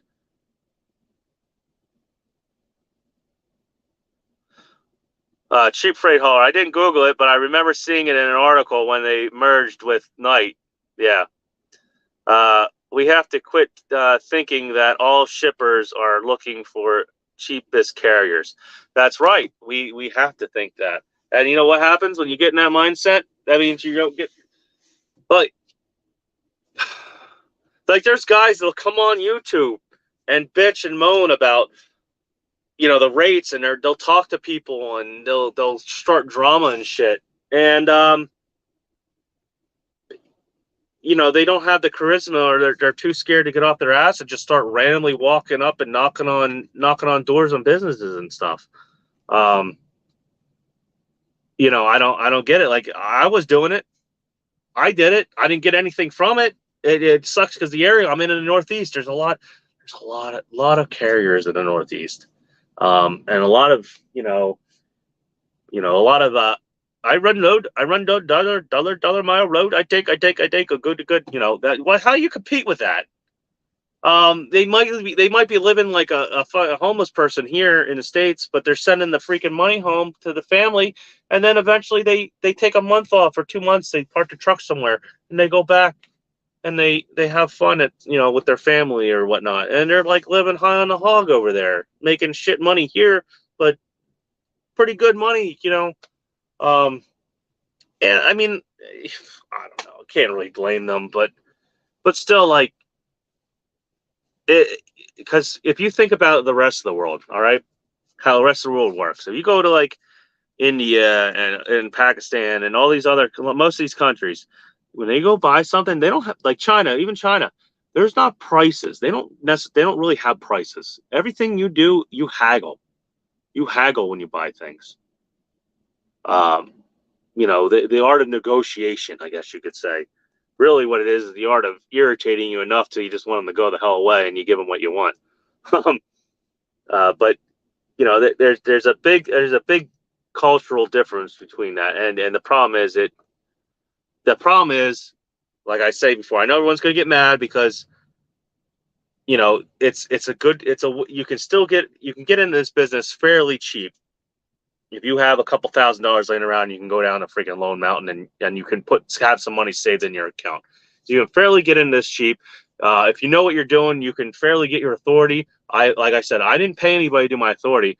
I went online. I did my authority right on the FMCSA website. It's pretty explanatory. If you don't know nothing, you go over to your other phone or whatever, if you're on your computer and you Google, hey, what is intra, and the difference between intra and intrastate carrier. Oh, okay. Well, I want to be an intrastate carrier. Okay. You fill out the paper. You pay the $300. You go out. You go online. Look up BOC3. You get a BOC3 thing sent to you. It's like $20-$30 to get a BOC registered and everything. Then you go up UCR. You pay your $200 UCR fee or whatever the heck it was. I can't remember what it was. You sign up for IFTA. It's simple stuff. It's like signing up for I don't know, a diaper subscription or something. It's just simple, and that's one thing I think is the problem is there's a low barrier to entry. There's a low barrier to entry for an owner operator. It wasn't as bad. It wasn't that bad back in the 90s and stuff, because in the 90s and maybe 2000s. The banking industry was different. You weren't going to go unless you had 50% put down on a truck. You weren't going to get there were these low mountains. There wasn't this there was a kind of a lease purchase thing going on, but it wasn't like it is today. So you have people that have no business being in this business. Yeah, and in my opinion, I think there should be a higher cost for broker authority and for trucking authority. I think you should have to have $5,000 laying around. You know what? I'd be happy to pay FMCSA $5,000 freaking fee if they actually, I'd rather pay that than pay a fuel tax or have that paid for, something like that. I'd rather have it turned into something like that than, at least up the barrier to entry a little bit. Put some skin in the game. Maybe it'll keep the guys that can't even afford to go buy Bailmox stickers out of here. Because like I said, everybody does deserve, the little guy does deserve to hit it big. All right. But it's still business. All right. Not everybody's going to make it. And there's just some people that, they can't tell you what a brake chamber is, and they got their authority, shit like that. Hell, there's a company down where I live that they've changed their name. They go through family members. They changed their, it's still the same fucking company, really. The one guy, because they ended up, the pole yard contracted them one day. The guy went out. I felt bad for the guy because he didn't know really. He got screwed. He's stuck there with that company forever. But he went out and he got DOT with an oversized load. He came back and he says, "Oh, I got DOT, blah blah blah blah." And he says, "Man, it's a lot of paper." And I'm like, "Oh, what is it? It's just to print it out." freaking the cop had it folded up like an accordion. He pulled the damn thing out, and the damn thing fell to the ground for how many violations and shit he got. Still running. What the hell's in Tempest Transport? I mean, I know the people per se. I mean, they're nice people to talk to and everything, but I mean, they just I don't know. They actually have dedicated freight and stuff. I just don't know. They don't take care of their trucks. They don't do. It's just it's ridiculous, and they just keep going. They keep going and going and going. Let's see. David Edwards. I'm getting my CDL soon. Start class April 3rd. I follow Cash, DIY, Snorlord, and F8. I'm being a sponge of knowledge. DIY. Yeah. Yeah. Good. Go get your CDL. Just before you want to run out. I know here's the thing. That's a big thing about money. A lot of people, when they get their CDL, they're desperate. They're desperation. Don't let them, go out on the road, and when you know how to drive and back up and you feel safe on the road, if you feel like you could drive in that truck with your family anywhere in the country, then let them cut you loose. That's the same thing about see, when I used to drive, when I got my CDL from Prime, I used to drive tow truck and shit and stuff, and I was very, very perceptive, and I knew how to. I had a friend showed me. I was shifting his truck a few times, his semi truck, but it just came to me naturally. Like when the very first day I got out on the road with the trainer, he was like, "Wow, it's like, this is great." I was like, "I don't have to worry about you." It just came to me. All right, yeah, I had the times where I'm sitting there and it's freaking raining and it's like night practically, and I'm trying to back up and I'm still new, and I'm like, oh my God, I get pissed off and shit, but I never hit anything. That's the first thing I did. I didn't just plow through things. I didn't, if I got lost, like I've been through the city. Hell, I used to do oversize. First thing I do is calm down. After I got done slamming the door and freaking out and shit, and so I'm losing time or need to be there and do this and shit. Calm the fuck down. I think a bit. I pull up Google Maps, look at Street View. If I have to, I'll back my whole fucking way down the fucking street. I don't care. You just don't put yourself in those situations, and that's the shit that they don't. They don't like some of these guys leave these companies with their CDL. I've already had them walk over to me like they don't know how to get fucking fuel. They don't know how to use the fucking pumps at a truck stop and use their fuel card and stuff. And these companies are putting them on the road. What the fuck did your trainer do for the couple weeks you were with him? Like holy crap! Like I'm already. If I thought I could get away with, I mean, I probably could get a yard and use a yard. If I thought I could somehow get away with setting up the paperwork and stuff, hell, I would do a goddamn CDL training course and teach drivers how to drive. First thing I would do is I'd get 2 junky old freaking trailers and I'd set it up just like a duck. Have them have them run right to here. Take this trailer. Oh, you hit the fucking trailer. Just keep going until you get in. All right, next. Just keep doing it. I don't care. They screw the trailers up. Like some real world, problem solving. Actually, get them out. Put some weight in it. Have them climb the hill. I'll strap some concrete blocks down in the damn trailer, or have them run a flatbed. Drive up the hill. Have them go put fuel in it. I'll take them. Go here. Here's my fuel card. Here's how to do it. Show them some shit. But they don't. I don't know what the hell they do. They're literally. It's like putting a baby behind the steering wheel sometimes. Let's see, David. Let's see. Yeah, David. You're in the right spot. Lots of great knowledge in those channels. Chief Freight Hauler. That's why the spot market is so volatile these days. 300 for your authority. Take a $10,000 tax refund and a loan mountain. And yep, right there. And it's like I said to him, like the barrier, like even getting on doing the automotive thing. I think I was in that. I lost like $25,000 investment in on that, doing that. I had a deposit down for the rent and everything. And then when he pulled out, I knew there was no way I could run everything by myself. Hell, he didn't even really invest anything either. But I mean, still, it was supposed to be like a 2-man show. That's the only way, you get enough cars in and out and do things, and it would have worked out. But like to open small businesses like that, you're to open just a small store or something. Hell, you need more than what he just said. You need more than a $10,000 rebate. It's too freaking easy.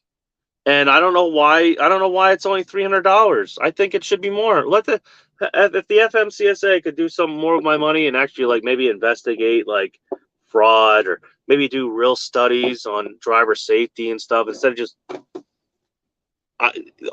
everything they get comes from the mega carriers. All right, I guess all this information. Well, the mega carriers, sure, they want stuff safer, but no matter what happens, the fucking mega carriers are going to make money. They got Swiss has 25,000 trucks. If they lost 2 pennies off everything, they just find some other way to charge a surcharge or something. I don't know, start skimming off the fuel cards for their owner operators. Something. They're not going to lose money.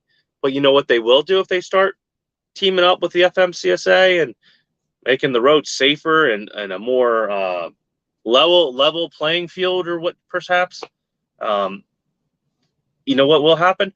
They'll get rid of competition. And guess who's our competition? All these small carriers. Even though we're the ones doing most of the work, we're the competition.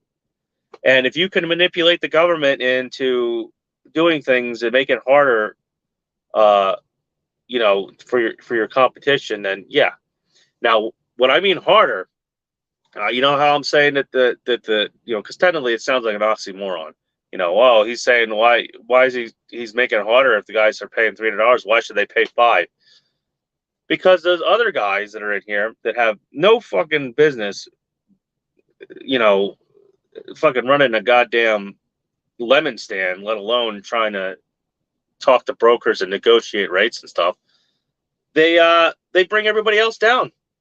And maybe they're making it, maybe they're doing better than they were, but there's people that want to have a middle class lifestyle and do this. I'm not doing this just to make it.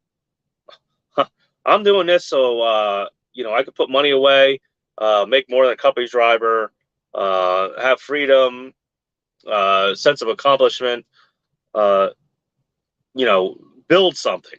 That's why I'm doing this. I'm going to get my authority. I am going to have more than one truck. It's going to happen. All right. If I probably would have just somehow lasted through that pandemic thing there and shit, I'd probably be behind the hog now with that damn old truck. That 3406B, I could fix that thing with some barbed wire, duct tape, and a goddamn pack of Marlboro. Like shit. That thing's like the end of the world truck there. As long as I could have kept it out of DOT's eyes and shit, for some of the, it was an older truck. It was just inevitable that the DOT would want to check it out. It didn't look bad. It looked really nice. It needed some work, and I was doing it. But then, when the big bug hit and everything went to a halt, if I'd have hung in there, I would have been in a different place. And that's the thing I said, that you don't know what's going to happen. Like how I was doing great with the 9400, driving along, doing stuff. I didn't think that there was no oil samples were good. There was nothing saying something was going to happen to the engine. Just like that, I was like, man, the engine sounds a little bit different. Pulling a hill up here in Virginia, I'm like, that's a little scary. Because every time I heard a different noise out of the engine, because I knew Cummins, between the other trucks I used to have, Cummins has fucked me over so many times. Like I said, I had a Cascadia where the plungers went in it, and so on and so forth. That's just shit happens, and that's the same thing. That can make or break you. It's the same thing I'm talking about with the guys that come in with no business plan, and they just start taking rates. It hurts. The top hurts us with legislation and I'm talking about the mega carriers with legislation and cutting out their competition. And the bottom hurts us by thinking their CEOs thinking they're the mega carriers when they're freaking leasing a truck from Prime or Ego Crapo or whatever, and they're hurting us just as bad as Swift and the other mega carriers manipulating the government into legislation.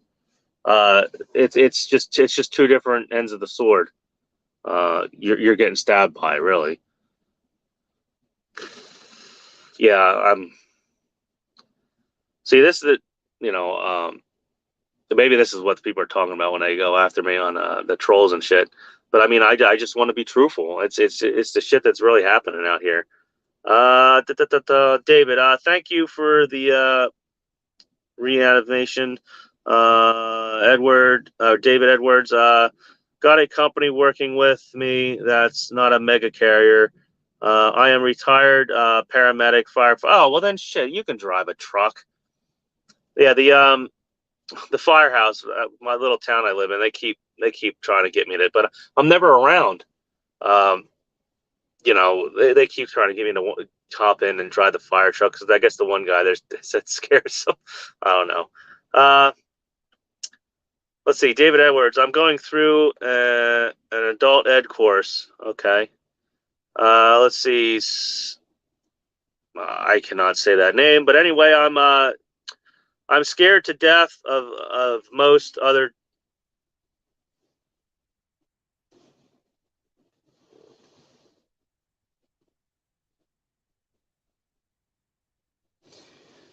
If you look behind me here, I just noticed. I don't know. I'm hearing horns and shit. And here's what I don't fucking get. Where the hell? Oh, it's on this side. Yeah. All right. So, can you see it behind me?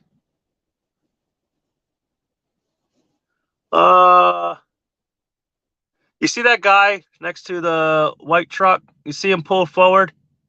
Look at the parking lot. How the hell is he gonna back out without either waking somebody up or fucking hitting someone? I don't know. First of all, he came in the wrong way, and then he pulls through and then parks. Like, there's plenty of room to easily back, like this guy too next to me earlier. I don't know how the hell he was that scared to bark in the spot. There's literally like three, almost 2.5 feet of room next to us. I don't know. It's just shit like that blows my mind. That's from someone telling that pull through is the best way. I probably. Let's see. Here we go. Yeah, I'm scared to death of most other drivers, especially four-wheelers. You know what though? When you're driving these, it's not really necessary. That's the thing too. There's the same thing I used to tell guys when I was training them at the pole yard when they were using the boom. You pick up the utility poles. Some of them were like 80-foot long poles, like 24 or 30 inches around. Like we're talking about, oversized shit. There's a fine line between too scared and being too cocky, and you got to stay in between that. There's two, like I said, and I keep saying there's two sides of that sword. You're too scared, you'll get killed. You're way too cocky, you're gonna get killed. You need to have that happy medium right in the middle, and that's that's the same thing with the four-wheelers. You got a camera in the truck and they do something really stupid. I know you don't want to waste the time and shit, but if it means you like wrecking your truck or going off through a guardrail and killing yourself, fucking plow into them. Fuck it. Don't kill yourself because the idiot made a horrible choice. Even if they're like, I'll give an example. Out there in Texas, we had that lady lose control of her pickup truck. She was speeding because they know how fast she was going because they know the I guess the cable, the length of the cable thing. She was speeding, lost control. Now, mind you, it was kind of snowing a little bit. Lost control, went across through the cable retention system, and head on into, I want to say, a Warner truck. I think this was Warner. Head on to Warner. Well, Warner had a a trainee in his seat, and his trainer. Well, I know there's probably still going through litigation and this. But apparently she won the case somehow because he was a new driver. Supposedly they said he should have been on the road in the bad conditions and stuff. Lady, you're the one that lost control, went across out of your lane and head on to somebody else. It's your fault. It sucks that your kids died or whatever, but take some fucking responsibility for yourself. Instead, I know you're trying to make money, but you're technically going to ruin that guy's life there. All he wants to do is make a living for himself. You're going to ruin his life. I mean, technically, I don't give a shit about Warner, but anyway, let's just say let's say it was me. And I had a guy or what on, I had 3 or 4 trucks. You just bankrupt my company. I won't ever be able to get insurance again. You just screwed somebody for their entire life. And now my kids might not go to college and yada, yada, so on and so forth. That's the shit you got to worry about with 4-wheelers. You don't really want to be scared of them to the point where, you're going to like veer off a cliff because one cut you off. But it's really what you want to be scared of is the other truck drivers out here. Those are the people. When you see these truck accidents and these piles ups, it's the trucks that really kill people. It's not really the if I plow through a 4-wheeler, tough beans. The only time I've seen where a 4-wheeler really, really screwed up with truck driver, usually these head-on crashes where the guy's coming at them like 100 mile an hour, and when they hit the truck, they get airborne and the vehicle comes into the cab. It's just what happens. Hell, there was that one guy that committed suicide. He stole an ambulance and ran an ambulance head on into a truck. Yeah, shit. Shit. You're not making it. But if you don't worry about the 4-wheelers. Screw them. You're gonna have a camera in the truck anyway, most likely. Just worry about what you do. As long as what you're doing is right, that's all that matters. Don't kill yourself to protect an idiot. The same thing with deer too. Don't drive the truck off the cliff to keep from running over Bambi. I know it's going to destroy your hood and your headlights and maybe your radiator and stuff. But guess what? You ain't getting the truck fixed after you roll it down the side of the mountain like 10 times, and you might not make it. I'm not trying to scare you. I mean, you're a paramedic. You know these things. I'm just saying. Oh no, it wasn't you were talking to. I'm talking to the guy's name. I can't really say. Sack Simper Tyree. Yeah. Oh, let's see. Cheap freight hauler. I have pre-pass in the windshield. That's why the app was telling me that my scores are great. Yeah. Let's see. David Edwards. More parking. What did I miss there? I must have missed something there from David. Let's see. Cheap freight hauler. I'm going to change. It's not about safety. It's about money.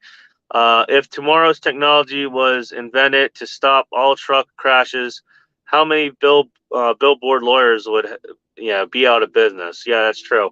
Hey, you know what's funny? Yeah, you're really good. You think about it, you're really stretched. You know what most of them would be out of business, but the smart ones would come up with some other schemy way to start going after Tesla self-driving trucks and everything else. Don't worry, don't worry. They got something up their sleeves.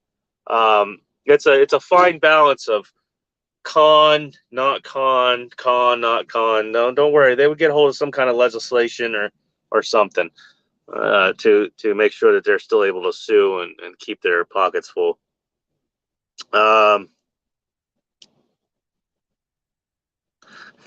Cheap freight hauler. That's because it had a Cummins in it.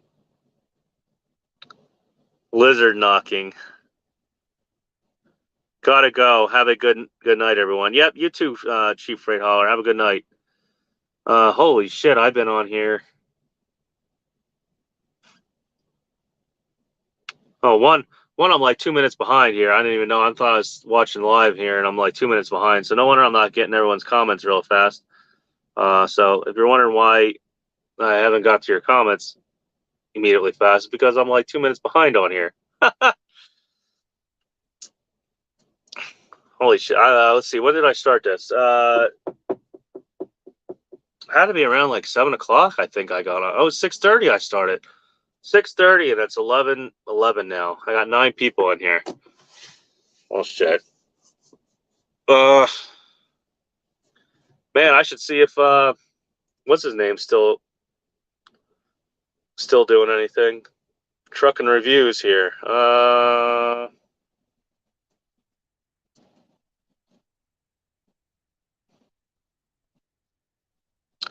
Let's see if he's still sitting around somewhere.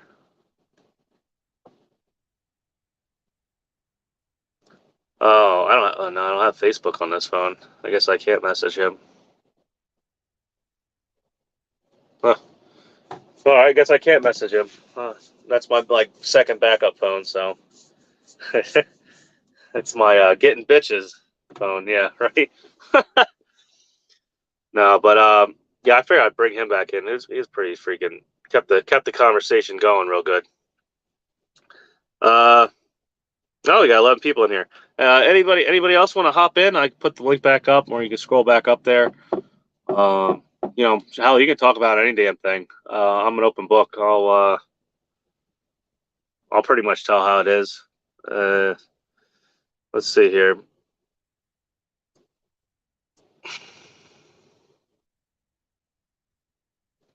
Yeah, but like I was saying, for the way people think of the industry when they get in here, the guys that do come in and they get their lease truck, and then they say they're CEO and all this stuff. I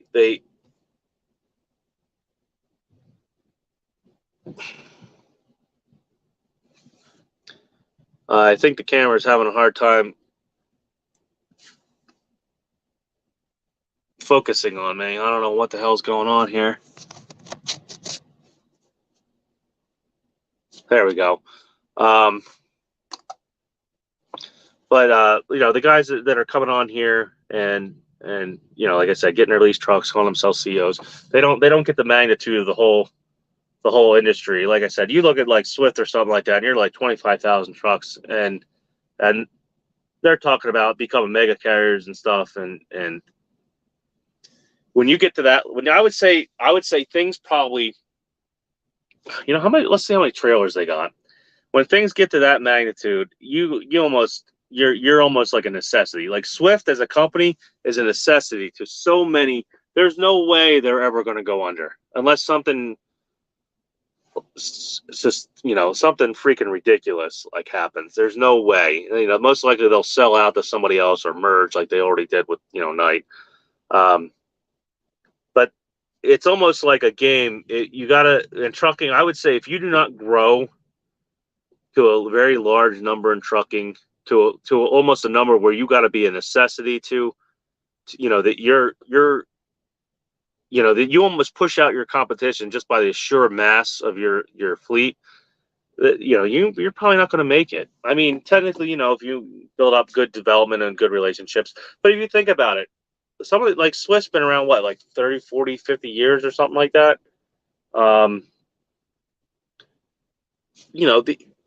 These companies change owners. They change, your customers, the people you haul freight for, they change owners, they change managers and shit. They can just go with anybody on anytime contract's up, or they can find a way to break out of the contract or just say, screw it. But if you become that big and that much of a necessity for that company, guess what? You start almost being able to name your own price, and that's kind of like how big Swift has got. Let's see. Trailer. All right.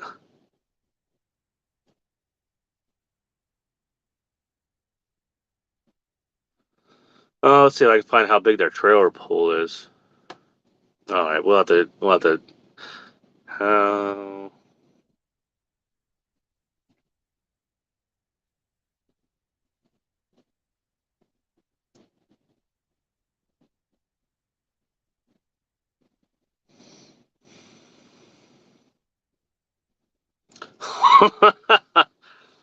Oh, let's see here. So Swift has 58,000 trailers, and that was in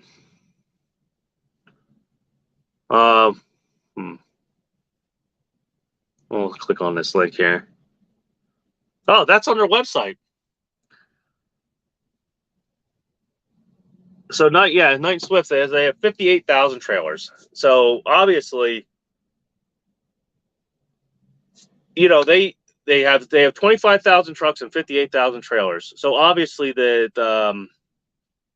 know, they're a big part of some people's business. They are not going anywhere.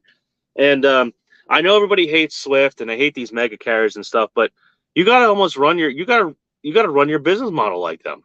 That's how they are the way they are. I mean, in the beginning, you know, they probably had cutthroat shit they did, and those cowboy days are gone. You know, there's too many people watching things that you're doing. You know, I'm sure, who knows, maybe back in the day they might have took some loads from Mexico too. You know, shit like that.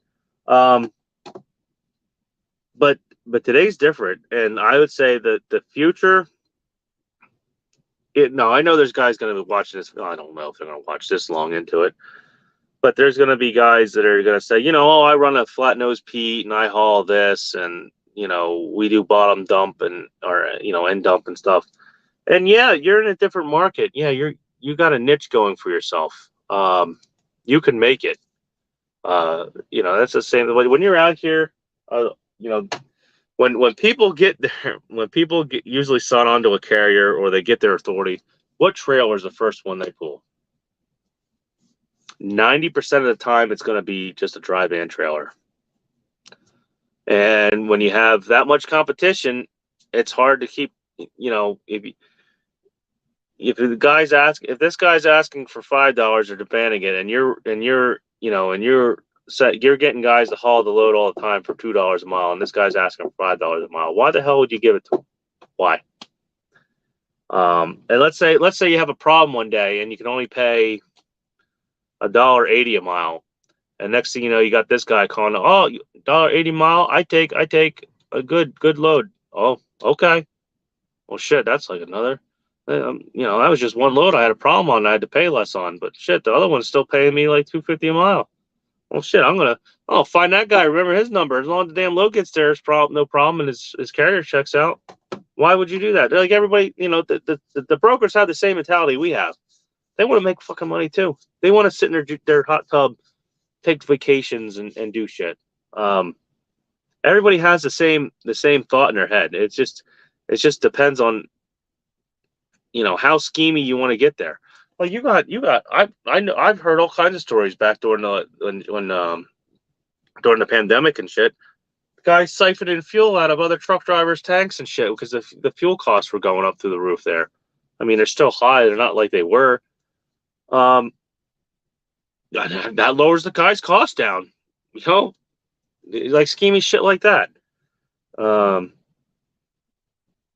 So just in general, business wise, that's kind of like what I was trying to get at. It's maybe we should read some of these ATA things. You know, like know your enemy.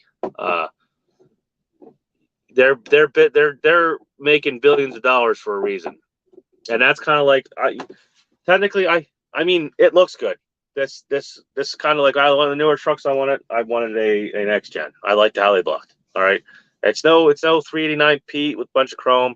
It's no.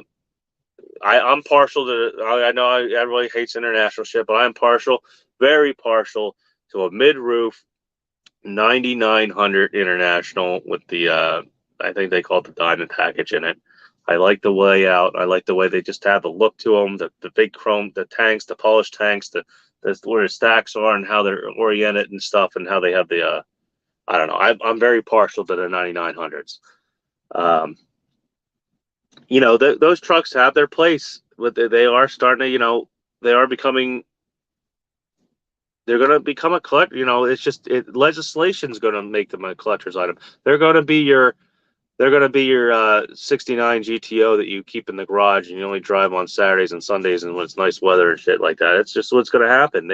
You're not going to take your GTO that has a 3-speed and a 375 rear and get on, you know, 95 or the turnpike every single day and run the damn thing at what, like 4,000 RPM down the road.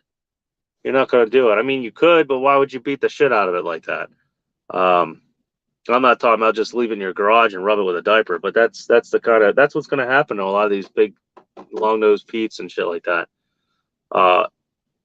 Eventually, their customers that they haul for, like I said, they're going to die. The owners are going to die off. They're going to sell the company. The different managers come in, and they're going to want to lower the rates. I mean, there's a possibility. Maybe you know them real good. Maybe it's not going to happen, but it could happen. Now that being said, will I ever own one? If I'm making like Swift and night money and shit, and I'm technically I'm a professional truck driver, hell yeah, I'll buy a few. I don't care. I'll blow some money for some publicity or to have some fun, do tractor pulls and shit. But realistically, right now, to have like a fleet of a bunch of trucks that only get 5 or 6 miles at a gallon, and do regular spot market OTR work,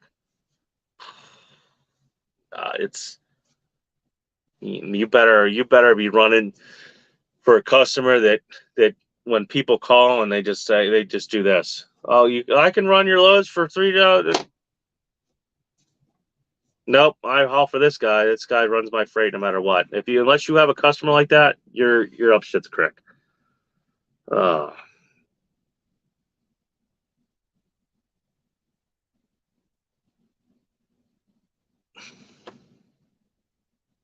I thought I'd have a comment. I don't know, maybe it locked up. I'm trying to make sure I'm getting comments here. Yeah, it's almost midnight. I'm gonna probably cut it here. I mean, if there's anybody else have any information, just hearing me ramble. I know there's 10 guys in here. If you can, please hit the like button. If you're new, subscribe. I'll hang in here for a little bit, but unless somebody's gonna pop on, the link and or comment, I'm probably gonna try to take a shower now.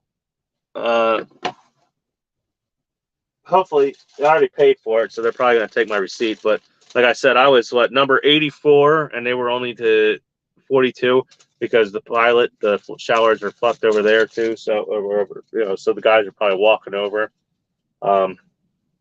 Yeah, so I'd imagine you were talking about like at least like 45 minutes a shower per person. I'd say so.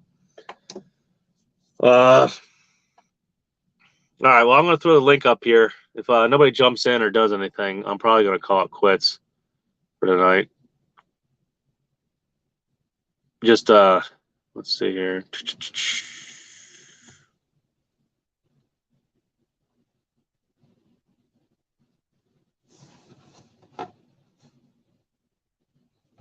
All right. Let's see if I can figure out. Yep, there we go. See, on the keyboard, I could just hit copy paste and not touching the freaking camera and screen and shit.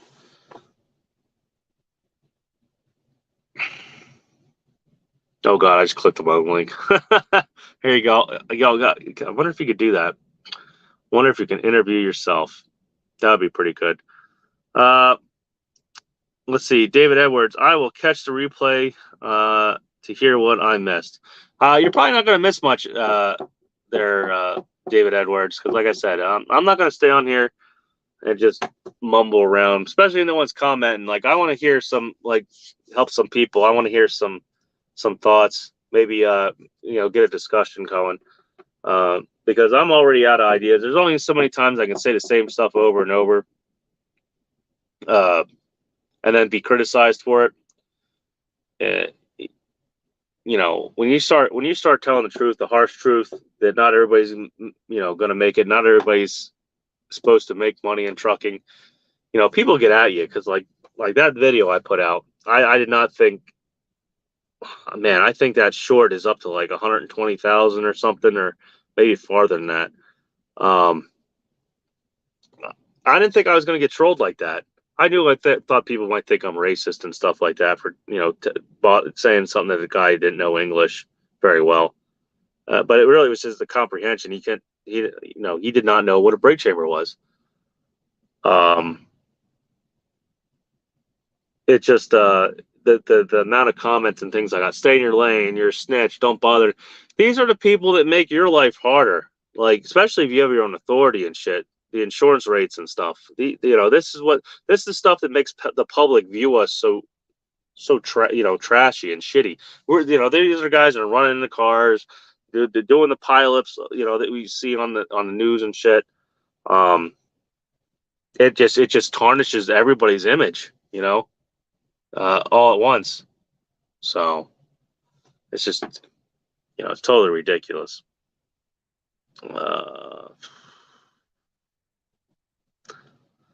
I wish I was able. I should have copied. Next time I'm going to just talk about some articles. I'm going to copy and paste the articles off of that phone and put them on here, because, well, let's see. I got an email.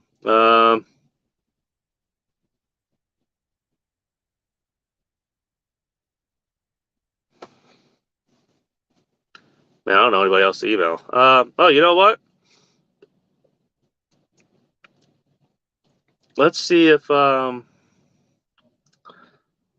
let's say if this Truck and Life will come on.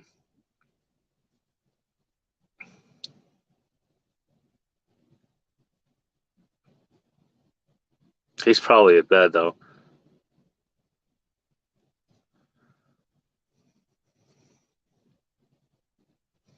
Let's copy my link here.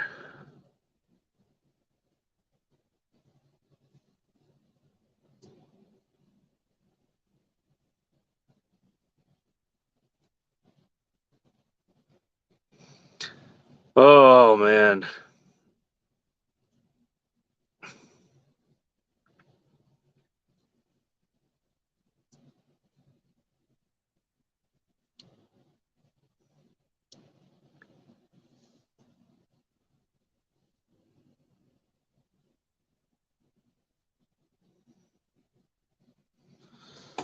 He's probably in bed anyway. I mean, I got nothing to do tomorrow. I don't even have a load. Unless maybe I do. Let's see. No, nobody texted me or anything. My wifey texted me. So they found an 18-inch pipe bomb by the train tracks in Philadelphia. Huh. I still think, in my opinion, I think a lot of the shit that's been going on lately has been sabotaged, in my opinion. I just don't think the government wants anybody to know anything about it. Oh, here we go. Off the rails on some government shit. Or political. I don't know. Just a lot of things have been happening really weird. Like all these huge food distribution places burning down and stuff. It's got a little out of hand. Let's see. Hunter Casserola. I got a million miles on a Cascadia that needs a one box. I'm about to read it off here instead of like staring at the phone like an idiot.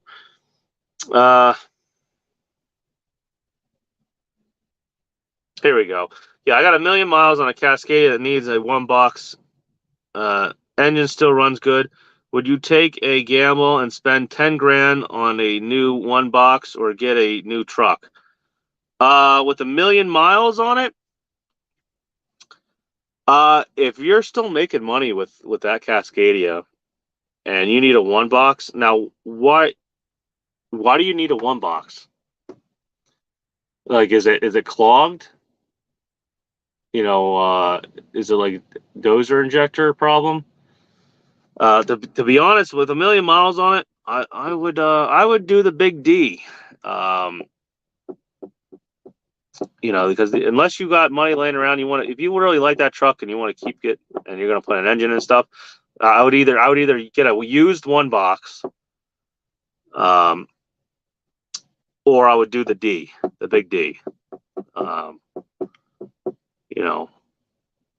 That being said, because maybe the truck might make it to 1.5 million, but you're living on borrowed time with that truck.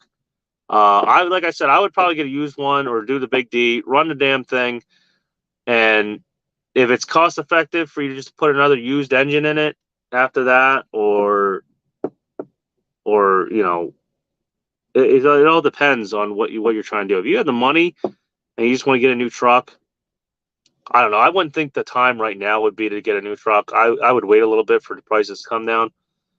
You can already find some good deals, but I definitely would not put put a new $10,000 10 gram. I would either get a used one, or I would go pay somebody to $2,000 or $3,000 to do the D to it.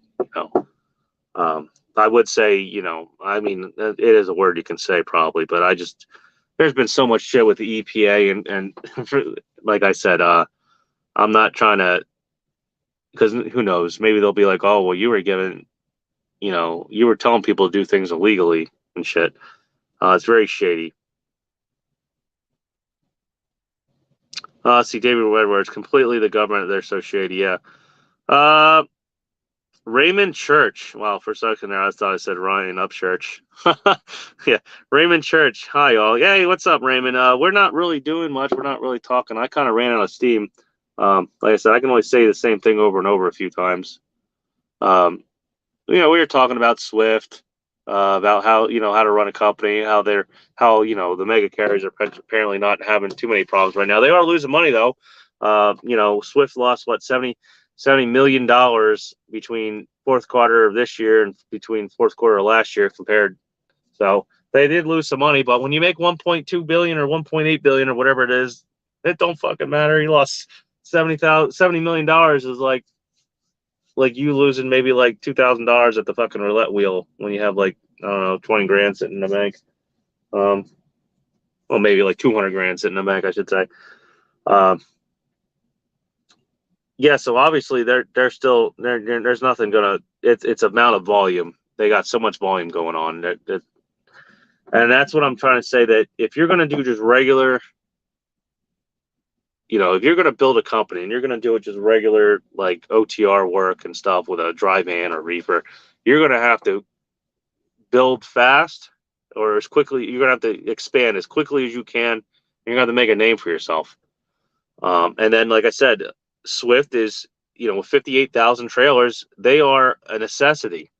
They are a necessity to companies. There are companies that will not get rid of them because there's nobody that can take their place.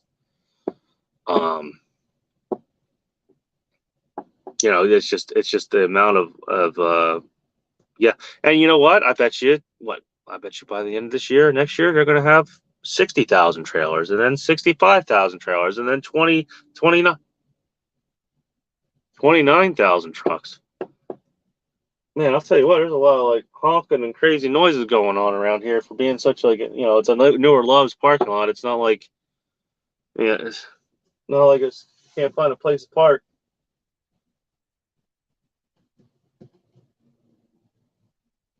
I don't know.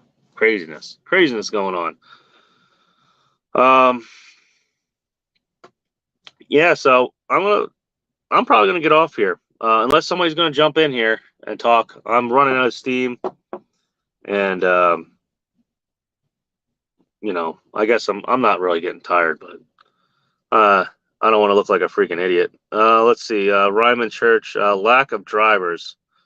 Lack of drivers. What for building a company? You know what? If you look at these bigger companies, all right, like Swift and Knight and stuff, they obviously they have an image problem, and they still got tons of people showing up, and not only do they have just new guys showing up, they have people like Truckers Coach showing up to Swift. So obviously there's some kind of draw. There's marketing. They're able to market. When I was looking for a driver, I did Craigslist because one was free. I tried to do Indeed, but freaking Indeed, oh my, it cost a lot, and the problem was they would put your name and what you're looking for your job out there. They put it out to a lot of people, but the people that were applying were like, they didn't really meet the truck driver criteria. Some had like CDLs and shit, Class B. And I specifically set up and told them what I was looking for. Now, technically with Indeed, you can call them up, you can call a person up and they'll change like settings and algorithms and stuff to get the market or whatever you're really looking for.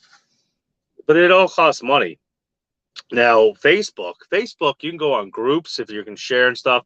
most of the drivers when I was recruiting for the extra one, and then secondly the second truck I had there for a little bit when I was doing the pull yard thing, I was using Facebook. In fact, if you go look, you can find my Facebook, my Facebook thing.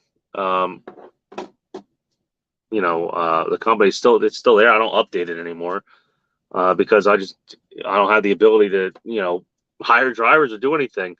But I did pull yard work, and with the Facebook page, me looking more legitimate, like a real business with a Facebook page, pictures of trucks, delivering pulls, the shop that at least I was kind of working out. People felt it was a legitimate. It wasn't just some owner operator that was gonna maybe not pay you on Friday. So I was getting people putting in resumes and stuff on Facebook. It cost me some money to make the reach. Like it was cost me $20, $50 here and there. You paid for the reach. It got out, but I got legitimate local applications for a driver position. So it wasn't.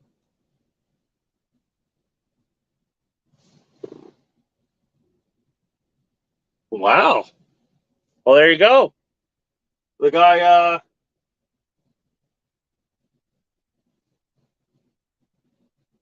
I don't know where the hell he came from. I guess he just backed out of it was a flatbed driver, just backed out of a spot with a spread axle. I guess he don't have no load on it.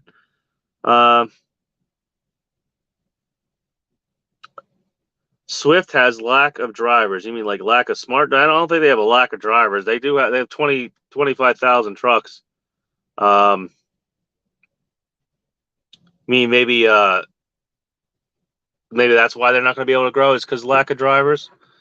Yeah, well that too. I mean, like I said, the cat's out of the bag. People don't want to work for Swift.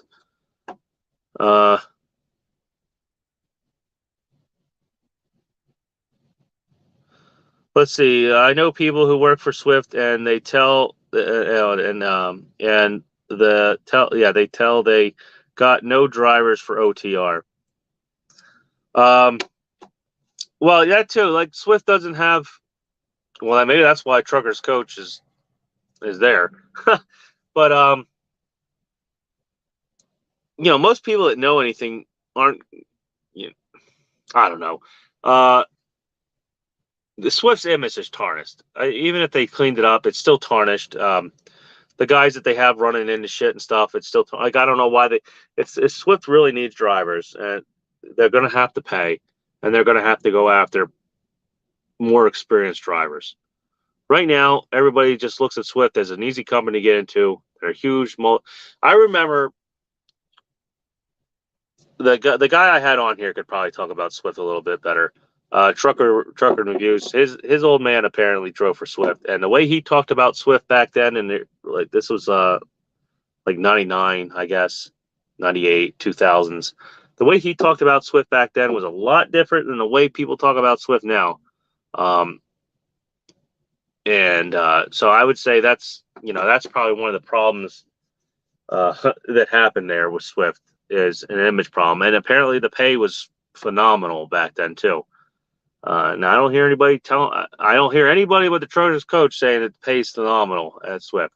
Very, very rarely. I mean, there's probably niches and just like any other company, dedicated accounts that are paying really well. But as a whole, I don't ever hear anybody coming out and praising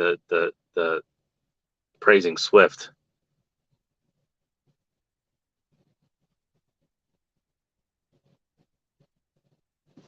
Snorlor is making some posts about oh yeah, wow. Despite reducing sugar, diet sodas do not reduce the risk of obesity, metabolic syndrome, stroke, or heart attack. But why? Because it is insulin, not calories, that ultimately drive obesity and metabolic syndrome. Oh, well, there you go. Well, coming from him, diet soda is BS.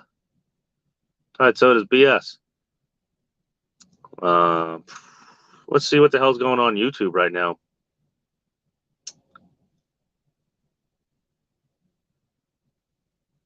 Let's see here. My last channel, the damn video where I say everybody's still trolling me.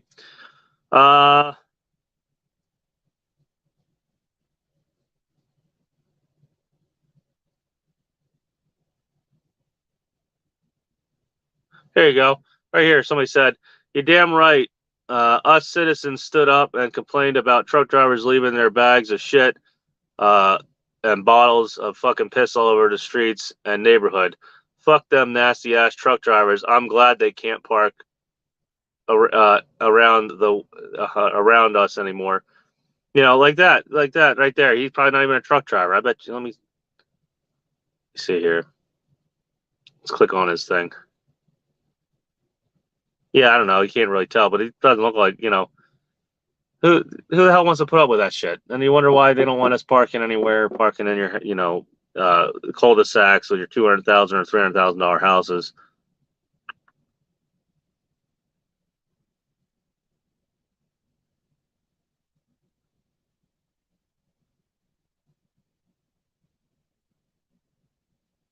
How'd that deep fake stuff? Anybody hear about the Joe Rogan deep fake?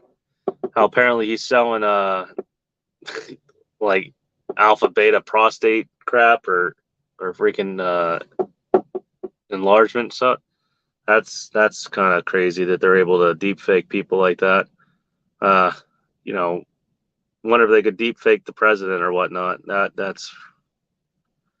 could get real dicey right there.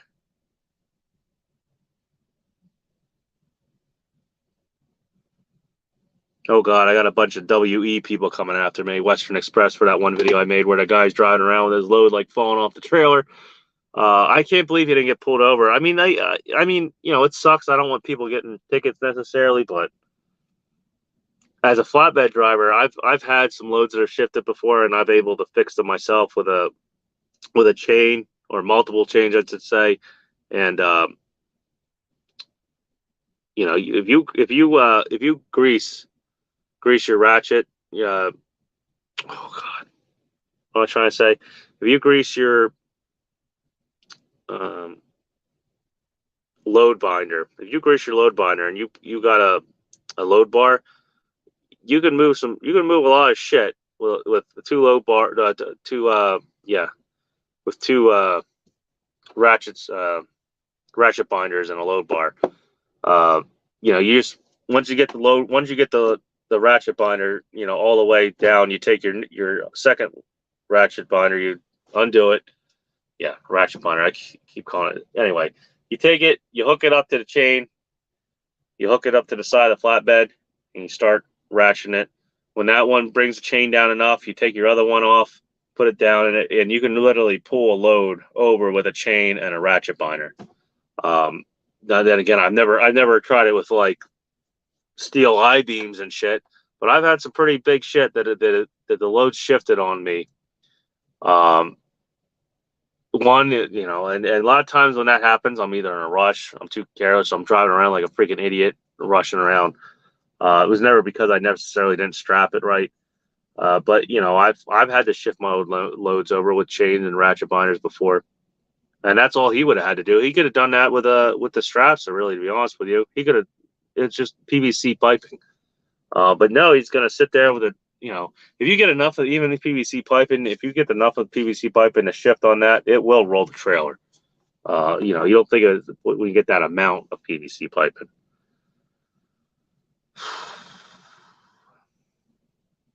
All right, I'm out of steam. Oh, well, maybe not. I was gonna say I don't want to like just cut anybody off, but let's go back here. I'd rather read it off of here.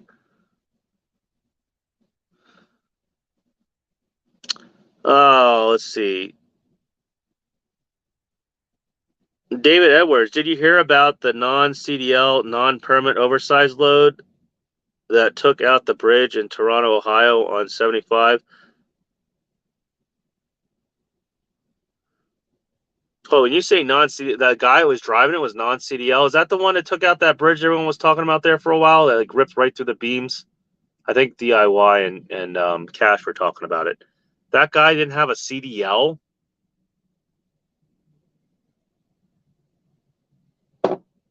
What the? Yeah, like that's shit like that. Like that's what the FMCSA should be going after. Like things like that, not like not putting front driving facing cameras maybe in our trucks or the speed limit shit. Like you start from the bottom, you work from the bottom, you solve the problem from the bottom, and it'll literally solve all those other problems. They won't have the you won't have the traffic fatalities. You won't have the guys uh, driving off the road and following their GPS into the woods and shit, and the pile ups during the snowstorms and the squalls. Guys doing oversized loads without permits or a CDL. Like holy crap! It's just stupid stuff like that. And then people are like, "Oh, I can't believe you're calling people out and you're not helping the guy and stuff and yada yada yada." Like holy, they're doing like. So I'm guessing he had no pilot cars either. What was he running this load like? What what was he running this load with? Like how much was he getting paid? Like who was the company? Was he just an owner operator? Any information about that? Was he just like a regular owner operator? Did he run for a company? Here, I'm gonna look it up real quick. Uh, driver 75 bridge. Uh,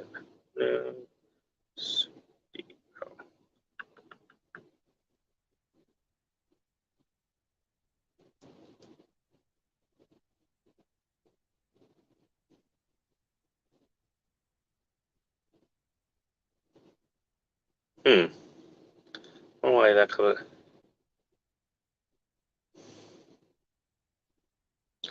Driver that hit 75 bridge had no CDL. Why didn't you think a news story would come up for that? Uh,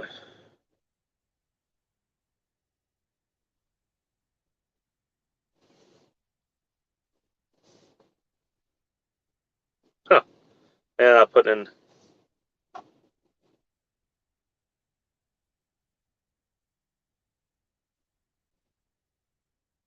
Oh, there we go. Let's see. He was arrested apparently. Okay, truck driver arrested for hit and run, no license after allegedly striking Ohio overpass. So he did a hit and run. On top of that, I didn't know. So he did a hit and run after striking Ohio overpass load without a permit. A Florida-based truck driver. So okay, so he was Florida-based. I wonder how this goes. So it doesn't sound like he had a company, but he just says Florida. So it sounded like it was his company. A Florida-based truck driver was arrested on multiple charges on Friday morning after reportedly striking an overpass in the Toledo area, causing significant damage and forcing an interstate closure, according to officials in Ohio. The overpass strike occurred around 2 a.m. on Friday, February 10th, in Roseford, Ohio. Yeah, man, that wasn't a real big beam, to be honest. I mean, that bridge was an older bridge. They got a new bridge out of that. I'll tell you that. Those only screwed out that one beam. I don't think that bridge is really structurally too hampered, but they're gonna definitely have to replace that beam. Let's see. A semi truck hauling an oversized load and doesn't say what it was. I'm gonna say it was probably an excavator. Northbound on I-75 in at Lima City Road struck the overpass. According to 13 ABC, 3 vehicles were damaged by debris from the bridge strike, but no one was hurt.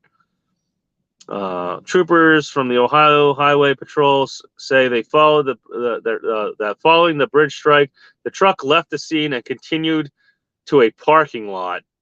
A witness followed the truck to the lot and informed the police about the whereabouts of the truck. I wonder if he just went to. Let's see what his name is. Okay, so Miami Gardens, Florida-based truck driver Laveros Ruth, 43, was arrested and booked. Well, you know what? Here we go. Let's see.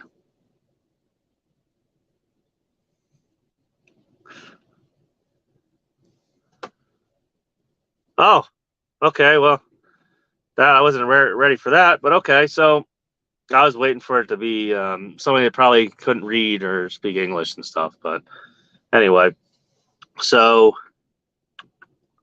let's go back here. 43 Miami Gardens audit is in. Let's see. He is in. It's moving on me.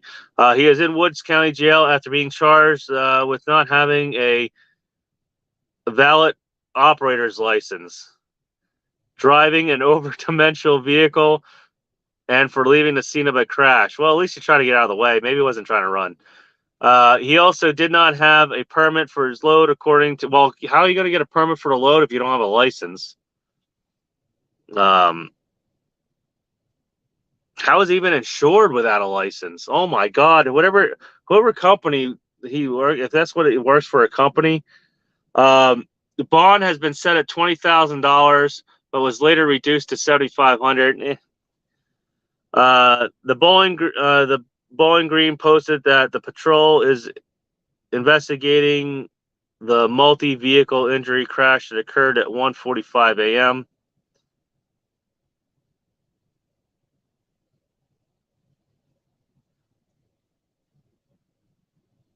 I guess they call it a multi-vehicle crash because other cars got hit.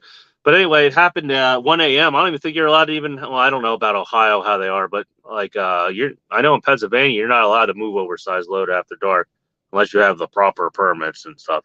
The preliminary investigation shows that the Peterbilt semi tractor trailer combination operated by Ruth was driving. I don't know why it's spaced out like this. If you look, it's kind of weird. Driving I-75 when the load, which was the base of an intermodal container. The base of an intermodal container. The base of an intermodal container. The only thing I can think of is like an oversized intermodal container. Struck the Lime City Road overpass. The impact caused the debris to strike other vehicles. Yada yada yada. Driver injured after the crash. Ruth did not stop. Witnesses who initially struck by the debris followed Ruth and noticed law enforcement officer on his location east of I-75. Close. ODOT crews are working with the contractor to remove the portion of the bridge deck and beam damaged in the crash. Oh my gosh, it's going to be expensive. I-75 is one of the busiest furrow routes in the country, and we are working hard to get traffic moving along. Yada yada yada. Said ODOT 2 district. Northbound Rapid Ohio Turnpike to I-75 is closed. Well, that's kind of sucks. And that was the end of that. What I want to know is still, I want to know I don't know why they didn't say what trucking company he works for. That I want to find out. To see if he works for a trucking company, or I wish they would have a picture of the truck that hit it or something.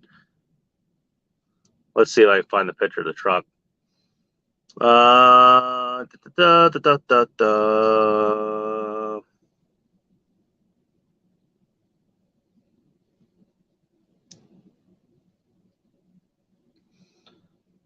Truck that hit 75 overpass.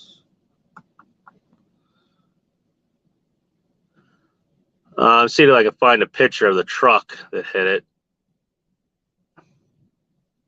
Man, they're taking that damn bridge apart. It looks like they're going to put a whole new beam in it, and they got to re-pour all that concrete. So they're not going to rip the whole bridge down, or the whole overpass, but they're sure as hell doing some damn work to it.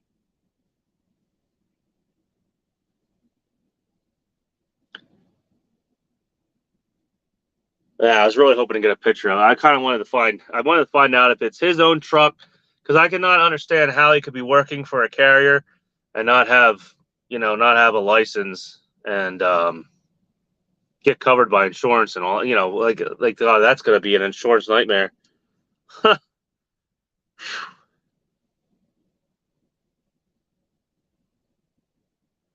Nope. I'm really curious as to where they were a citizen. Yeah, I know. Well, I ended up looking up his name and his picture. Yeah, they have his snap. The shot of him, his mug shot. 'Cause I was trying to find out where he was a citizen. Yeah, I know. Well, I ended up looking up his name and his picture. Yeah, they have his snap. The shot. They have his mug shot.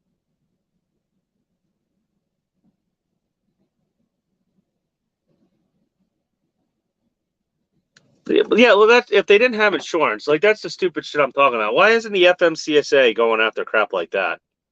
Like right there, that you know, maybe the FMCSA can't afford to hire enough people to keep shit like that from happening. So you know what? Maybe we should pay $5,000 instead of $300 to get your authority. Um, it's just mind blowing. It's that shit like that could go on. How the hell did he go? So he was coming up from Florida or going back to Florida. But even though he made it all the way from Florida to Ohio with no permits, no permit. How the hell did he get the? I I can barely. When I was doing utility poles, I could barely make it out of Pennsylvania without, you know, like especially Florida. I mean, if that was permit load in Florida too, I know people that get popped for dumb like oversized things. Apparently, uh, if you have a 53-foot, hold on, if you have a 45-foot trailer with overhang and it's a spread axle, there's some kind of law about oversize and overhang. It's kind of dumb. It's a stupid gray area, but you got to pay for another special permit that nobody really knows about. But they pop guys all the time there in Florida for it. Like, how the hell did he manage to get do that? Holy crap! Yeah, that's what I'm saying. How do you make it to 1,100 miles without a trip without being stopped? I'll have a burned out like running light on my brand new truck, and DOT will like, be all over my ass. This guy's driving around with no insurance. So I imagine that means too that most likely everything about the truck, there's probably registration, um, the DOT numbers probably aren't like. How did he do that? How did he get through? Because when you go through a like, how did he get through? Let's see which way he would have went up. If he was going to come up, well, he wasn't going to go through Virginia or anything like that. I don't think so. I don't think he would have went through Virginia or anything like that. But I just can't fathom how he made it. It's totally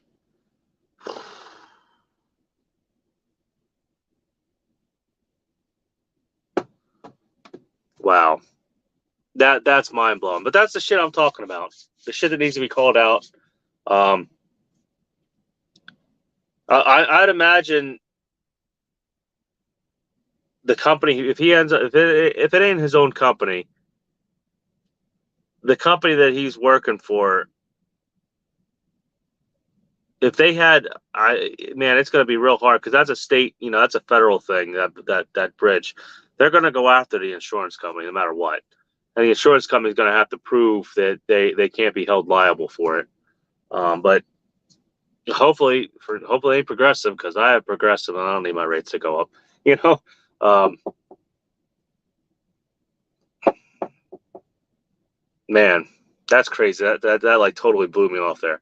See, I knew the bridge got hit and everything. I didn't know it was somebody with no CDL, no permits, and every fucking thing like that.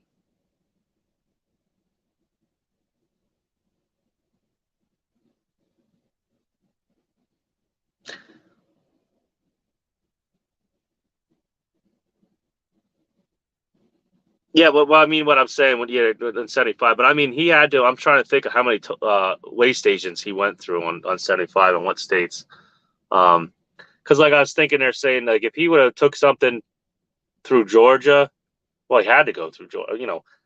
Some of the way stations I'm just thinking about and how like hard ass they are. He had to be running at night when nobody was around, just no cops saw him. Because I guess it sounds like it was a container though. Now thinking of it. Um, Although they said container base. So, like I said, I would have liked to see a picture of the truck and what he was hauling. That would have been nice to see. Um, because I'm thinking it's one of those 14-foot tall containers. The ones you sometimes see down south moving around. Because at night driving that around, nobody's gonna really like a cop ain't gonna really think that's an oversized load. Um, So that's the only way I think he got away with it. If that's what I think it is, with one of those oversized, tall, super tall containers. Because I cannot imagine. Let's see here. Yeah, I still cannot find a picture. I would really like to try to see a picture of this container or whatever it was, container base, they're saying.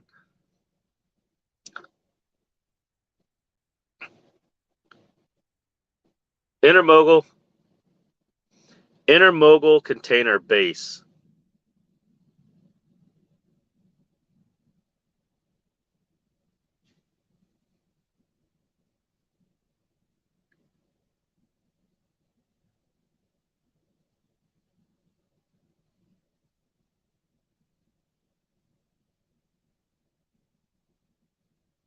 There's like bases that they sit on for transport and stuff, but yeah, I don't see. And the only way I could think an Intermogul container would be oversized if, well, one, it had more axles or whatnot, it was way, overweight, or if it was, uh,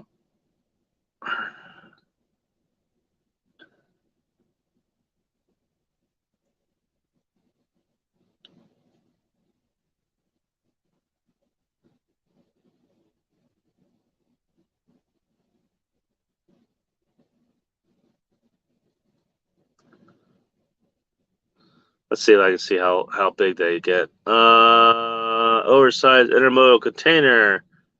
No, I don't have any height. Trying to see how high they are. Yeah, they have. Well, they obviously have. I think the bridges in Ohio are like at least 14 feet, almost 13.8 or something like that. I don't know. That's mind blowing. I really can't believe that. That's some stupid shit like that would go on.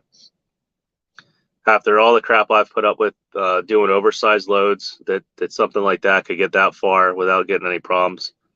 That almost like infuriates me because when I did oversized, some of the bullshit I had to put up with DOT inspections. Let me see. Let me see if I can show some of the shit I used to do. See, I'm afraid to pull. I could probably. Well, I could probably share the screen on here. I don't know what I got because I got the free version. But going through my pictures, there's some personal pictures that I don't think I'd want to. Well, I mean, I could care less, but she probably wouldn't let other people see. But anyway, yeah, I'm gonna get going. I'll probably go take a shower and stuff. I can't imagine the wait being very long now, so I'm gonna hit the sack. Well, take a shower and hit the sack. So everyone, thanks for stopping by. I can't believe I still got 9 people in here at freaking 12 o'clock at midnight. I've been on here for 5.5 hours. That's probably my longest live feed. But there was a lot of good conversation. Maybe, me and Trucking Reviews will get on here and talk some shit again. Maybe next time F8, Scott or whatever. So,